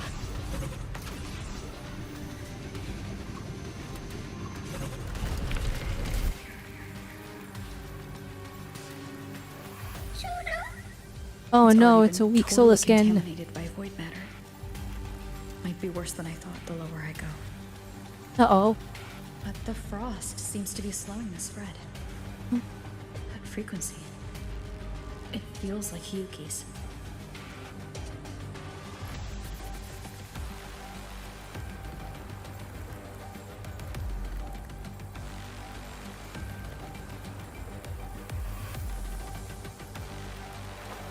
Alright, let's lock in.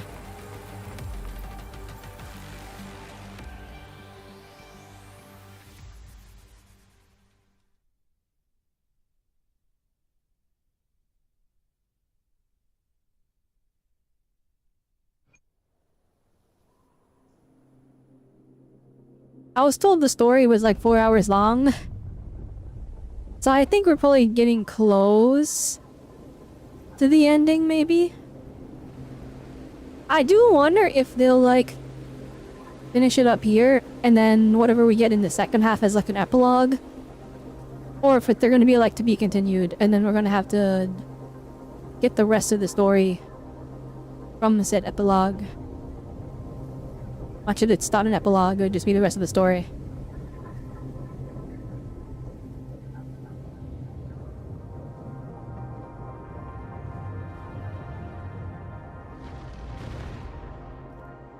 The void matter contamination is bad. It's not looking good. Oh my gosh, this is horrible.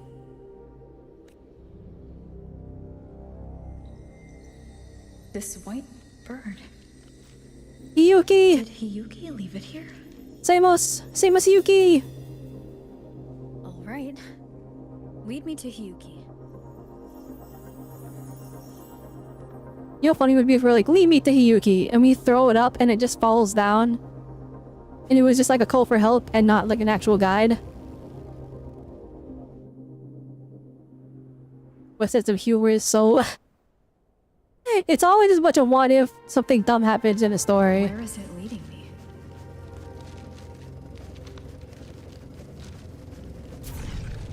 No, wait, is this autopiloted?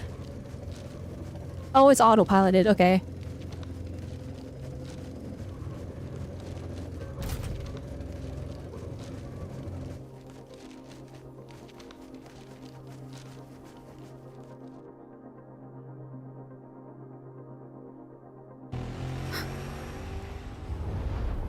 Oh my goodness, Denya!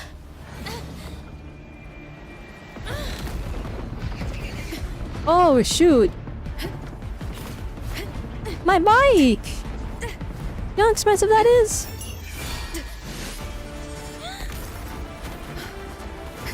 Dang, Yuki did not let us aura farm. She had to aura farm herself. Ooh, the aura farm!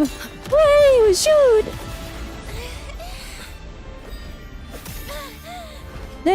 doing?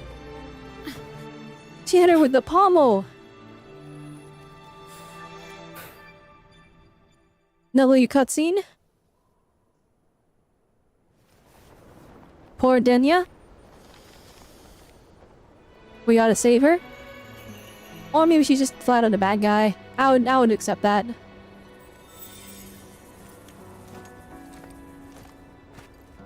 She hasn't gone far.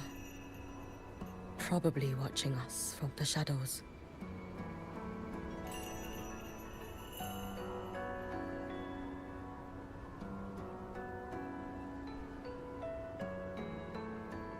She seemed like her grip is slipping. She was already like this when I last encountered her, shortly before the void matter surge. It's too late, they got her.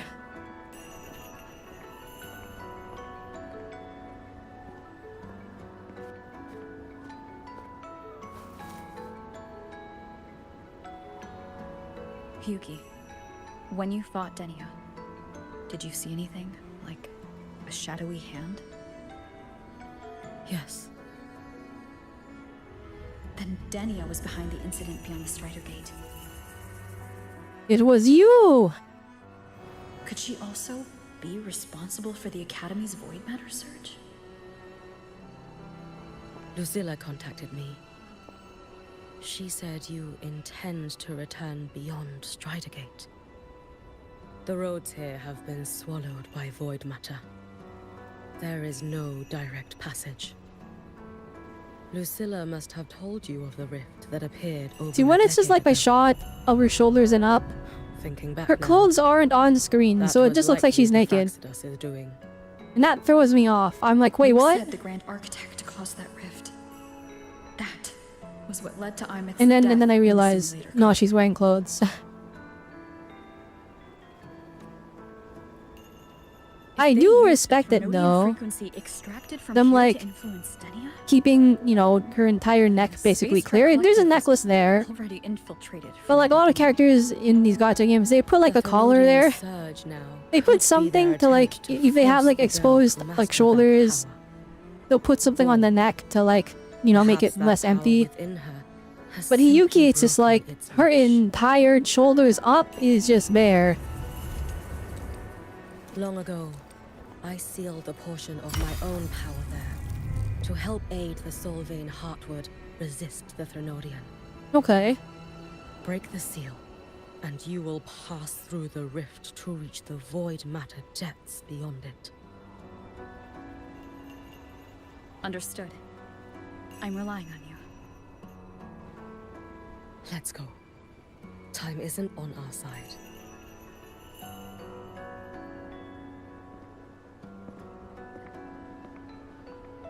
Savior, who has always walked with victory. This time, have you come to save Lahairoi? I wonder if they could spin this in so many ways. This is... Like, Hiyuki could view us like, why weren't you there to save? If you save everything you touch, why couldn't you save what I couldn't save?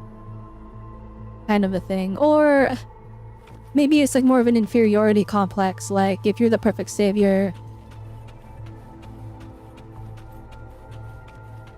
Wait, is this like good? I attack it. Is it trying to tell me something? Oh, what the heck?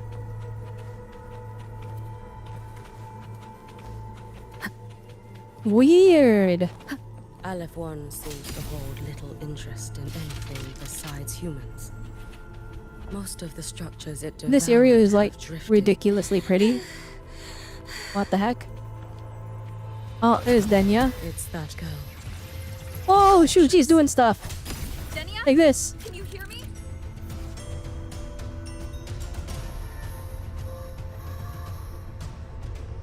Webcams release more humanitarian road in the surrounding environment. Entering the affected area will continuously drain HP and restrict movement. Ow. I will handle this. Oh wait, that's... Oh, this is sick.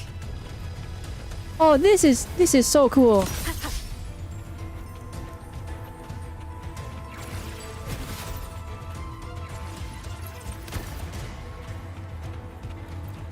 Freeze it.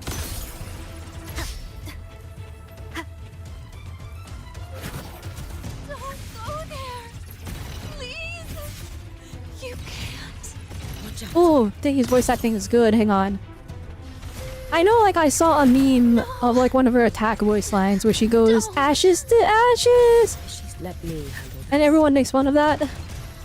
Which, I'll be honest, it is a kind of a rough voice line. But, I don't know, maybe we just needed more context within combat. Maybe. It's fine. Or it'd be really funny if they just recorded it. They re-recorded it. Dang, I'm taking hits. I'm out of stamina.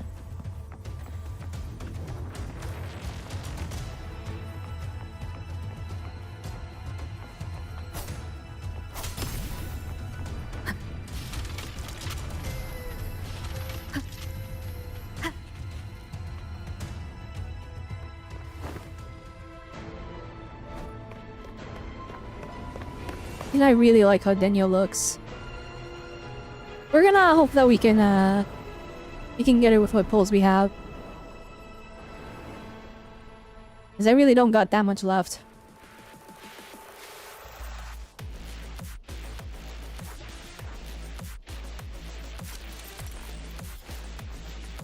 What is this? They use secret level?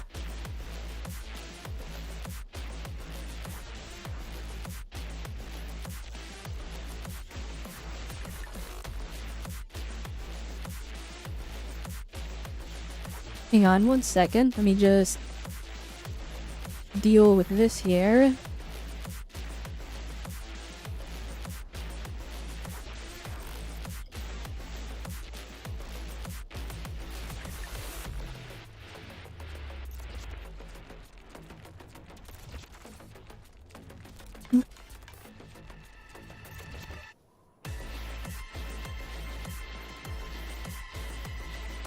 Okay.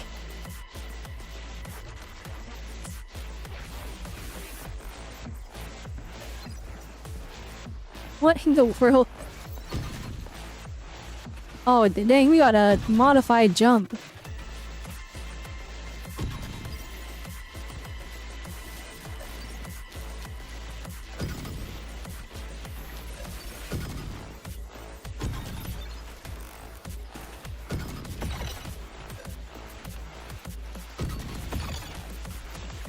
It is not making a path. You really shouldn't go.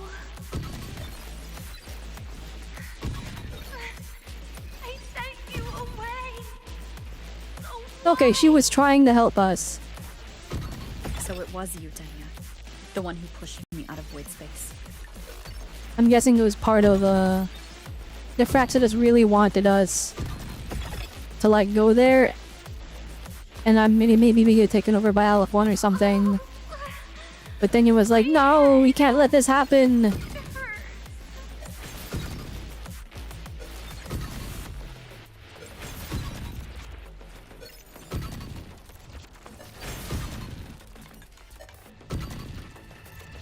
Denya is not good at playing Tetris. No. Playtime's over. Oh no, the Grand Architect. Denya, no! Come back to me, sweet girl.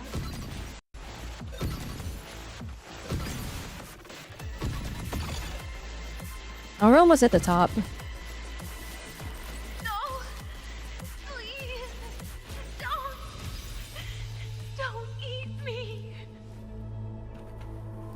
Wait.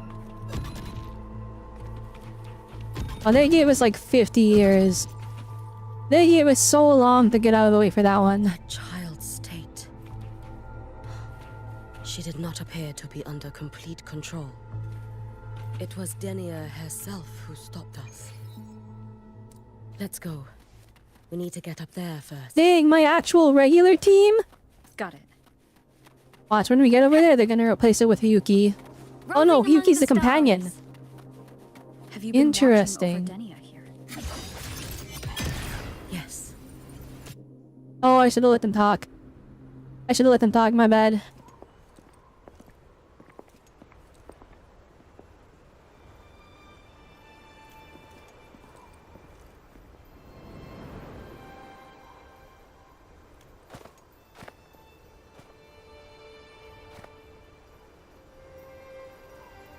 Wait here. This seal is wrought from the future's tithe. To put it simply, I drew upon countless versions of my future self and anchored them here to suppress the void matter. To break the seal is to reclaim those futures. That task is mine alone. I understand. I'll leave it to you. There is one thing. With Aleph 1 active, I may not be able to restore this seal once it is broken. You choose the most perilous path at the most perilous time.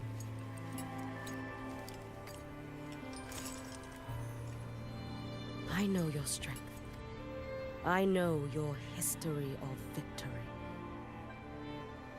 Okay. Hey, what Take is... such a risk. Where are you going with this, Hiyuki? Is it because you remain confident you will not fail? That you cannot lose to No, the it is not Thermodians? that. I'm not allowed to fail. No, I've failed before. I don't think anyone can win forever. Ah, okay. If I'd never lost, maybe I'd still have my memories. I wouldn't need to start over, and Solaris would be free from the lament. There we go, yup, on the grand stage. I do this because I can. We're still not done.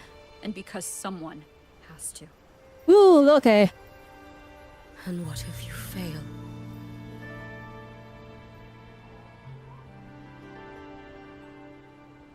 Then Duskville will proceed as planned.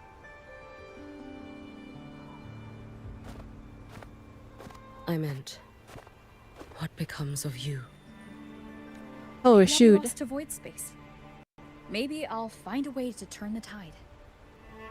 I can't know right now. Dang, Rover is like, why are you asking all these questions right now? There's no way I'll... That was not the time. What makes me scared isn't coming up short. It's the thought of not giving it my all. Ah, the bars. The cost of this attempt is Bars, steep, ooh. and you bear the weight of many. I expected more caution. To fail even once against a Thermodian is to invite apocalypse. Even knowing this, you would still go. Hiyuki? Lucilla told me you fought a Thermodian in Ashinohara for a long time. I don't know how you did it, but I can only imagine what it took to hold the line in a place already so destroyed. So, I'll ask you. Did you fight in Ashinohara because you were certain you would win? No. I was not. Exactly, we're the same. We're the same. Why are you looking at me like I'm Then you perfect? understand why I'm doing this. You would make the same choice in my place. I see. I will attend to the seal of flaming Sakura. It will not take long.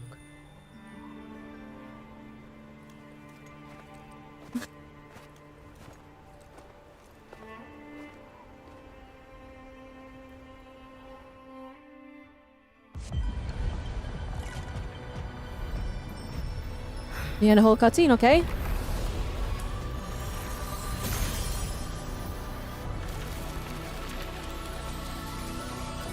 Ooh, a 2D animation?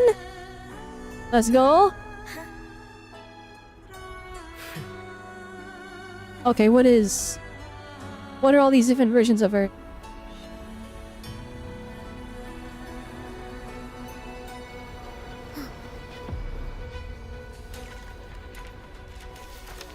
What are these papers? Oh! Oh no, the ceremony is being interrupted. The Dark Tide? Hiyuki, let me help! No need. I must do this myself.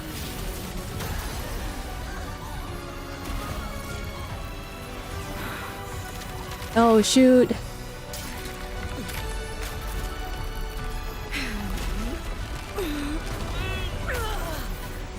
Alright, sick. Oh, that was cool. Why not choose the easier future? And the Grand Architect is like, they're not worried. They're just like, yeah, this is part of the plan. This doesn't change my goals. This doesn't like affect my goals at all.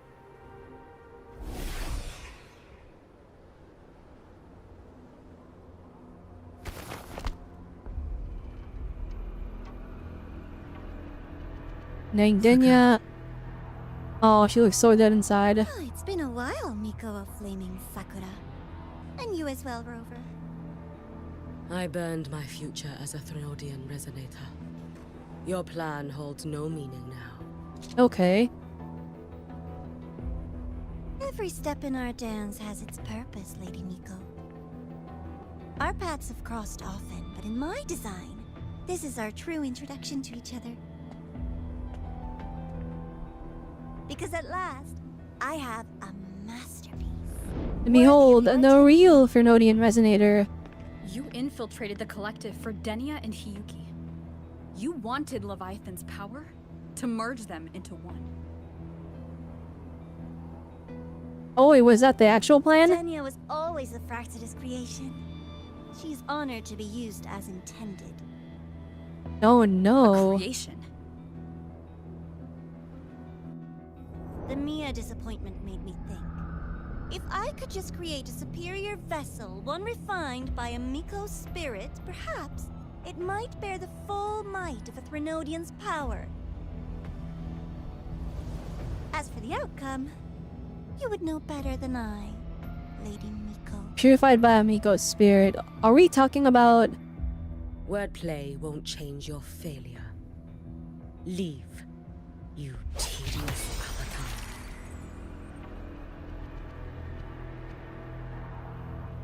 Failure? No. Listen, you two. I'm just showing Solaris another possibility. If we made one Denia, we can make another. And another. Oh, Until we're we hold a saying... complete obedient Thriondian resonator in our hands. Your own borrowed future showed you Okay, wait, hang on. a true Thriondian resonator will. If they make a Thriondian resonator, that would mean they could control all the Thriondians through these artificial resonators. Help me. Although obviously... Obviously, she's not happy to be... She's not happy to be in this. I'll have to throw you away. Dang, that's messed up, though. Like, the Frax of this, Giga Evil, they're sacrificing people, but like... I kinda see it. She can deny it all she likes. This is an alternative way to, like, save the world from the Thriondians. Emptiness. It will always pull But her like, towards this is the like a Thriondian messed up power. way. And also, if a Thriondian resonator turns against you, it's over because they're a Thriondian resonator.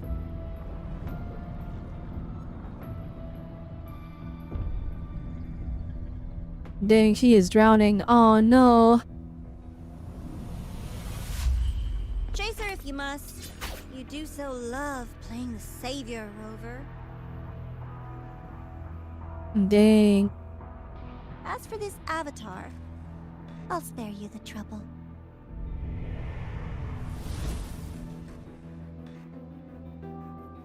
Wasting time on one of their avatars is pointless. Come on, Hiyuki. Yeah, because he can just come back as a different avatar. I have a job to do. I am curious if that avatar is just flat out dead, because like, that was one of... If you Where's wish, the Greeko? Her two I can tell you BFFs. about my history with the Her Fraxinus. literal two But BFFs. of course, Denia is One the more was the flippin' the Grand Architect, and the other one It's not hard to guess. was an artificial Thermodian the Grand resonator. Architect wanted your power as the Miko of Flaming Sakura, didn't they? But like you said, you burned that one future as a Thermodian resonator. You can be done with them.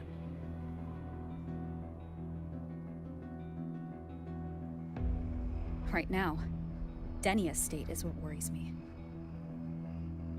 I fear that child may already... I am curious now, actually, because, like, Wuthering Waves, they've kind of dabbled with the concept of, like, maybe killing a character. And, like, with Imith, I'm not comparing this to Imith. I'm looking at it more like Perlova, where, like, she died, quote unquote, right? And then she was playable after. I'm wondering if they're gonna do the same deal with Denia, where she dies and then she's playable after. Mech mode. I feel like she doesn't have enough. She doesn't have enough, though.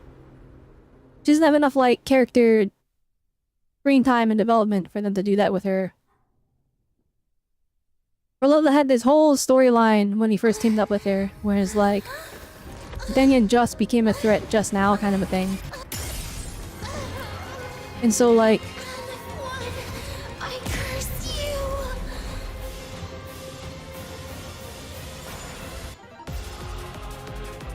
the music! Oh, the music, hang on.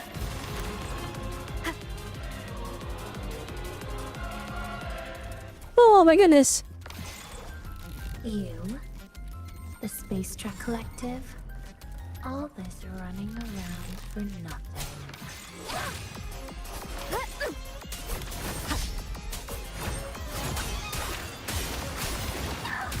Oh my goodness, he's kinda... Hopefully this helps. She's kinda strong.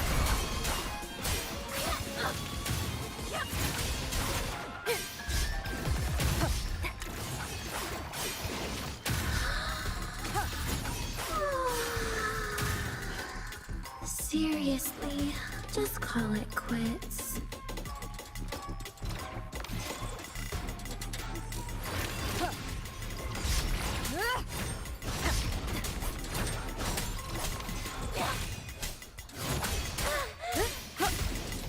The wicked will face judgment.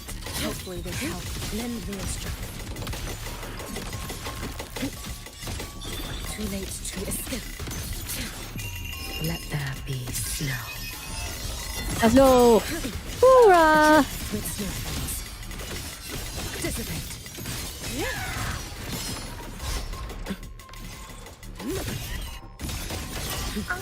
Fading blue.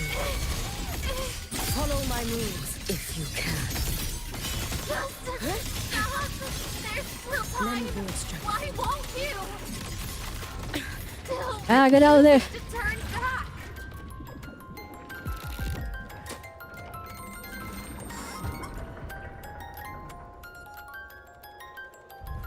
Oh shoot, okay. That was scripted. Well, I just lost because I didn't match fast enough because I wasn't paying attention.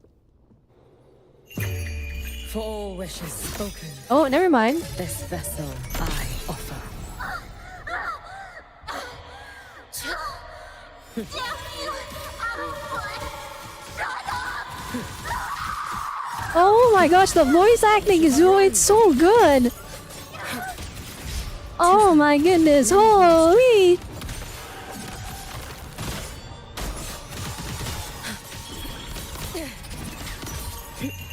A life as fleeting as the first snow.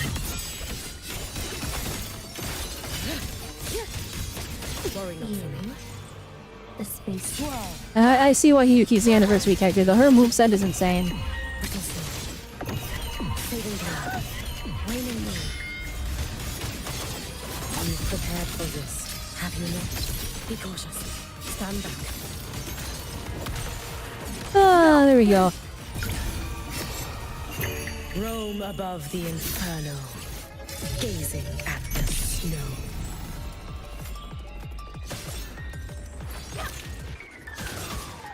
How are you alive? How are you alive? I cannot fall now. It's been so Whoa, long. Yuki's almost dead. Waves follow.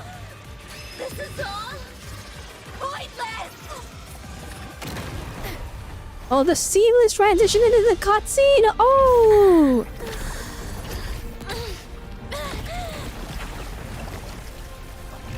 Denya's animations are amazing. Because it's like, the way they animate it, like it's all attacking, but it's like she doesn't want it to happen. And they're doing such a good balance of it. Of that like internal struggle. And showing it through animation.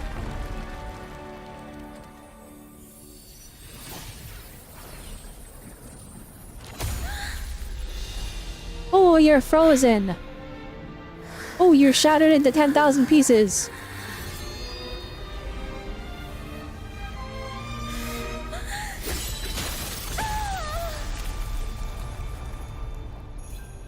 Yet with the canyon?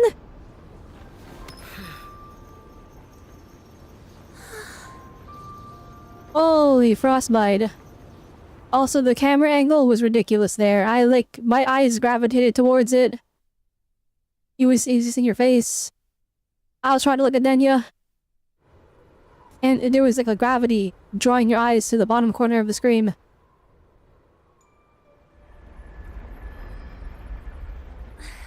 Yeah, the cut's still there, eating away at the canyon.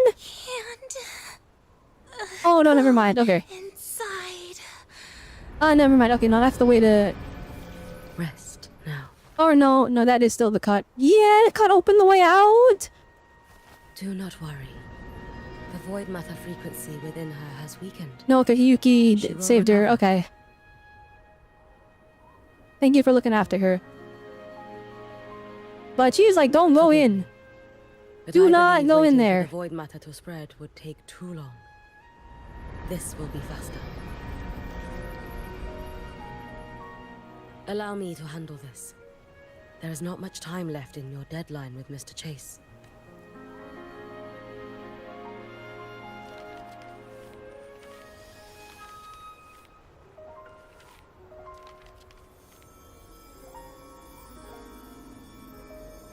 My Shiratori can guide you through void matter, but the concentrations here go beyond its strength.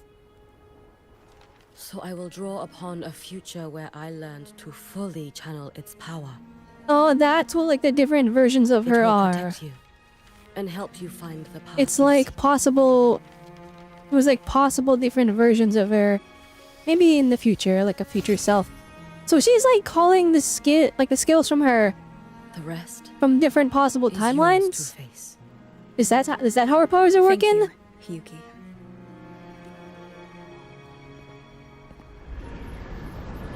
That's right. We saw like the super gruff muscle one with her like abs out and like the wrapped bandaged chest, That her intention is or like the other ones. saving the world. Lucilla said you are her family. I suppose you must be the reason she held that vision. And it is why I hold myself responsible. We led Imith to her end. Do you regret it? Leading her to the Savior's Oh my gosh. We're actually tackling this. and struggle. We're actually tackling this. Someone else is One calling must us out on walk it. this path alone, in order to protect. Do you regret leading her onto the Savior's path? And those who walk it out of admiration will lose themselves in And the that's exactly what happened. That's what happened to Imith. No, Hiyuki. I don't seek Imith to confess my regrets. I want to find her, so I can tell her. I hope to make you proud. I hope I haven't let you down. I've always been proud of her. Oh, that's actually She so chose to walk good. this path with me, so I know I'm not alone. And then that's the thing though, right? It's like, Should I ever ultimately this was the path she chose, know right? there So will we be can't someone reprimand who her will for it. continue to protect Solaris. All we can do is be proud of what they've accomplished. With your extraordinary strength, that is indeed possible. But for those who are too weak to save others, there is only futility waiting at the end. As I learned when I failed to save Ashinohara. All I can do now is hold my Sutsu tightly to ensure that after Hiyuki, there will be no more Miko of Flaming Sakura. That is all that remains. These shots are gorgeous.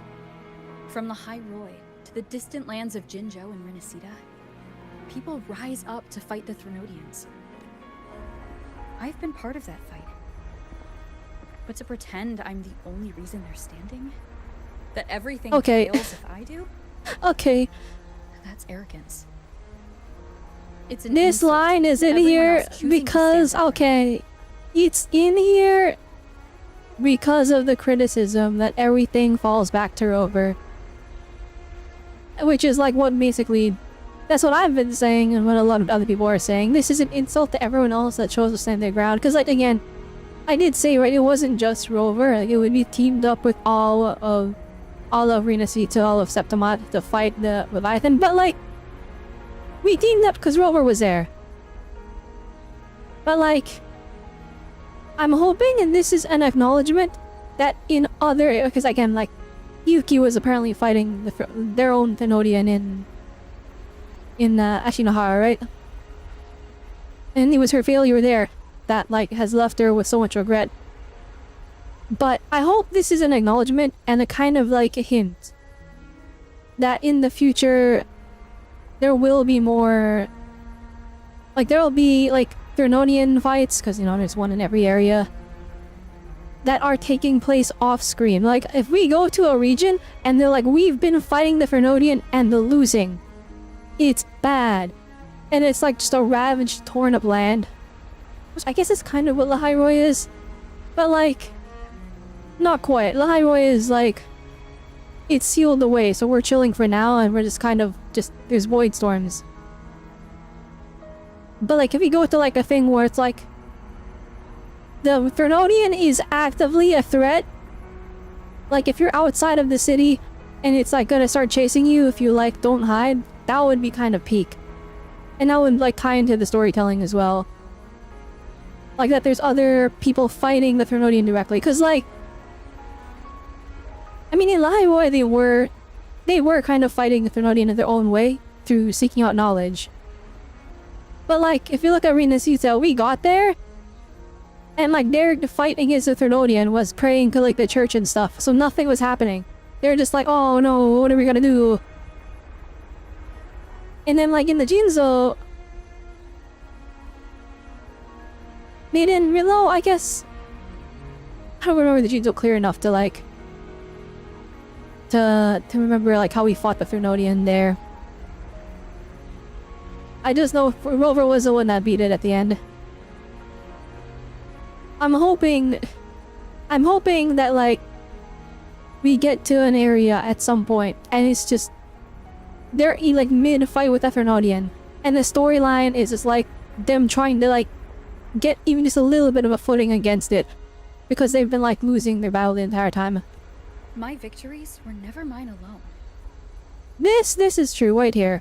It was never Rover by themselves, but like Rover is always the tipping point, the one that tips the scales. That like leads to victory. Like again, right? Rinasita, they were fried. They had no chance of winning.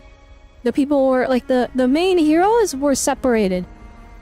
They weren't like a group. They weren't teaming up to fight the Threnodian. And they were busy trying to like figure out what the heck the church was doing. There was corruption and all this other stuff. And then like Rover united everybody. Rover united everybody to fight the Threnodian in that big final fight. If even one person makes it to the end of this road, then we're still winning. Alright. Colloquial games, I need that confidence. You kill Rover, and we play as a new main character. Absolute cinema.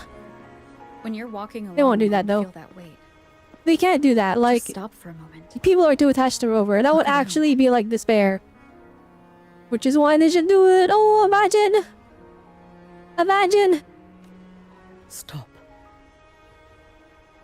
You'll see that there are people who draw strength from Although actually, you know what they could do? people out there who are proud. Like genuinely, they could kill Rover for one patch and then bring Rover back. Bring Rover back a patch later. Like the character can still be playable in that meantime, right? I just mean like in the story. Had them temporarily dead and then have a new main character that they give us for free. That would be like cinema. That would be crazy. And when Kill Rover for one patch and then like the next patch is us reviving them with our new main character, and then we have two main characters from that point forward.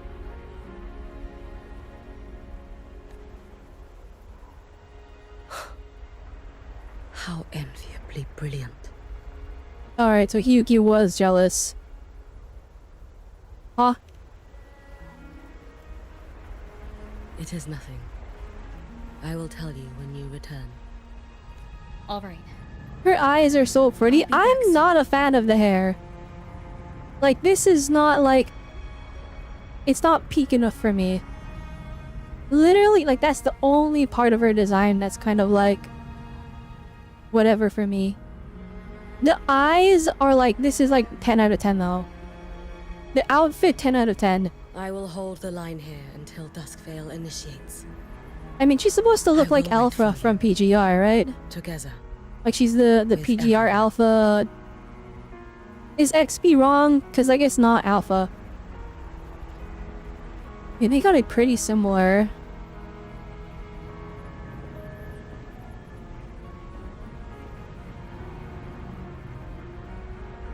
I don't know. Alpha's hair is like... The thing is, Alpha's hair is a lot more... It's like slightly more messy. It's the same hairstyle though.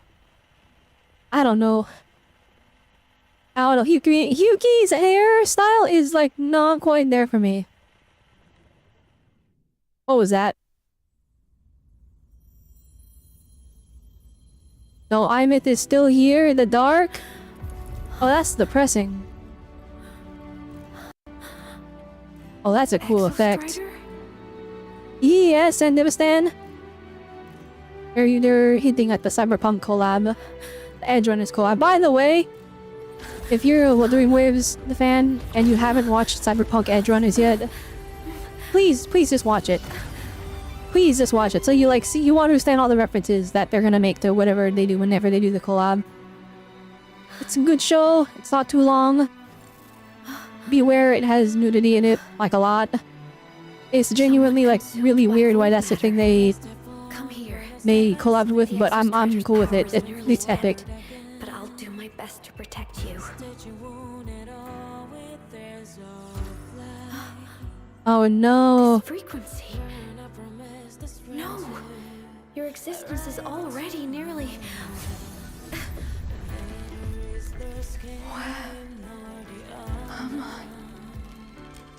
Did the void storm consume me?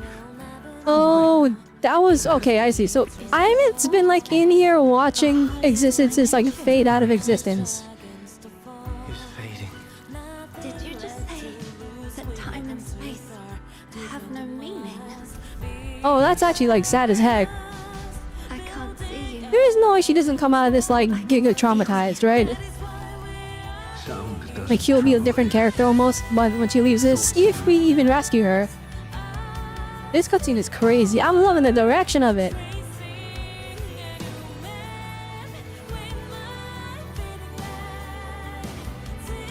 The Exostrider? Why is the Exostrider here? Yeah, he just randomly got it here. Oh no, wait. If I was in existence that got eaten by the Void Storm, and we're like, that was our only hope, and we just see it in there with us, that would be like the ultimate end to all hope. Or no, maybe not. Hang on. Hey, that's so messed up. So everyone that's been eaten in a Void Storm, they've just been wandering in there for like eternity.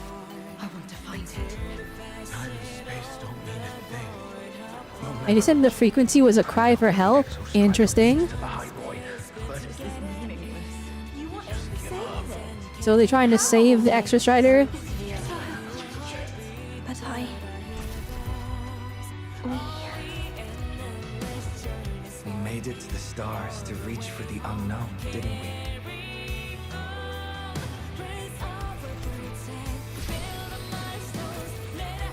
So everyone just walking towards it. Another step on a long road of discovery. you...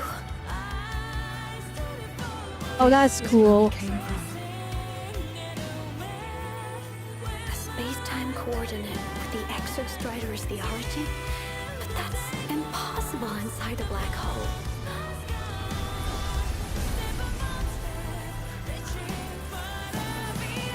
Oh, dang, they're fading away, giving their frequencies to it. Because they're dead already, so they're like, we're fighting for something. Now, we will mark the path with the future. Oh, dang. So it's like, we may as well fight to the last. We're already gone, so we're just going all out. I'll make sure it's not in vain. Like a final sacrifice kind of thing.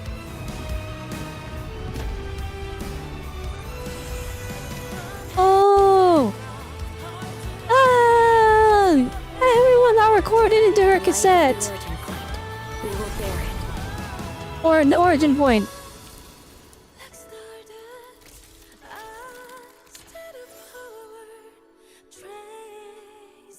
The wording, space-time, travel, anything is so convoluted.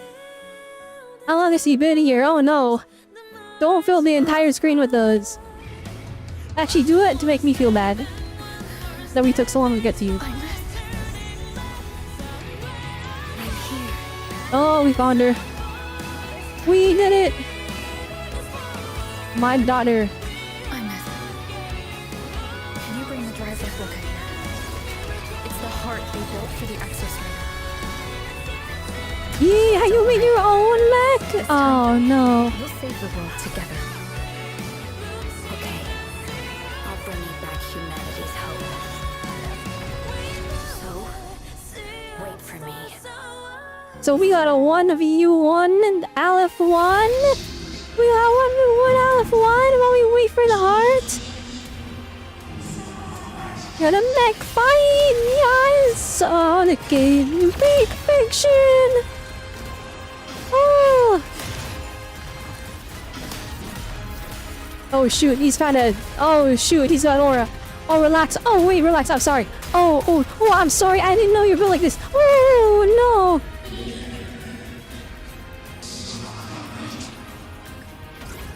Bruh.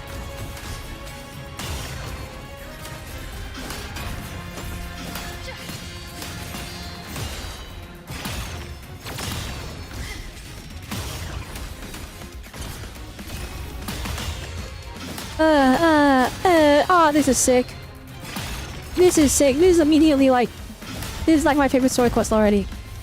I get to pilot a giant mech. Oh, let's go. That's where you're downloaded. I know your moveset now. Woo! We let you get a hit in the beginning, but you're cooked. You're bamboozled.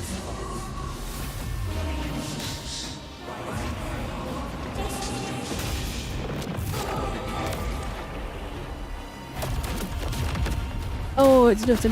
Okay, wait, hang on. Oh, relax. Relax. Oh, nah. Yay, Wahoo got wings! Oh my gosh! You get upgrades! Ew. Okay, it's fine.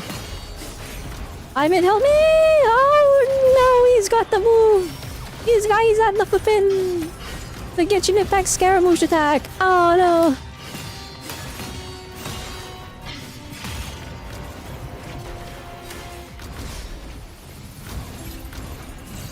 Oh, nah.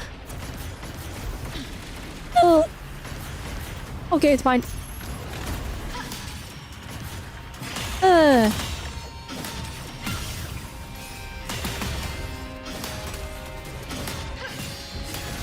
Alright. Screw it. We're just going all out. Ah! He's almost dead anyways. Ah! don't need to dodge. I don't need to dodge. Let's fight it out. Ah!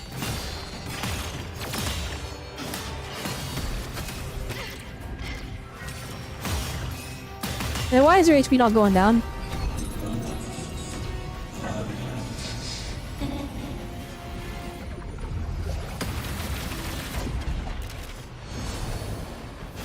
Oh no, we're losing.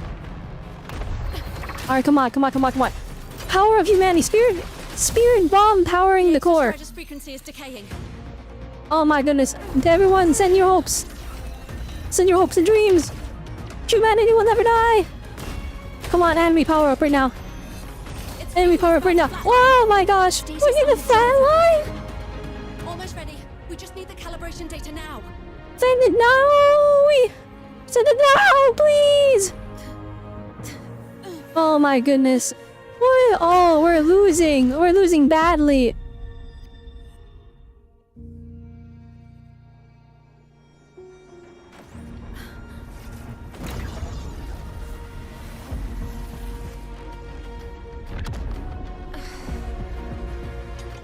Yeah.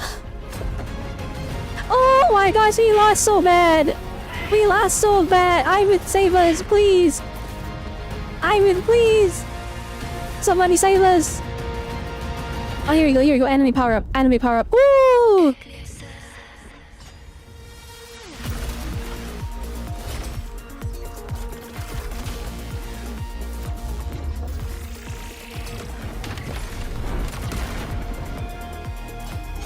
Come on, power up. We're gonna combine. Tengen Toppa, Gurren Lagann.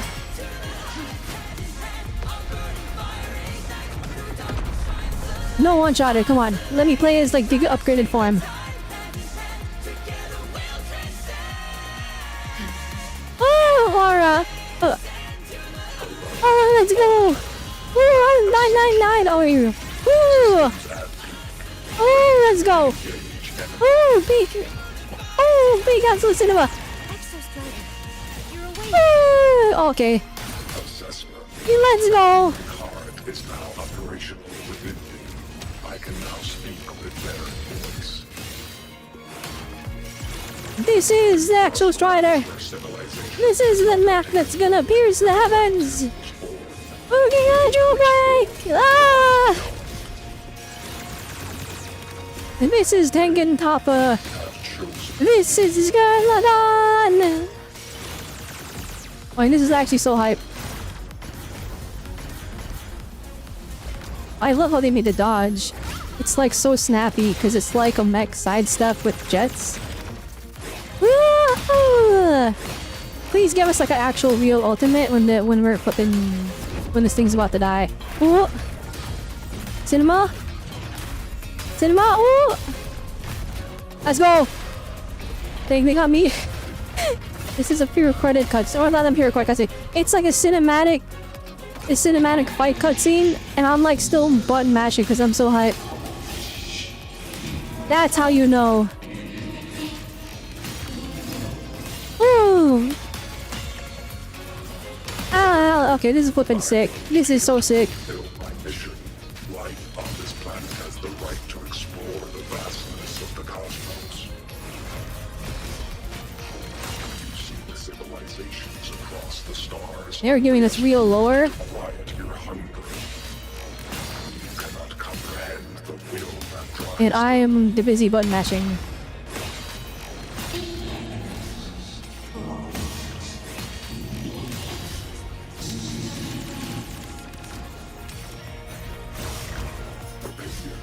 Even if humanity's final frontier is an endless void, it is not proof of a meaningless pursuit, Aleph One.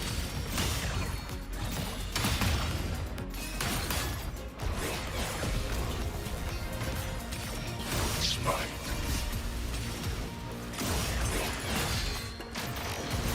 Full expansion.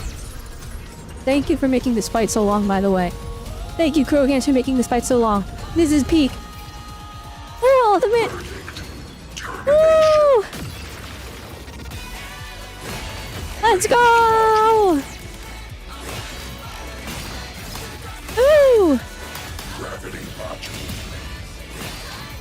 the music! Oh my gosh. Absolute. This is so peak. This is so undeniably peak. Oh my gosh. Ranged module. Disintegrate. Verdict. Downfall. Downfall of LF1.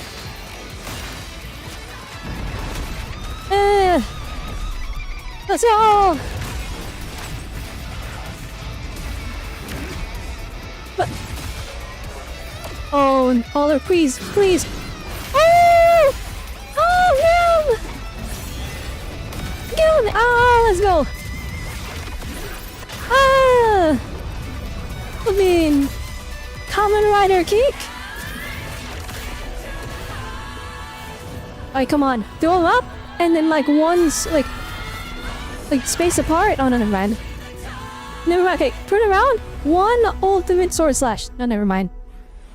Never mind, it died. I want one big, like, ultimate Giga Sword Slash. That wasn't LF1 though. That was like the one thing they made. Oh, here we go. Okay. Okay, Giga Sword Slash on this thing. Never mind. Spear. Gungnir. Gungnir. Oh, shoot.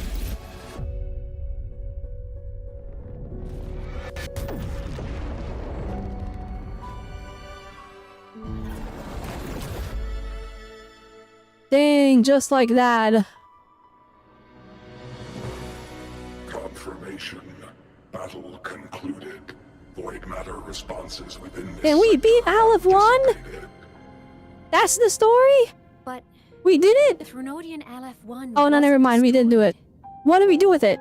Analysis. Resonator Imuth. Under current parameters. Oh, we can never win against it. Okay. LF1 is impossible.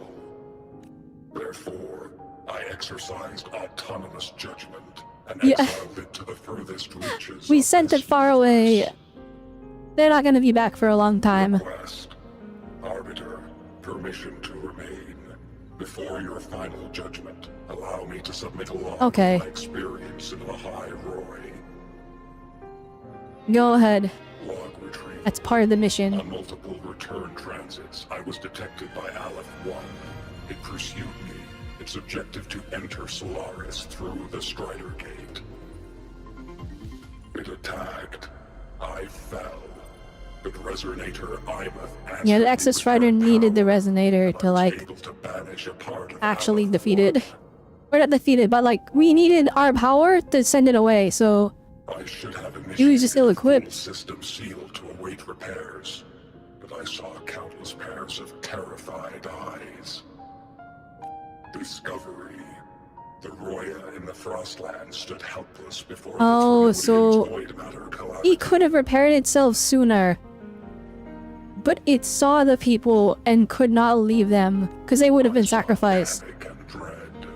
Following the protocols shared with the Sentinels, I extracted my reactor drive and encased it deep within the ice. Oh, okay, I see. Powered down to slow exception. A momentary reactivation occurred. Resonator Imuth resonated with me a second time. Okay, so I'm just gonna point out, this is so smart of the writers. The whole, like, okay, so because it's time travel shenanigans, it gets so messy. So Exo Strider was like, can I submit a log of Lahai Roy? Because, like, it's submitting it to wherever it came from. It came from home, if that makes sense. And then so now we're just recapping everything. We're recapping the timeline as it happened. She required my power to mend the Strider Gate rift. I complied. That was when I became a digital ghost. But was that the second time we resonated? Or the first? Initial assessment. Upon reactivation, standard procedure was to request your retreat. Direct engagement with LF1 was a tactical irrationality. You know, if that was the second time they resonated, that means the first time Heimuth hasn't done that yet. But the granted me a voice. The will of this civilization gave me the strength to stand with you. Component analysis. This drive replica forged by humans is crude and fragile compared to my original The culmination of all of humanity's technology, and it is crude and fragile in his eyes. Each one of its pulse cycles, violent, eroding itself. So it's like that's the best they could do. Oh dang, we are so far behind in technology. Friction of wear. This is the first time I have ever heard myself. Oh dang, the original one was so perfect. There was no friction or wear on it. It was silent because it was so efficient. I have acquired capabilities previously undocumented. So we gave it essentially a human heart because it was imperfect. Projection. Given Trinodian Aleph 1's abilities, we must assume it retains the capacity to return. Okay, but how long? How long? Once the Strider Gate is fully sealed, I will remain on this side as its guardian. I will bar its re-entry into Solaris. Is it like we're gonna have to fight it later, like us? Or is it like you're just gonna guard it for the rest of eternity and we don't have to worry about it for now? Or we don't have to worry about it forever? Because you're gonna be here guarding it the entire time.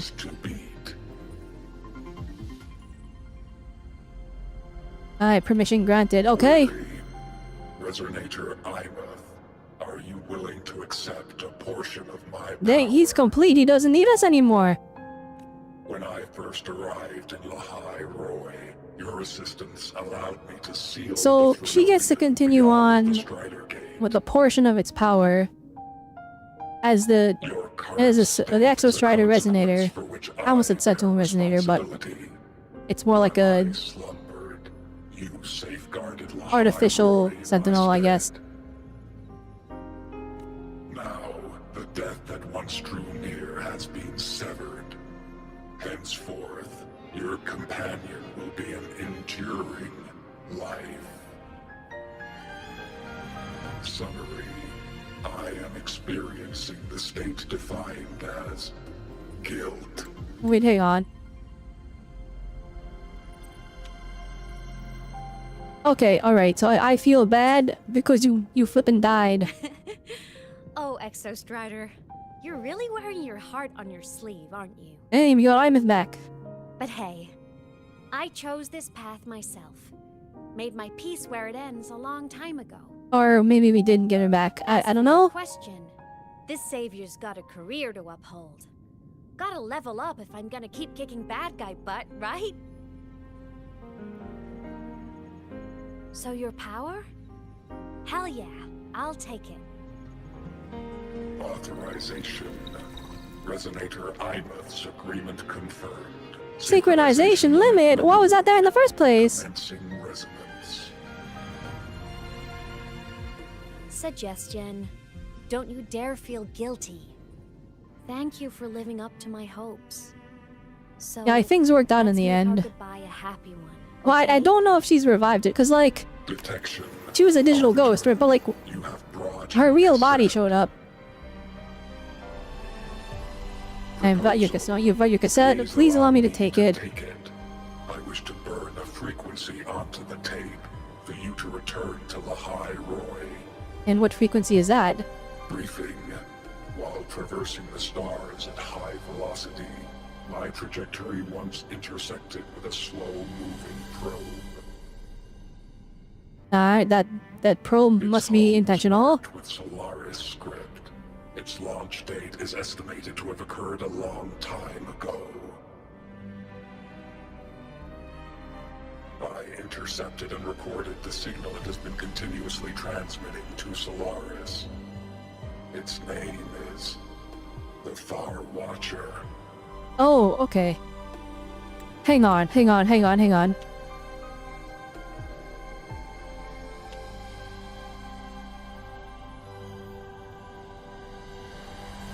Is marked with Solaris script. It was launched a long time ago.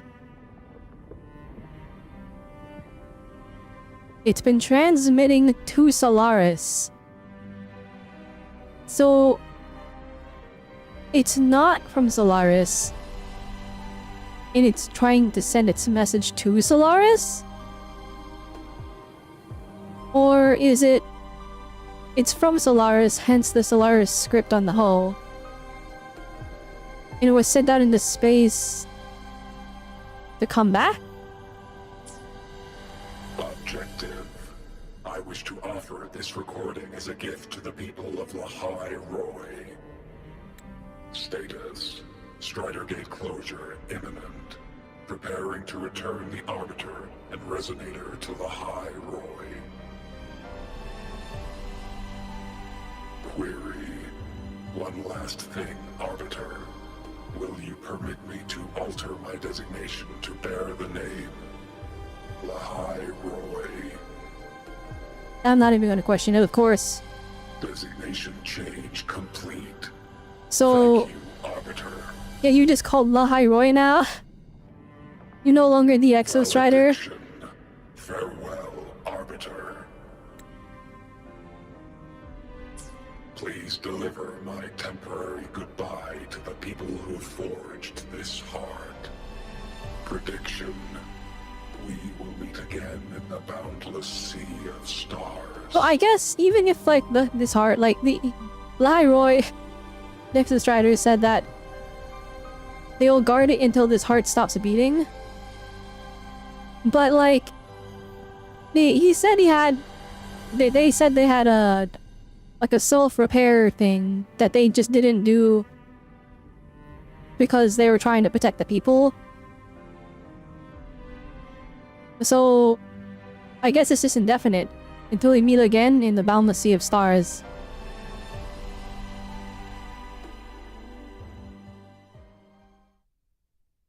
Alright, I'm sorry, Lahai Roy. Not the robot, the people down below. We lost the Exo Strider. It's no longer an asset, as you will. That's a miracle, Haimone. The sunlight might have been said before. It's been so long since I last saw Solaris. Before the fall? Oh, okay. Nostalgic. I'm a Roy for short. Now that That makes sense. Dang, Imith is back, guys. Lahai Roy can finally... Are you a ghost or are you physical? I was gonna say we saved the world this time. But honestly... No, do not give me the credit. Explorers who fell into the void matter. Okay, thank God. They're the ones who mapped Thank you, thank you. me and the Exostrider inside the Threnodian's black hole. All I did was burn their findings onto a cassette for you. We saved the world together. Lahai Roy who decoded the cassette and forged the drive replica. That's what let the Exostrider finally cast the Threnodian out. So, this wasn't a story about heroes saving the world. It was the world saving its heroes. Right? This is 1,000,000 times better than just us saving the world. And now, we're home. We did it. We saved our daughter. Give me back my tears. I thought I had that many of them.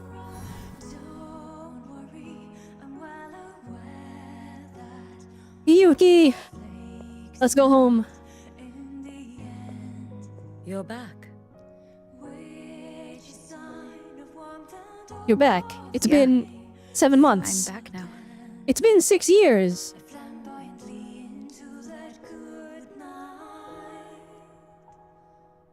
You know how crazy that would be? You know how crazy that would be? It's like, oh yeah, while you were in there, time was different. You were gone for 10 minutes? Oh, it's been 6 years over here.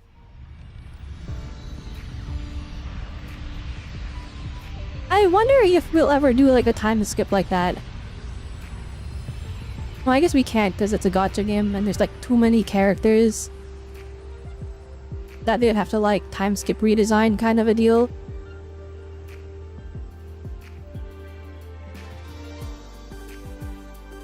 During Alan 1's recent activity, impact was successfully contained to the Dema plane. We saved the world, we did it. We did it and Lucilla was not playable during this time frame.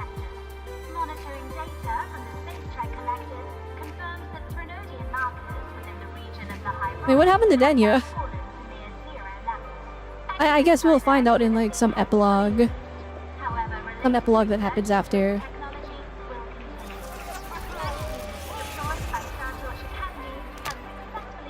Oh my gosh, Chisa didn't get any screen time! Bruh. Oh, she had screen time, she just didn't... She had 0 voice lines, that's crazy. The devs hate Chisa, they hate her.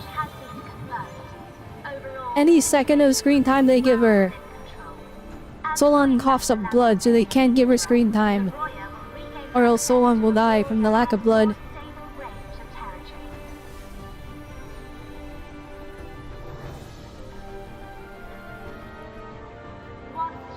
I guess that's the Lahai Roy arc.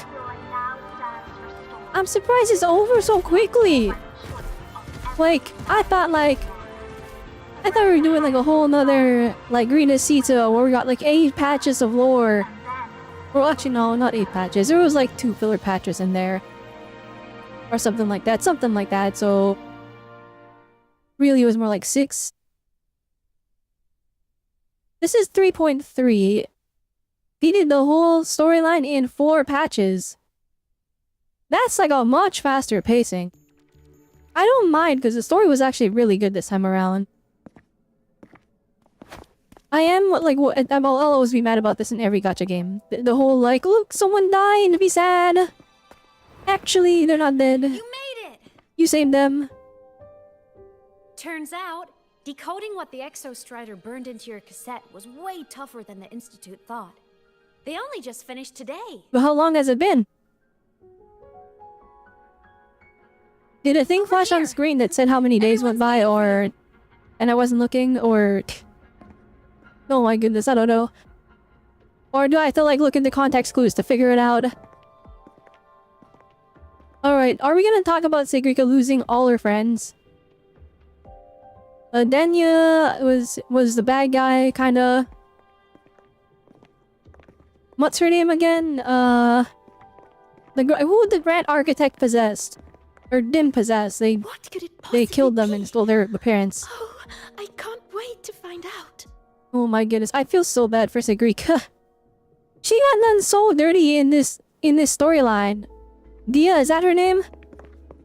Oh my goodness. Poor Segrika. She lost Dia. Denya is probably in like recovery or something. I was genuinely surprised when you handed me this tape and said that name.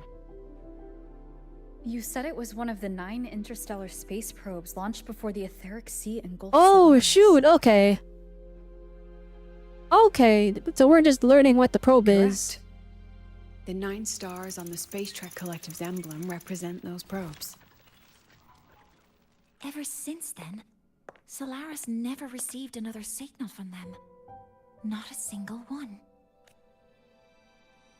Until today. So we brought back like a message from the past. Professor Mornier, you may begin playback. Watch it. It's gonna be like horrific news. It's gonna be like, actually, we're not safe. The real problem starts now. And that would set us up for the next arc.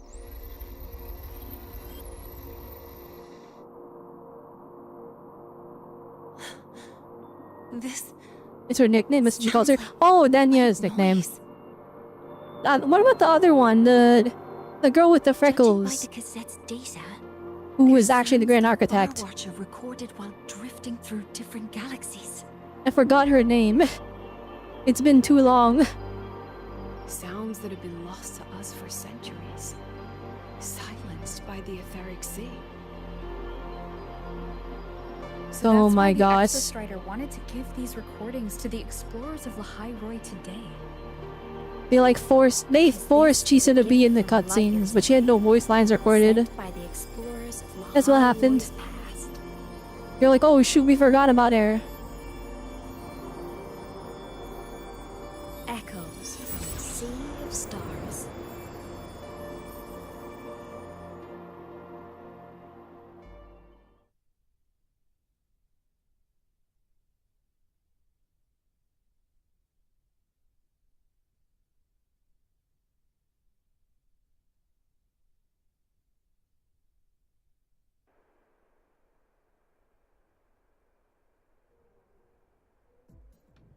Oh, we have whoa. Space Trek Collective has taken Ah, okay, in never that mind. Denia girl. Yeah, you're just in the classroom and no one's aware. Good. Just let them care for the little doll for now. Such an extraordinary performance. I'm sure I can find Oh my another role gosh. for her later. All retrieved data has been processed. Awaiting review at your leisure. Oh dang, they got a bunch of... May I ask what you plan to do next? Who is this? Plans are progressing everywhere, it seems. I've dallied in La Roy long enough. Time to stretch my legs.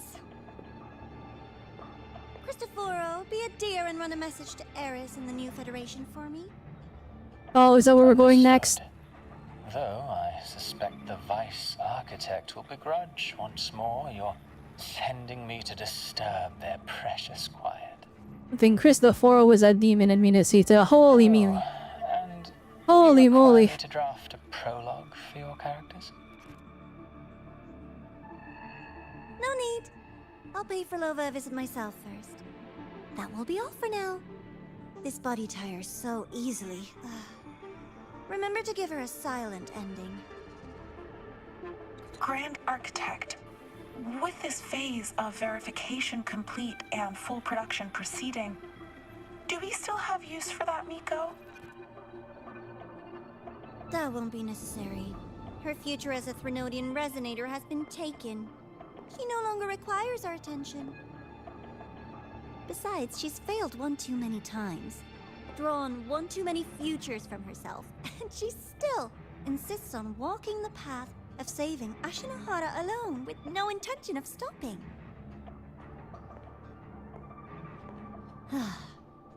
Every step she takes only deepens that obsession. After countless cycles of failure, she too will be reduced to ashes by her own vow. Just like her sister. That reminds me. Zashiki Warashi has brought us some rather interesting news. Oh! Oh my gosh, the Fraxidus are... They are moving in this like 3-point act storyline. They're doing so much. Like, we had no idea what they were up to. Like, zero clue in Renacita. This time, they're making moves. They're like directly opposing us. I guess that's that. Senior. What is happening? Yeah, you're just sending multiple messages? That is not what I typed.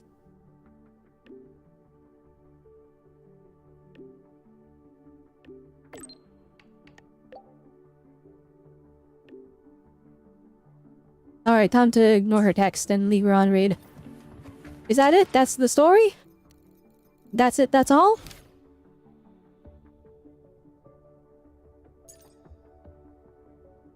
Oh. Okay. Oh wait, no, hang on.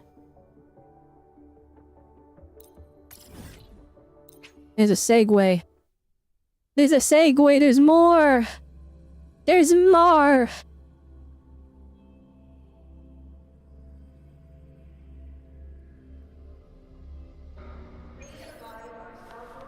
Roving among the stars.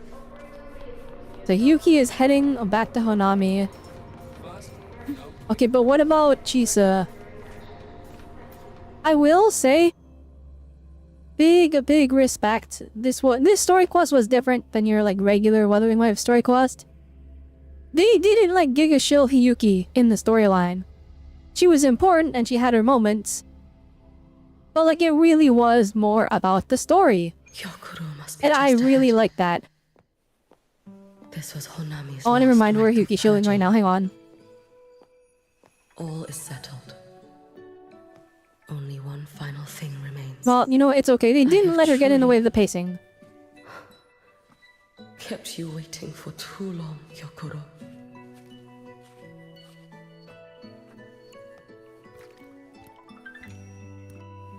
Can you walk faster, please?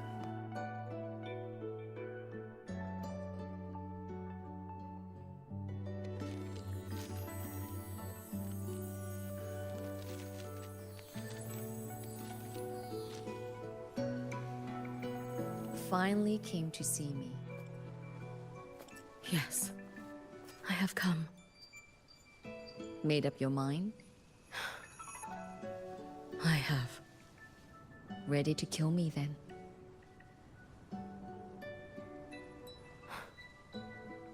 Yes. Oh, has my little Hiyuki grown so confident that she can best me without even drawing her blade? Now, don't forget who taught the Miko of Eternal Flaming Sakura. Can't show a little respect to your elder? You call what you did to me teaching, Hyokuro?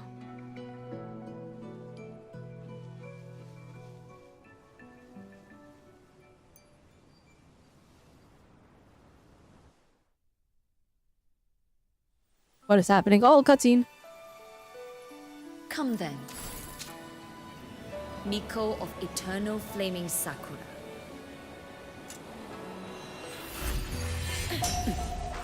Oh, colors.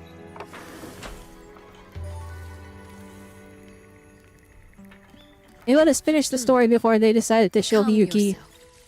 A restless heart makes for unsteady hands. But I do not wish to learn this. Then what do you wish to learn?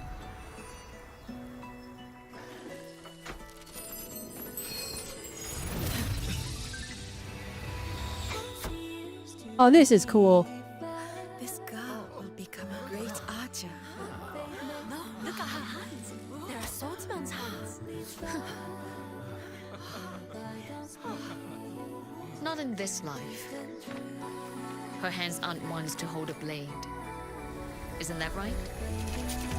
Okay, it was like you were never supposed to pick up You the have sword. refined your technique.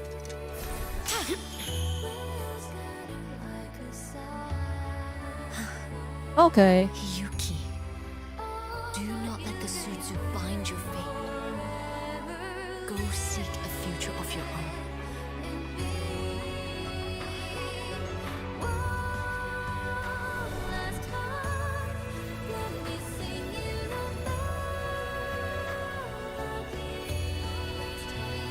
Oh, I think that was cool. The silhouette growing up as he walks forward. Focus, Hiyuki. Survive this strike and reach your tomorrow.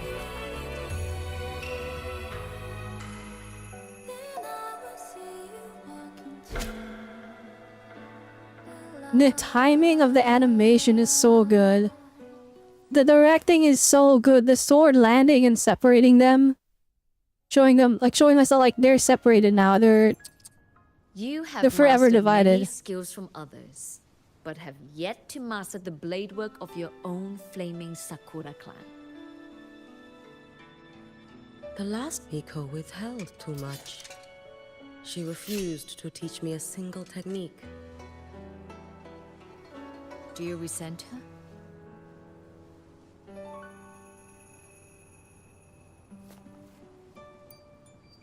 I do. And because you're reprimanding me right now, I do. Every moment. Because she wasn't I strong enough to resent that protect she did not everyone. step down long ago. Instead, she burned every future she had and left nothing behind. Not even ashes. I resent that she did not pass her skills to me. That she sent me away each time she trained. Now, Oh, that's there is actually nothing of her so left in me. sad. Oh my gosh. Hiyuki. I resent that she always told me to be myself, yet chose a death that was nothing like herself. And you resent that even after dying? She lingered as a spirit, waiting only for you to send her on. I was being cruel, wasn't I? Okay. It's just They be told such a goated, like, my fear go. such a well-executed character backstory in such a short amount of time. Your potential to tame even a Threnodian. Because this is like a... If you drew such a future, would everything not become much easier? Gyokuro, Shh. She's like, he's chasing this kind of closure, so she has to say all this out loud kind of a thing. Any future you choose is So it's like a melding of show, don't tell. But it's showing and telling. It's a meld of those two. But if our And it little works Hiyuki 'cause of that. truly became a Threnodian resonator, well, I'd have no choice but to follow family law and send us both on our way. I have already burned that future. I accepted the Sutsu of my own will.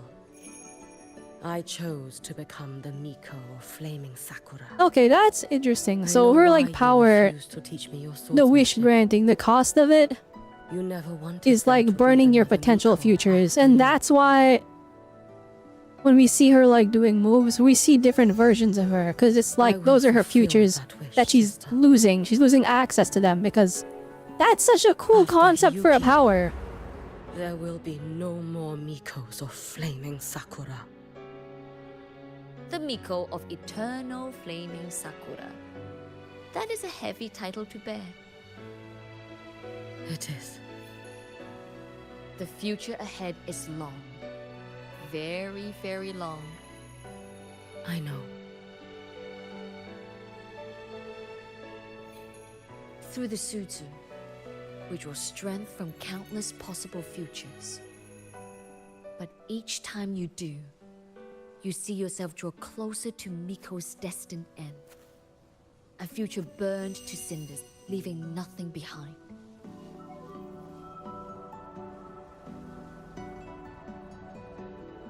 That is such a cool idea for a power. And before that destined end arrives, I will find a way to drive back the Threnodian. So that Gyokuro may simply be Gyokuro. So that Hiyuki may simply be Hiyuki. So that Ashinohara will no longer need a Miko of Flaming Sakura. You have grown up, a little Hiyuki.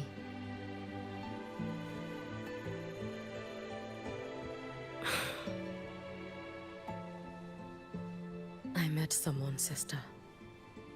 Unlike me, who failed Ashinohara. She always finds a way to save. That must be difficult for you to bear, little Hiyuki. Yes. At first, it was. Hearing tales of her exploits, I felt a deep admiration. But I've been saying she's jealous. I'd be Perhaps it jealous was too. closer to jealousy. You get to save everyone you love, and only I I fail possessed because the I'm just not strong enough? Then my days would not be filled with regret. Ashinohara would be saved. And I guess not fair. in the peace that followed, could have lived an ordinary life. But it's too late, you can't know in the past like that. I came to understand. Even a great savior carries many pains and failures. And the path of a savior is walked not alone, but alongside countless others. Gyokuro. Yes? I have always admired you as the Miko of Flaming Sakura. And I have always held you in the highest honor. Even if one day I am burned to ashes, because of you, because of her, because they all exist, I am never truly alone. Ah, she's like, you understand how I felt, Mao. I can pass on. I take great pride in you too.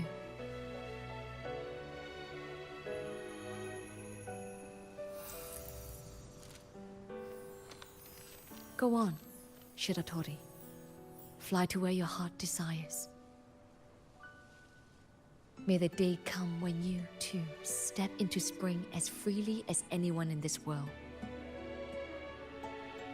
Ah, dang. Well, that's the closure we're after, though.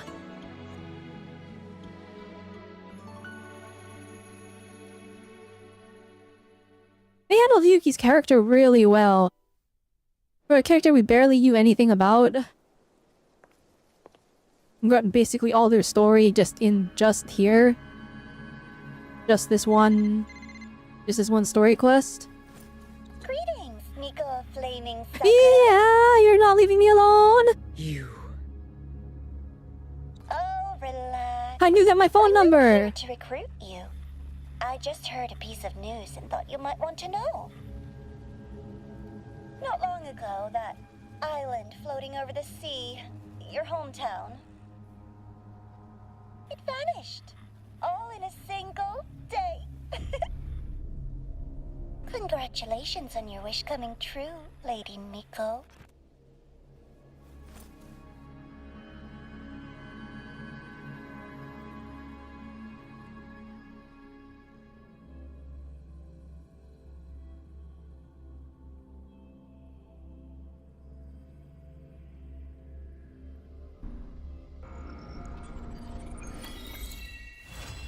Alright. Bruh.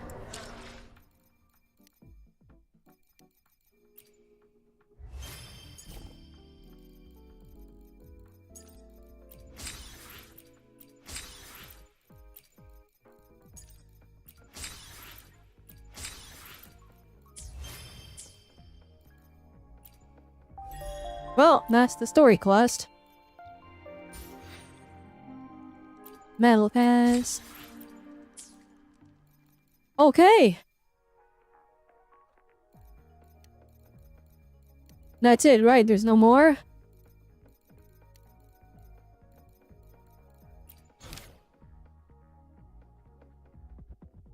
That's it, okay. W story quest. Good job, Wuthering Waves. Good job, Kuro Games. And I guess there's gonna be more, because there wasn't really an epilogue this time around. Like, we saved Imith, and we spent 2 milliseconds on that. She came back, we spent 2 milliseconds on that, so and obviously we know we're gonna get more story when the second half releases. So I'm guessing it's gonna be more of an epilogue. And we'll figure out what's going on with Denya. Look! A laser sword! But we did it! We saved the Hyroi!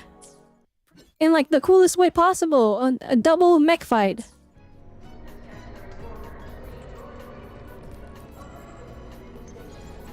I do like that it wasn't like an Avengers Assemble and then we all just ganged up and beat up Aleph 1. Cause like, it was cinema in Renacida when we did that. To the Fernonian Leviathan. But it was also like, they built up this like giga unbeatable darkness and we beat it with no consequences. But with Aleph 1, we couldn't win. We couldn't defeat it. So the Exo Strider had to send it away. It was literally an unbeatable opponent. And so it's like, with this compromise, I feel like that's a lot more satisfying. Like, it was like, no, we couldn't beat up. There was no Avengers Assemble, everyone gets their chance to do a wombo combo on it. It was just the power of friendship, but not even like regular friendship. The power of everyone that died gave the last bit of their existence for us to like remotely stand a chance to send it away. And that is pretty good.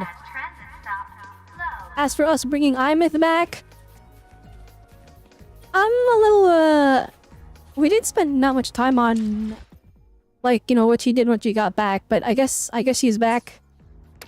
Can we text her? Is there a message from Nymith? No? That's not a thing? Maybe later. Maybe when we get the next quest part. I guess. So I guess we're heading to the new Federation? Oh, that might be kind of hype. That might be pretty hype. I think... Alright, I think we just pulled Denya. A laser sword. And I think I'll be saving from that point forward. Unless the Cyberpunk collab is right after. If that's what everyone's saying, then we'll probably try and pull on that. But I think we're just saving. Unless, like, Lucilla is flippin'... She'll be playable, right? And if they make her playable, I'm guessing she's gonna be a Hiyuki teammate. Which means, maybe we throw some pulls that way, but I think we'll just save. That's your call. I'm really glad. This is kind of a weird backwards way of thinking, but I'm really glad that I'm a casual enjoyer of WUWA because I get to just come in, enjoy this peak story, enjoy some of that peak gameplay, and then I can just, I don't get burned out on it. I can just hop into the story and we're good. Alright. I'll probably build Mornier Power levels. off stream along with Hiyuki. We'll stream WUWA again when they drop the second banner and we'll pull for Denya. I might have to swipe. Then. I'll do my best not to. But like I really don't want to miss out on Denya. Me pulling for Mornier was like a moment of weakness. And then it worked and then me pulling for Hiyuki was another moment. I failed the moment of weakness twice. The quick time event of clicking off of the pull screen. I failed it twice. But it's okay, we'll pull Denya and her weapon for the I'm a team. I don't know what to pull for with these because I have the gun already. I don't know what to pull next. I was leaning towards Radiance Cleaver, but like I don't have a character that can really make use of this. So I don't know. This gives energy regen for some weird reason, and we have Emerald of Genesis, so it doesn't look like it's super important. This thing looks great. We don't have anyone that can use it though, so I don't know. But that crit rate stat, ooh. And then increase attack by 12%, that's just universal. This part here, not exactly universal, so maybe in the future we get a character that can use this. I have it on this thing for now, because I'm like, maybe Denya can use it. Because she's a rectifier, right? I think we can just look at her. It would be here, wouldn't it? I shall be. Oh, nope, not even in the game. Dang, weird. I remember we looked at Shakona's like whole kit. Her whole entire kit. Before she released. I guess they don't do that anymore.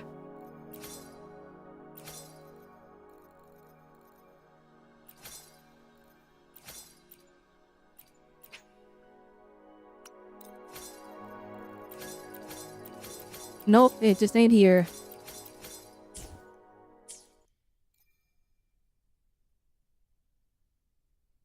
And hold to see what the Cyberpunk banner will need.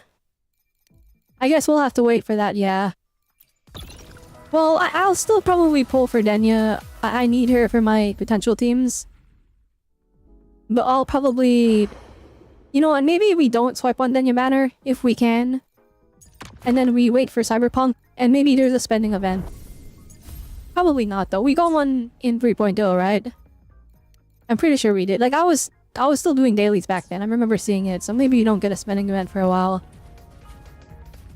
Spending events are bad, but like if I'm gonna spend, I would rather it be during a spending event where I get extra goodies. Isn't that messed up? I'm like, it's bad, but when it benefits me, yeah. Flipping my shaky My shaky moral compass.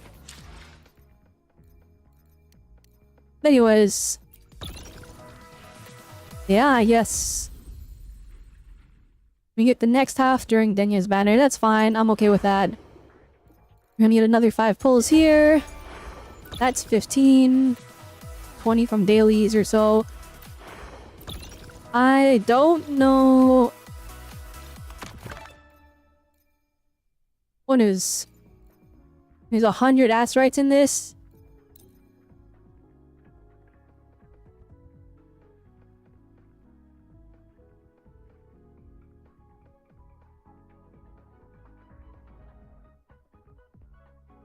What event? Alright. What's going on here? Yeah, just dropped my entire data. Alright, next. I've explored 265 days. I missed 100 days? I missed 100 dailies? Oh my goodness, wait, how many pulls is that? Hang on. 100 times 60... 6,000? Divide that by 160. I missed out on like 40 pulls? 37 and a half. I missed out on like 40 pulls, bruh. The longest day on Talaris was at a whole year ago. You offered almost 9 hours, dang!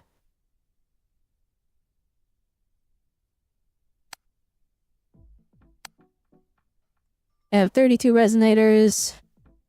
40 from the past year. I've been pulling a lot, my goodness. We gotta start skipping characters, guys. Oh, who is my most used kick teams? How is Chang Li here? Why is Chang Li here? Why is Shorekeeper there twice? What? Where's Lupa? Lupa never left my party ever since I got her. What do you mean? Shorekeeper's my goat though, 1,000,000%. I'm a fake Lupa fan, guys.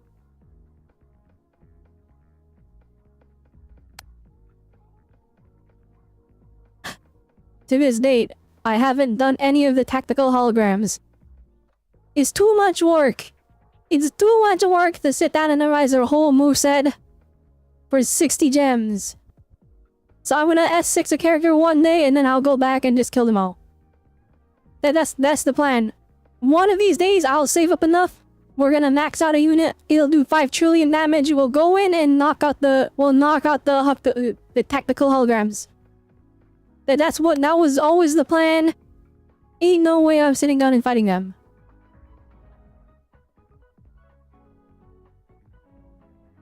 Oh my goodness. See, okay. I did not explore the Black Shores.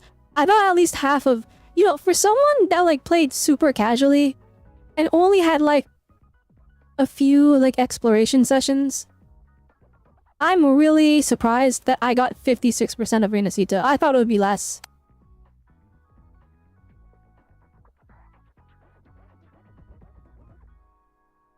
Bruh, I'm getting Giga exposed.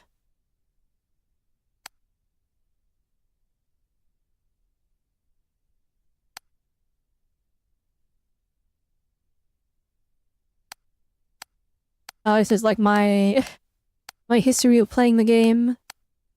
This is still my favorite story quest.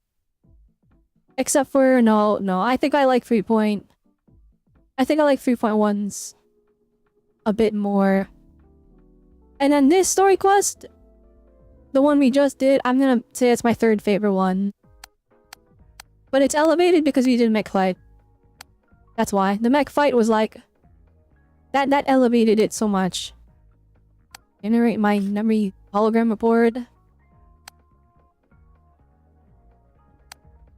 Oh, that's why. Okay, no, it was per game mode. I was so confused.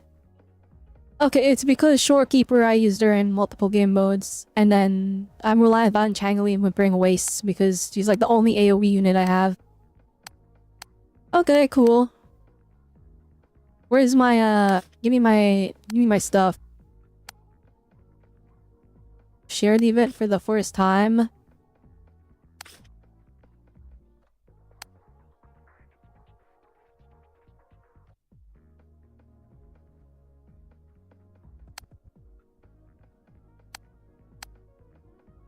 Did that count?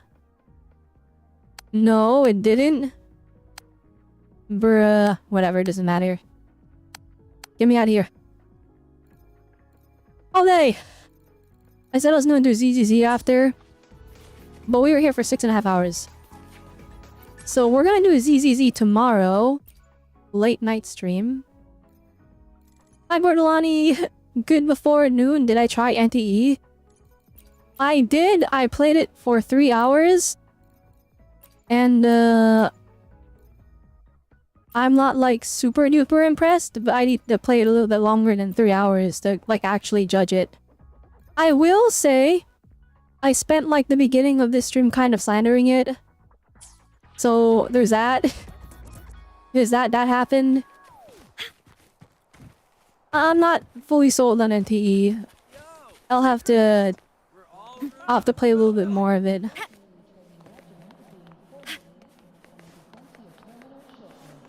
But yeah, that's basically...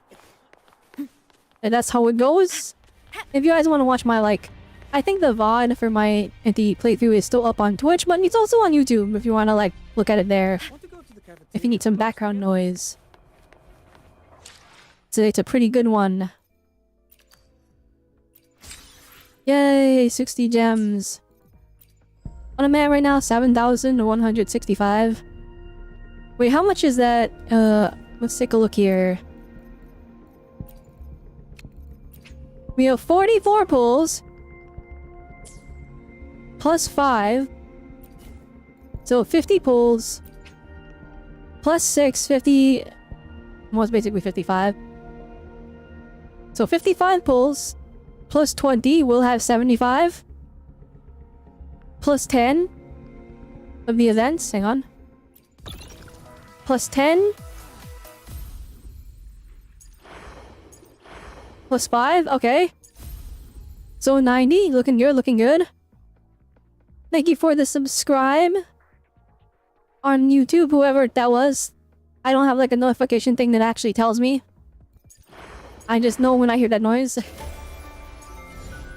So we're gonna have 90 pulls by the time Denya comes out. Plus we got weapon pulls. From this. Yeah, we got 10 weapon pulls. Okay, not bad. Sounding good so far. Okay. Alright, I think if we win our 50-50 for Denya, then we'll be chilling. I don't know if I'll be doing all these, like, you know, event quests. I'll try and do some of them, just because it's anniversary. We gotta participate a little bit. Alright, we're gonna... I have 15 minutes to do the dailies for everything, so let's just boot this all up. Hang on.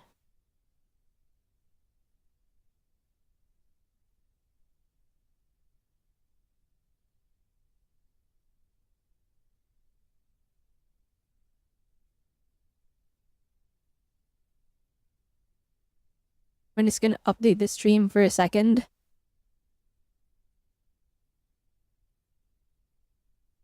And it's gonna go in. We gotta do the dailies.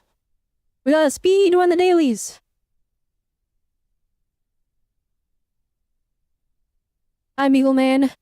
That was you with the sub. Thank you. I appreciate it.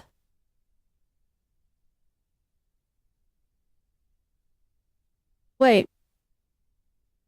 That was me, Monet. Wait, is that both you?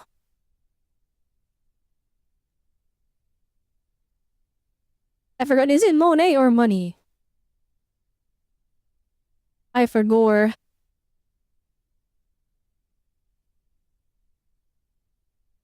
Alright, like crank that up to like 7. Okay.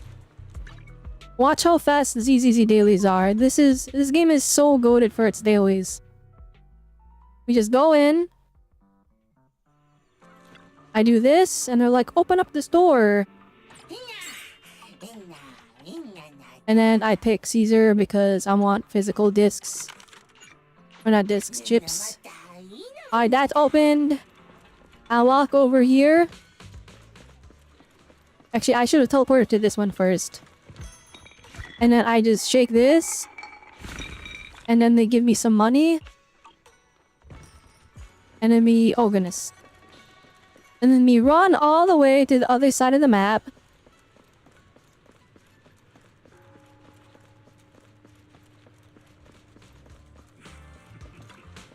And then I go, I'll have the Tin Master special, and then they go, wow! And then my dailies are done. And it's just that easy.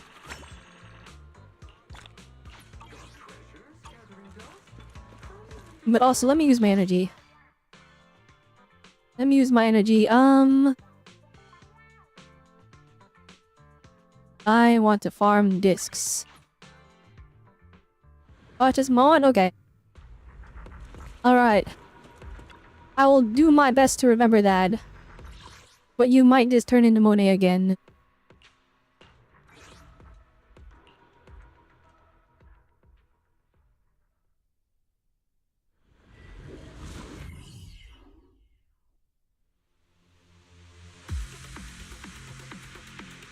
And then I hit all the buttons. Enemies bonk, bonk, bonk, super move, bonk, and bonk. You lived? There we go. Anything good? No. Anything good? No. Anything good? No.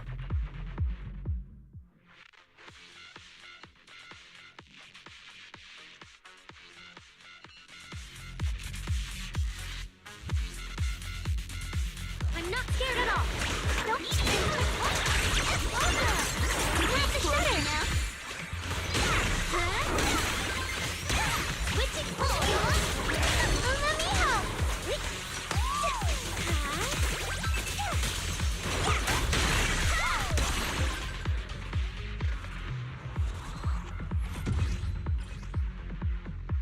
Might be good. Okay, it's copyright, you may as well keep it.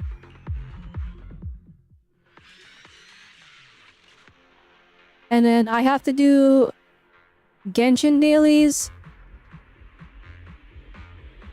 Oh, we have to do Enfield dailies too. Oh shoot. Alright, we're gonna not even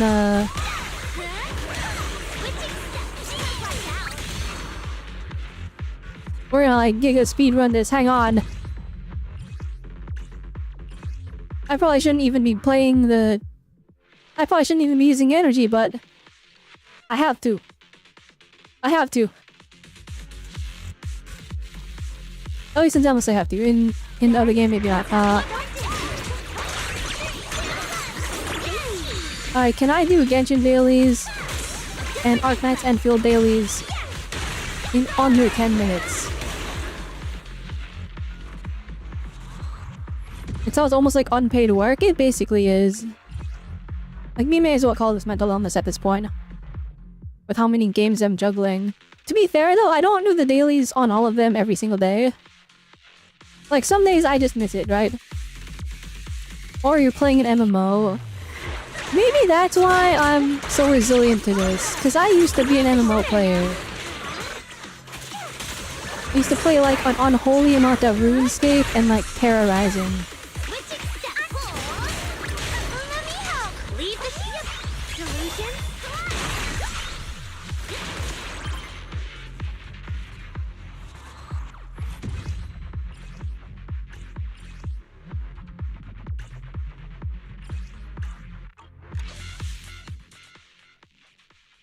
You still play WoW? I never got into WoW, and the reason is just because it needed a membership. And I was poor. Alright, there we go. ZZZ dailies are done. Close that. Alright, Genshin dailies. I'm prioritizing the Genshin dailies over Arknight's Enfield, because in Enfield I have everything I want. In Genshin, the character I want is like upcoming, so I need to like make sure I have pulls. You played a bit over 1 month of Arknight's Enfield, then you just stop. I definitely think I've shifted to playing Enfield more casually, now that I've like had my fill, if that makes sense. Why, I've had my fill of playing that game, and now all that's really left for me, even though there's still side quests and still a little bit of exploration here and there that I can do. I've had my fill of like playing the game for what it is, and I can shift over to like just playing it casually. Cause like I could just go in and treat it like a regular game still, and just like, you know, do side quests, do exploration, do stuff like that. Set up like building turrets, doing the tower defense stuff. And like that's all completely, you know, valid that we can do that. But like, I would rather use that time playing like regular games, which is why I'm sure you guys have noticed I've been streaming Pragmata a lot. I want to like play more non-gacha games on stream because I used to be a variety streamer. I used to stream everything. But I'm juggling so many gachas that it's basically the only thing that I've been playing as of late. So I need to like play other games. So a lot of these gachas I've shifted over to like a more casual approach where I don't do the events. I don't do all the exploration. I just have my fill that's good enough. And because of that, I'm able to like juggle all of them pretty easily. Like the Genshin dailies are already done just like that. Pretty easy. Alright, Enfield now.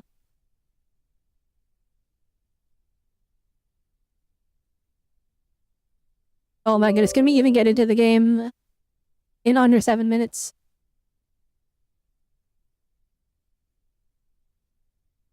But yeah, like if I'm focusing on like gacha dailies, we get them done in like 20 minutes. It's really not too much work. But the thing is, I get distracted easily, so sometimes it can, like legitimately, I can waste an entire hour doing dailies. Because I'm like distracted.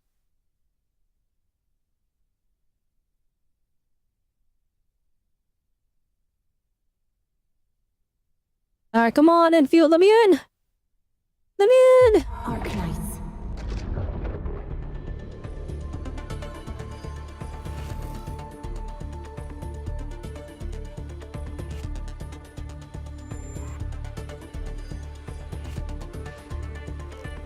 Yeah, you have to compile shaders? Bruh! Why you picked a day of all days to compile shaders? That's crazy! Oh wait, I just updated my drivers for my graphics card. It makes sense. Oh, this is self-inflicted. The funny thing is, like, on my phone, Enfield boots up instantly. Like, it compiles its shaders in like 30 seconds max. It's crazy. You just like watch the bar. You watch the bar do this, and then it's done, and then I'm in the game. But on computer, it's like we're trying boss, wait for it, and then I go slowly.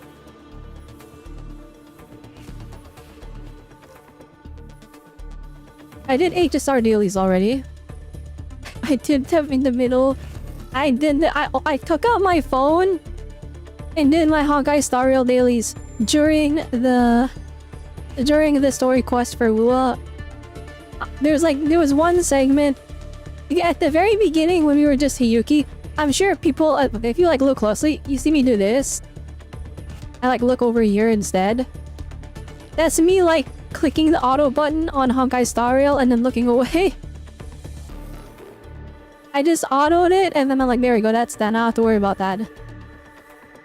We have 4 minutes. It took 4 minutes, or it took 3 minutes to get into the game, and now we have 4 minutes to get the dailies done. Easy as pie. I got this. Watch this, chat.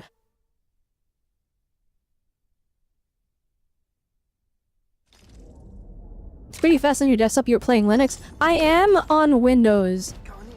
I'm on Windows, so I have the Windows debuff of having 1 billion bloatware and 50,000 things running in the background. Like Discord. Alright. So this is, you just go to level up operator. Carve a path for us. And then I pick Perlica, who's what I'm building right now. Just throw that, level up once. Never gave up. Go to the weapon. Our wish to witness your return. Just do this. 1, 2, 3. Level up once. And then I go over to the regional development, stock redistribution. And then I find... Oh, never mind, they sold out. Okay. It's fine. Or is it? Oh my goodness, it's over there. Run! Alright, and then we find Tang Tang. And then she's like, hello everybody, I'm Tang Tang. Haha. And then we throw 3 of these at her. And then she loves us. And then we did it. That's the dailies. Bada bing, bada boom, absolute cinema. It's just that easy. Boom! Alright. That's it. Yes, I'm leaving my sanity capped. It's fine. It's fine. We're good. I bought the battle pass for 2 patches. I have more materials than most of the free-to-play players. So we're good. Do I do the deliveries? That's too much work. The deliveries is too much work. You wanna know what I do? I go here, I go Cuprium part. I sell them all. And I go over here, I go Wuling battery. I sell like half of them. And I go over here, I go Yazen syringe. I sell half of them. I go over here, I go to heavy Zeronite. I sell half of them. And we're good. It's just that easy. We just made $1 whole million. 1 million stock bills. In like the span of 3 seconds. Good enough for me. Good enough for me. I don't need to do any more.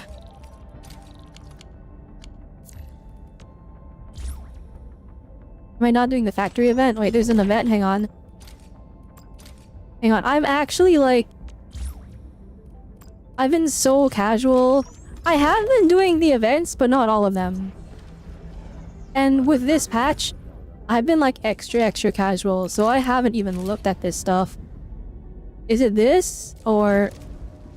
No, this one says AIC. 12 days? I haven't even touched this one yet. Ooh, I kinda want that. That's limited. I really wish it said like how many Aura barrels were in these events. Because it's like... I don't want to do a whole event. Even if it's shorter, if they're gonna give me like 400 Aura barrels.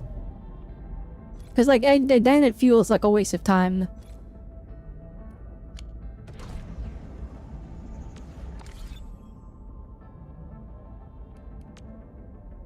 Out of the goods exchange on that page. I'm pretty sure I clicked on it and it told me no. The dailies are... But no, we have 3 minutes left. Hang on. Before I even do that, hang on. This is important.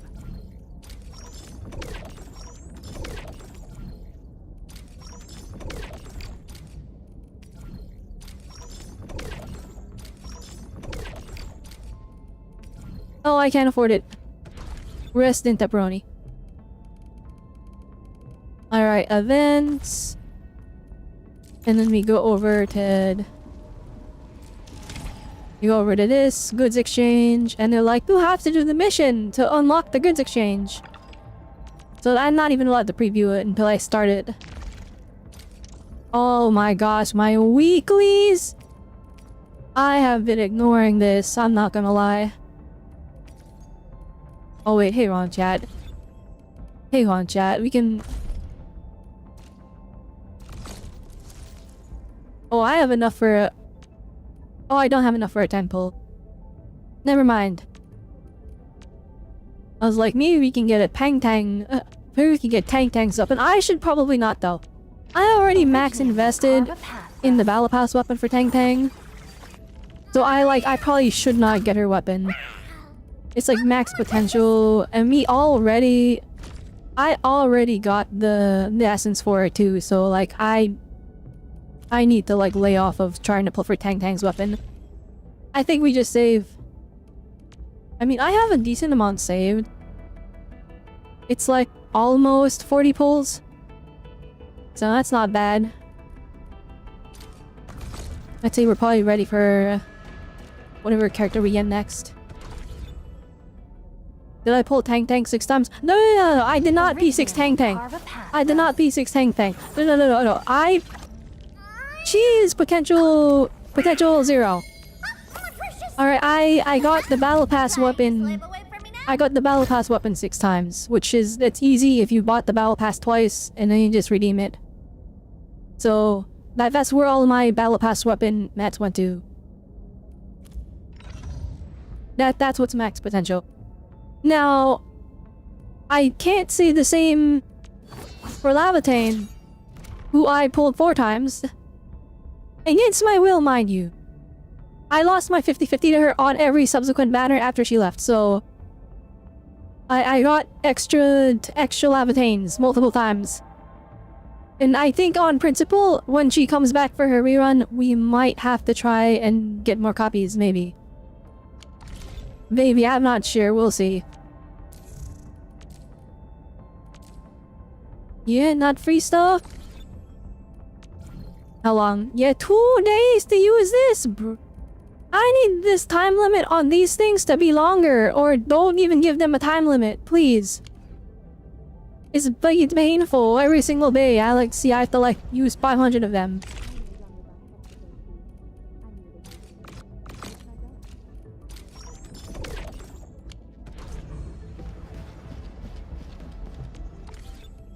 I do appreciate that they gave us way more sanity tickets to burn through them faster. But like, oof.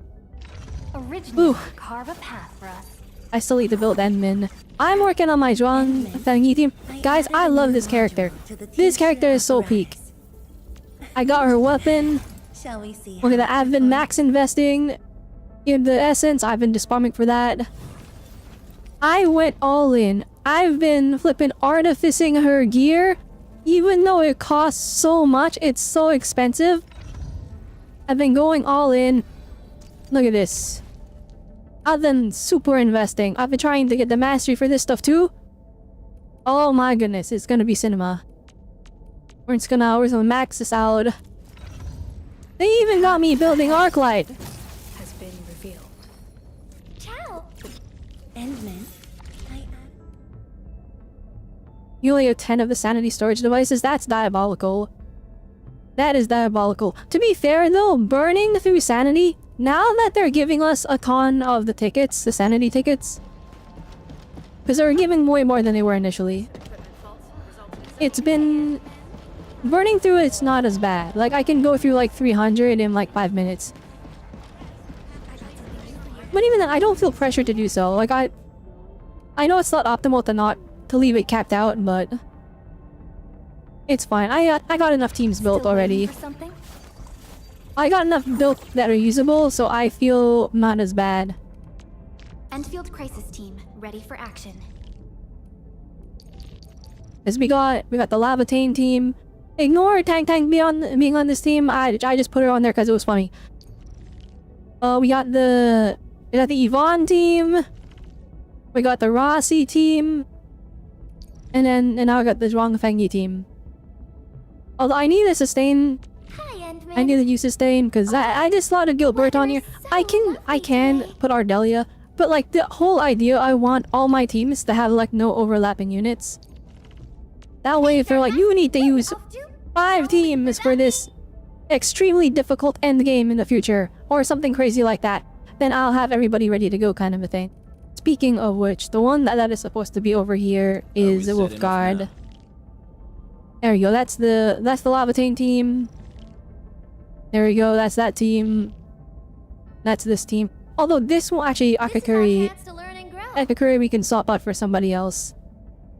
As for who, I don't know yet. She's just too peak. I love her too much. And then this team is pretty good as well. What if there's never that hard endgame content? It's fine. By having completely separated teams, I will have the lovely spice of having variety. whenever I play a different team, 4 completely different units are gonna be on screen, and the way that their stuff interacts will be completely different, and it'll be cinema. And I'll get my enjoyment from that variety. Alright. That's the infield dailies. We close out of this. Hey! Hey, we did it, guys. Okay.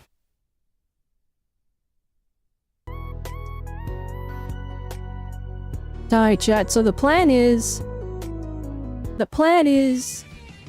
tomorrow we'll do a late night Zenless Zone Zero stream where I do all of the events.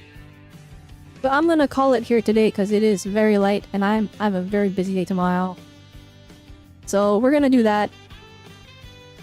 Thank you so much for watching. We'll do ZZZ tomorrow. I'll do the hot pot event. Excited for that. Especially because like that Zenless Zone Zero Season 3 teaser. Oh, I'm so hyped. I'm so hyped. I was supposed to stream more NTE, but the Zenless Zone Zero teaser came out. And I was like, oh, they did a teaser for Season 3. I reacted to it. We spent like an hour reacting to it. And then I'm like, okay, that's not enough. So I did a separate video where I just talked about the character designs that they showed in Season 3. Because I was so hyped. And I'm so hyped for Season 3. It's crazy that they did the Season 3 teaser. And we're still in 2.7. Like 2.8.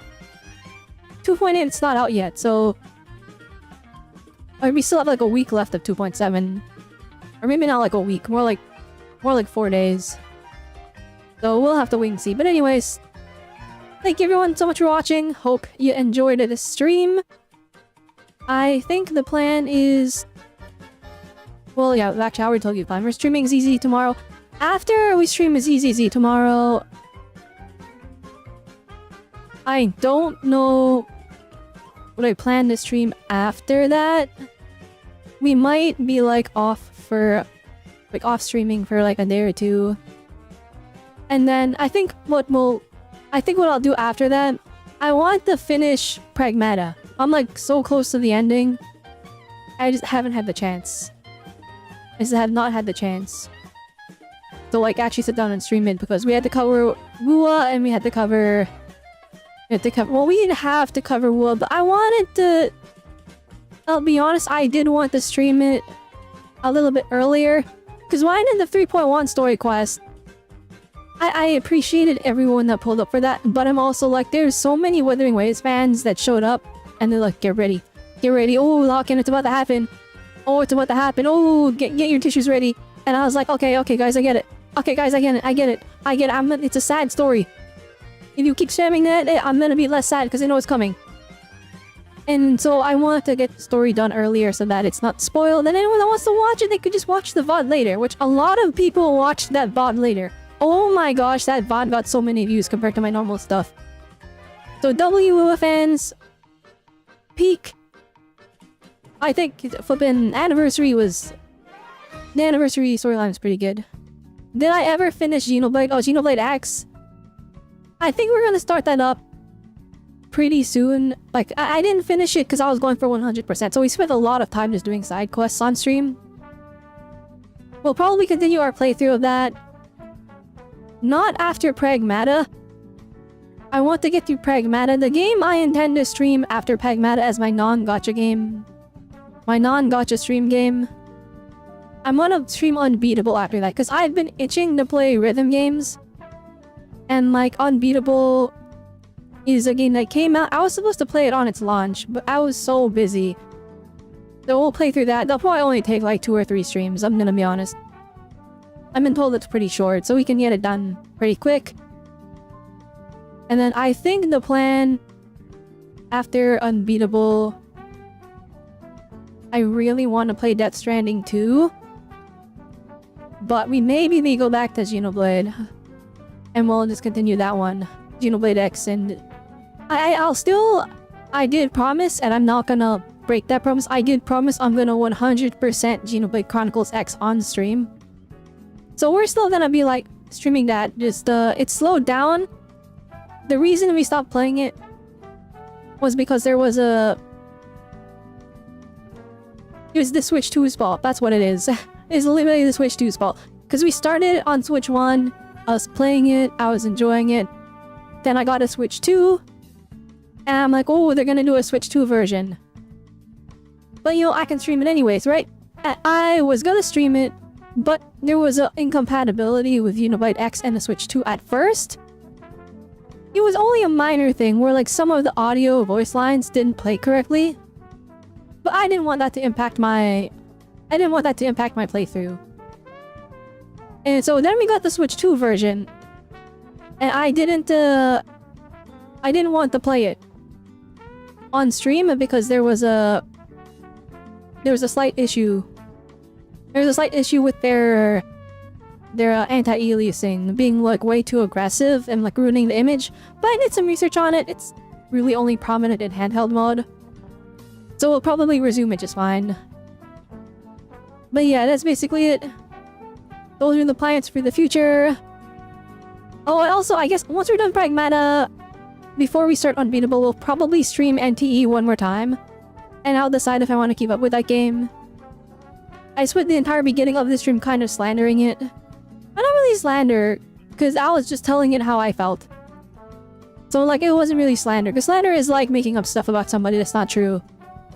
And then just lying about somebody, right? Or lying about something. I wasn't lying about NTE. There's a lot about it that like...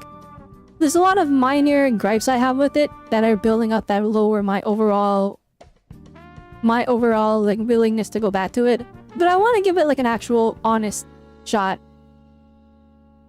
But yeah, that's basically the plans.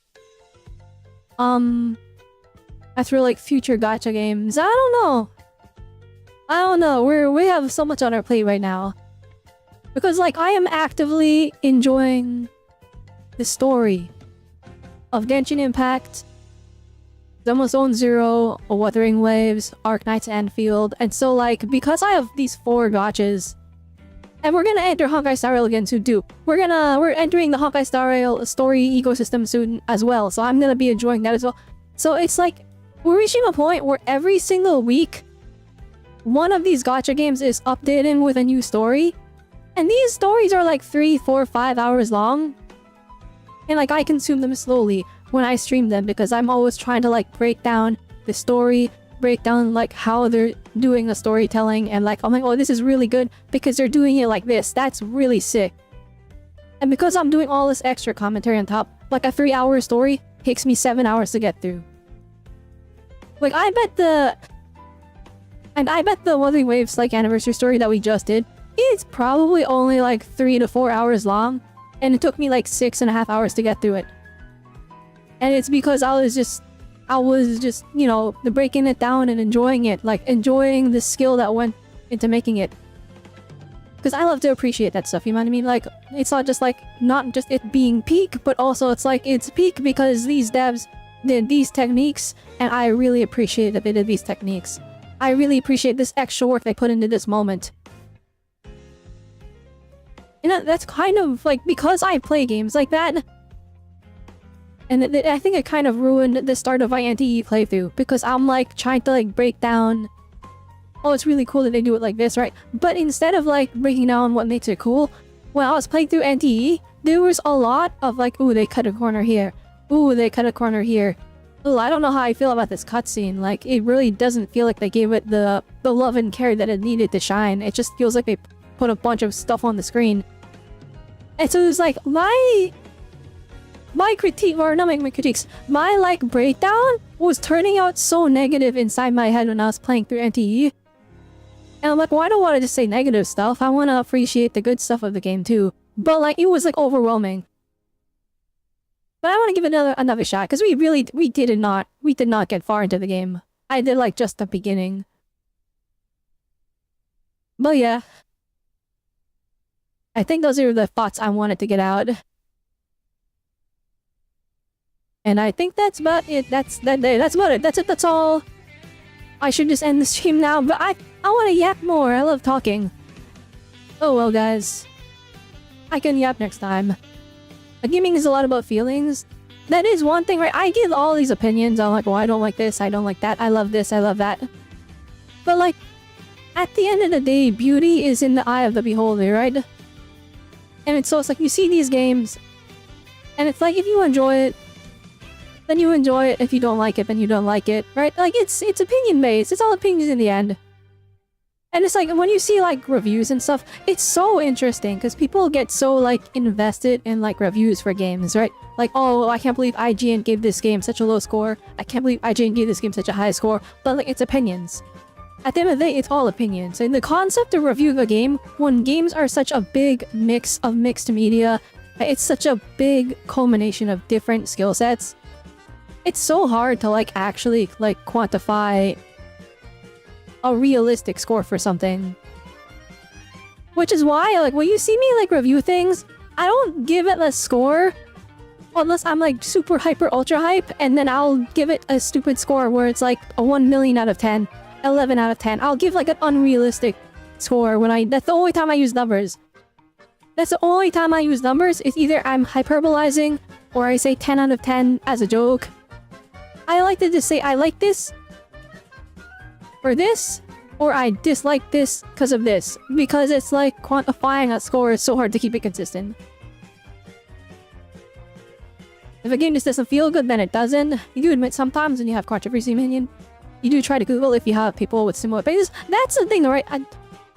It's like if you like something, you want to see other people that like that thing.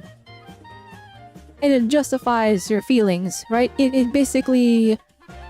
It invalidates that you had the right feelings on something. And I'm like, that is... Like, I talk about it all the time. I love to watch content creators react to these gacha games. Because, like, when I make something, I'm like, this was so cool. I wonder what everyone else thought. And then I go watch somebody else play through it. And if they have, like, the same reaction, it gets me excited. Because I'm like, yeah, they understand. Or, like, when you recommend a game to your friends, and then they get to the hype moments. Not even just games, right? Like, movies, shows, music. You recommend something to a friend. You recommend it not just because you want to share the thing you like, but you want to see like them enjoy the thing you like as well. And I think a lot of people see that in streamers. And so it's like, it's that extra validation, right? So it's like, I can understand like when people like really like something and then they go Google a review. And their review is like a low score.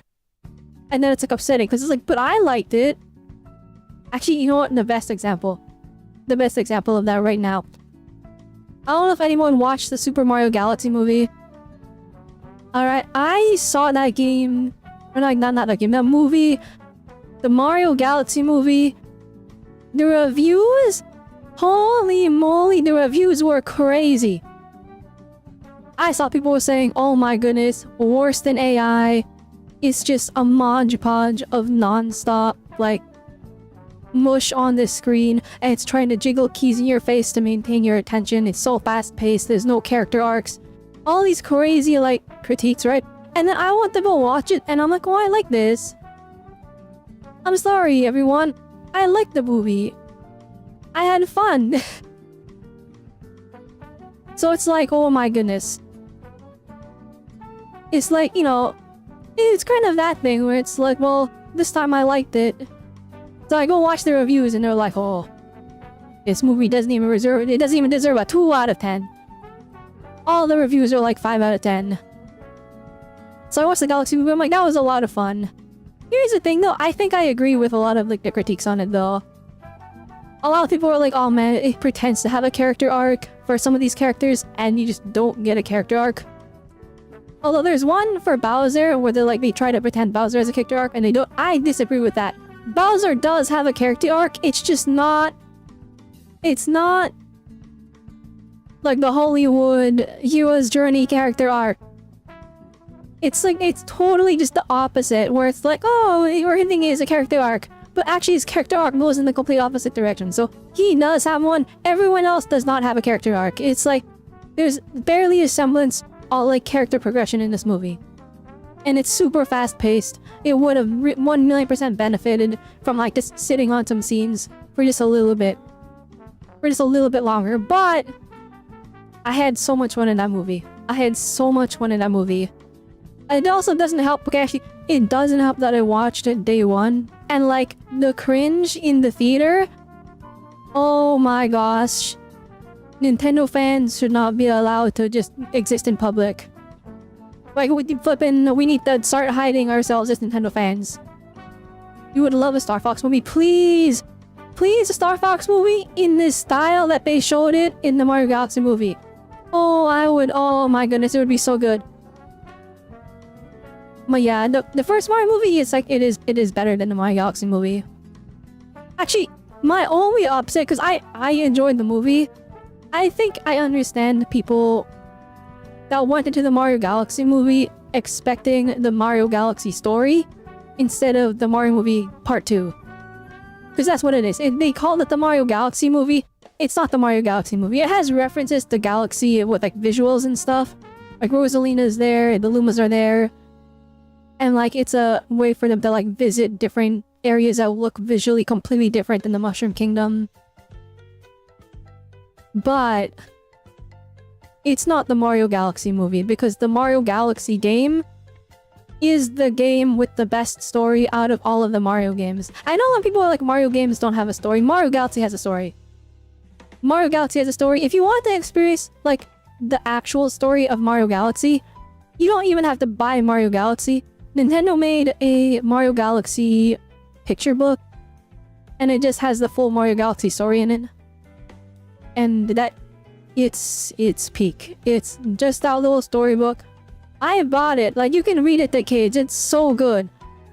It's so flippin' good. That is the story of Mario Galaxy. And the fact that the movie failed to adapt any of that, I think that is that movie's greatest sin. You think they're gonna lead up into the Smash Bros. Team Up movie? Oh, 1,000,000%. Actually, you know what? Okay.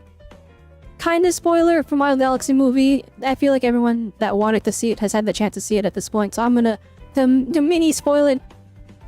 I saw a critique saying like it's not the Mario Galaxy movie, it's actually the Smash Bros. Movie. I agree with that. It's the Smash Bros. Movie. It's not like actually Smash Bros. But with like how many characters showed up in it, it's the Smash Bros. Movie. I mean, the final fight is literally Smash Brothers. It's literally like it's like you're going to like a local Smash tourney and you watch somebody pick Bowser and you watch them pick, you know, that one character. They were doing Smash Bros. Moves. They immediately hit up B in that fight. You will watch that fight again.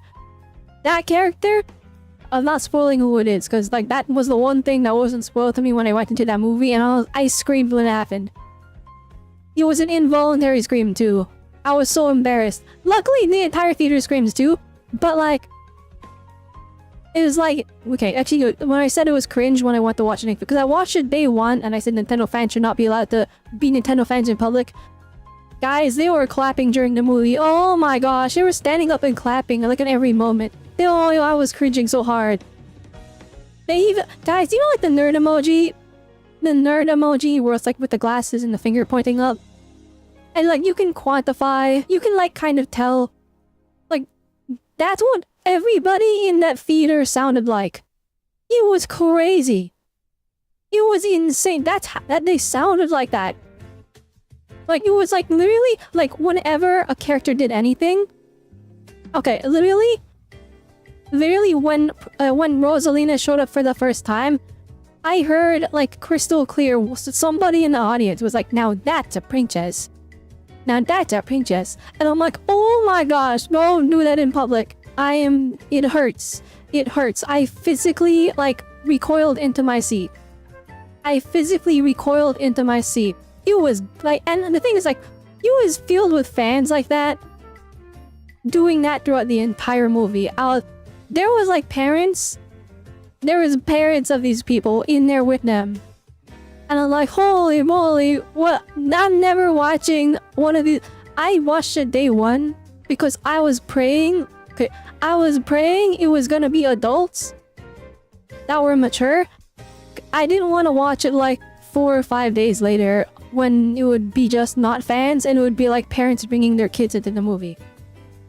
But you know what? Watching it with parents bringing their kids into the movie, that probably would have been the better experience. Because actually no, maybe not better experience, that would have been a less cringe experience. But there was a certain level of hype. Even though it was cringe, there was a certain level of hype where everyone was like hooing and hawing and cheering every single time there was like a Nintendo reference. Like the Pikmin walked onto the screen. There, by the way, spoilers is Pikmin. The spoilers is Pikmin. The Pikmin walk onto the screen and everyone was like, ah! And I was like, okay, I'm here for the hype. I love Pikmin. I'm here for that hype. I'm here for that hype. But like, oh man, the after credit scene. Oh, okay, that was the most cringe. That was the after credit scene is peak. But like now the audience, oh my goodness, is so. Oh my gosh, that like actually killed me inside a little bit. That killed me inside a little bit. That was crazy. The flippin'. If you know what happens in the after credit scene, a certain character shows up, but it's a character whose fans are very rabid. And that's not a pun. It was not the rabbits from Ubisoft. Let's just make that clear. It's fans that really adore that character, but they're also like a little over. They're very fervently fans of this character. So when that character showed up in that after credit scene, the audience, like instead of just cheering and clapping, or the cringe audience thing where they get hyped. Oh my goodness, they were like on their knees and they were going, oh my goodness. There they are. They're so hot. I was like, no, don't do this. Don't do this, please. No, I will say, I am incredibly thankful. At least where I was sitting in the theater, it wasn't stinky. Okay, the Nintendo fans had hygiene. They were cringe, but they had hygiene. I didn't like get assaulted by like the stinkiest smells known to man. And that's like something I'm incredibly sensitive to. It flippin', I don't know why, but like as long like that made the experience completely fine. As long my nose was not assaulted, and that was the most important part that day. But yeah, anyway, flippin', I watched it like a long time ago. I don't know why I'm talking about it now. We were talking about like in the enjoyment of things, and then we transitioned into like the talking about how like I enjoyed the Mario movie. I enjoyed the Mario Galaxy movie, and reviewers did not. And then somehow that turned into me talking about my whole Mario movie theater experience. But yeah, wonderful viewing experience. Would I do it again? No, I think from this point forward, it is gonna be video game movie adaptations, with the exception of the Legend of Zelda movie, which looks like it's everything about it feels like it's gonna be a horrific adaptation, but I'm gonna choose to have hope. I'll probably watch that day one, but every other movie thing, every other video game adaptation, I think I'm just gonna wait for it to come to streaming and I'm just gonna watch it at home, because that Mario movie experience was very Sonic movie for its day theaters. Oh, actually, I watched the second Sonic movie day one, and that one, I'll be honest, the Sonic fans are infinitely more goated, because they just cheered and screamed whenever something cool happened, which, you know, that's the kind of enjoyable hype. There wasn't weird comments. There wasn't weird. No one was stinky. There was no standing up and clapping. The standing up and coughing at the theater. It's weird. Like screaming and being like ah and laughing at like the dumb jokes. That's hype. That's fine. But like clapping, it's like no, don't do that, please. Don't do that, please.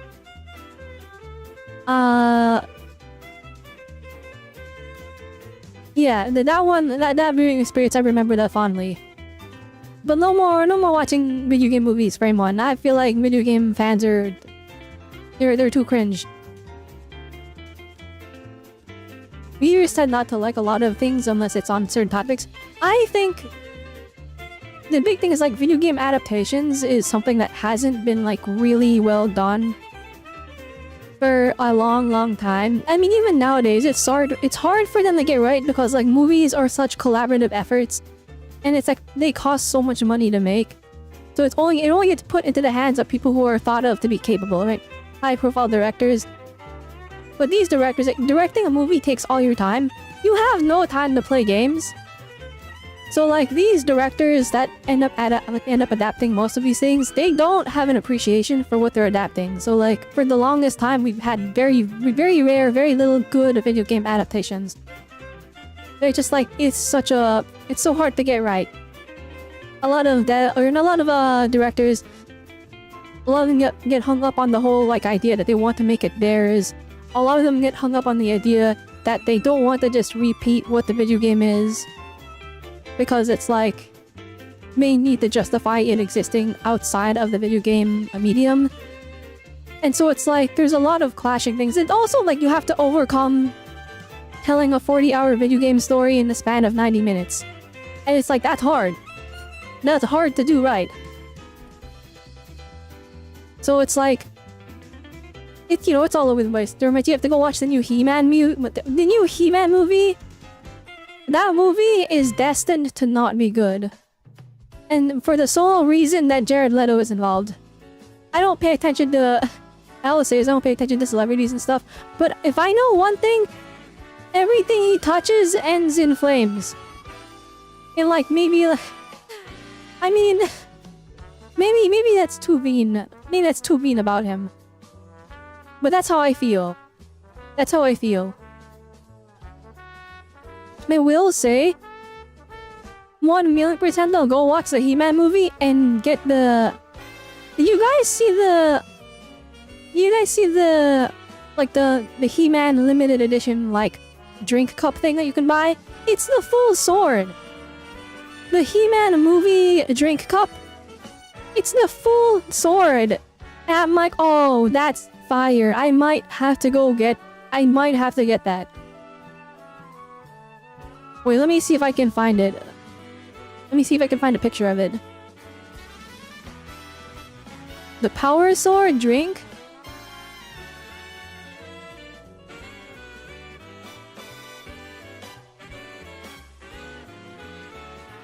Like, chat, look at this. Oh, you can't really look at it, hang on. This is the drink cup. If you go to the movie and you spend like, I don't know how much they're gonna make. It's probably gonna cost an arm and a leg. But like, you can see this whole top part is the drink. The hilt comes off and there's a straw. But like the rest of this is like it's just for display. So it's like this top part is the cup. This top part is the cup. And then you unscrew the hilt here, and then there's a straw. And then this bottom part you can just take off. It just comes off. But you got the whole sword as a drink cup. That's fire. That's like the coolest movie. Like that slams the crap out of any popcorn bucket. Popcorn buckets wish they were this cool. This is like the coolest thing ever that you could get at a movie theater for way too much money. But anyway, yeah, so... Well, actually, wait. Let me see if I can find find, like, a picture of it, like, unscrewed. Oh, no, I can't. I can't find it.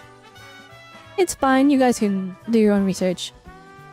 But I might go to the theater just to get that. I don't know if I'll watch He-Man, but I want the drink cup. You can already see so much damage done to the other people when someone tries to drink from the sword. Oh, 1,000,000%. That's why this, like, the straw is super long.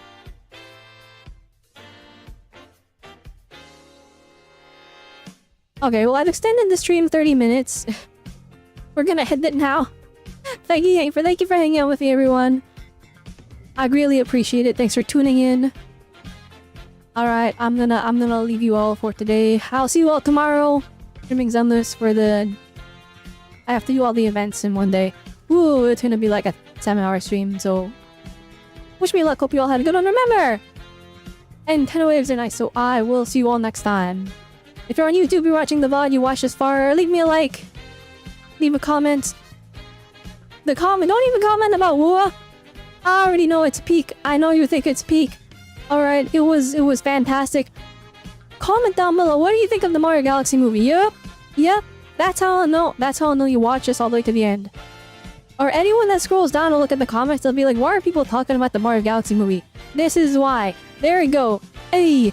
Or if you're not subscribed, hit the subscribe button. I'm gonna stream more WUWA on here. Anyway, so if you all had a good one, remember, and 10 ways and so I will see you all and next time. Bye-bye.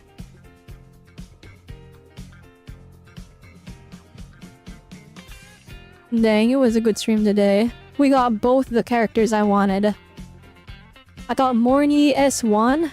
That's such a big account upgrade. My account is unbricked now, guys. My account is saved. We're so up.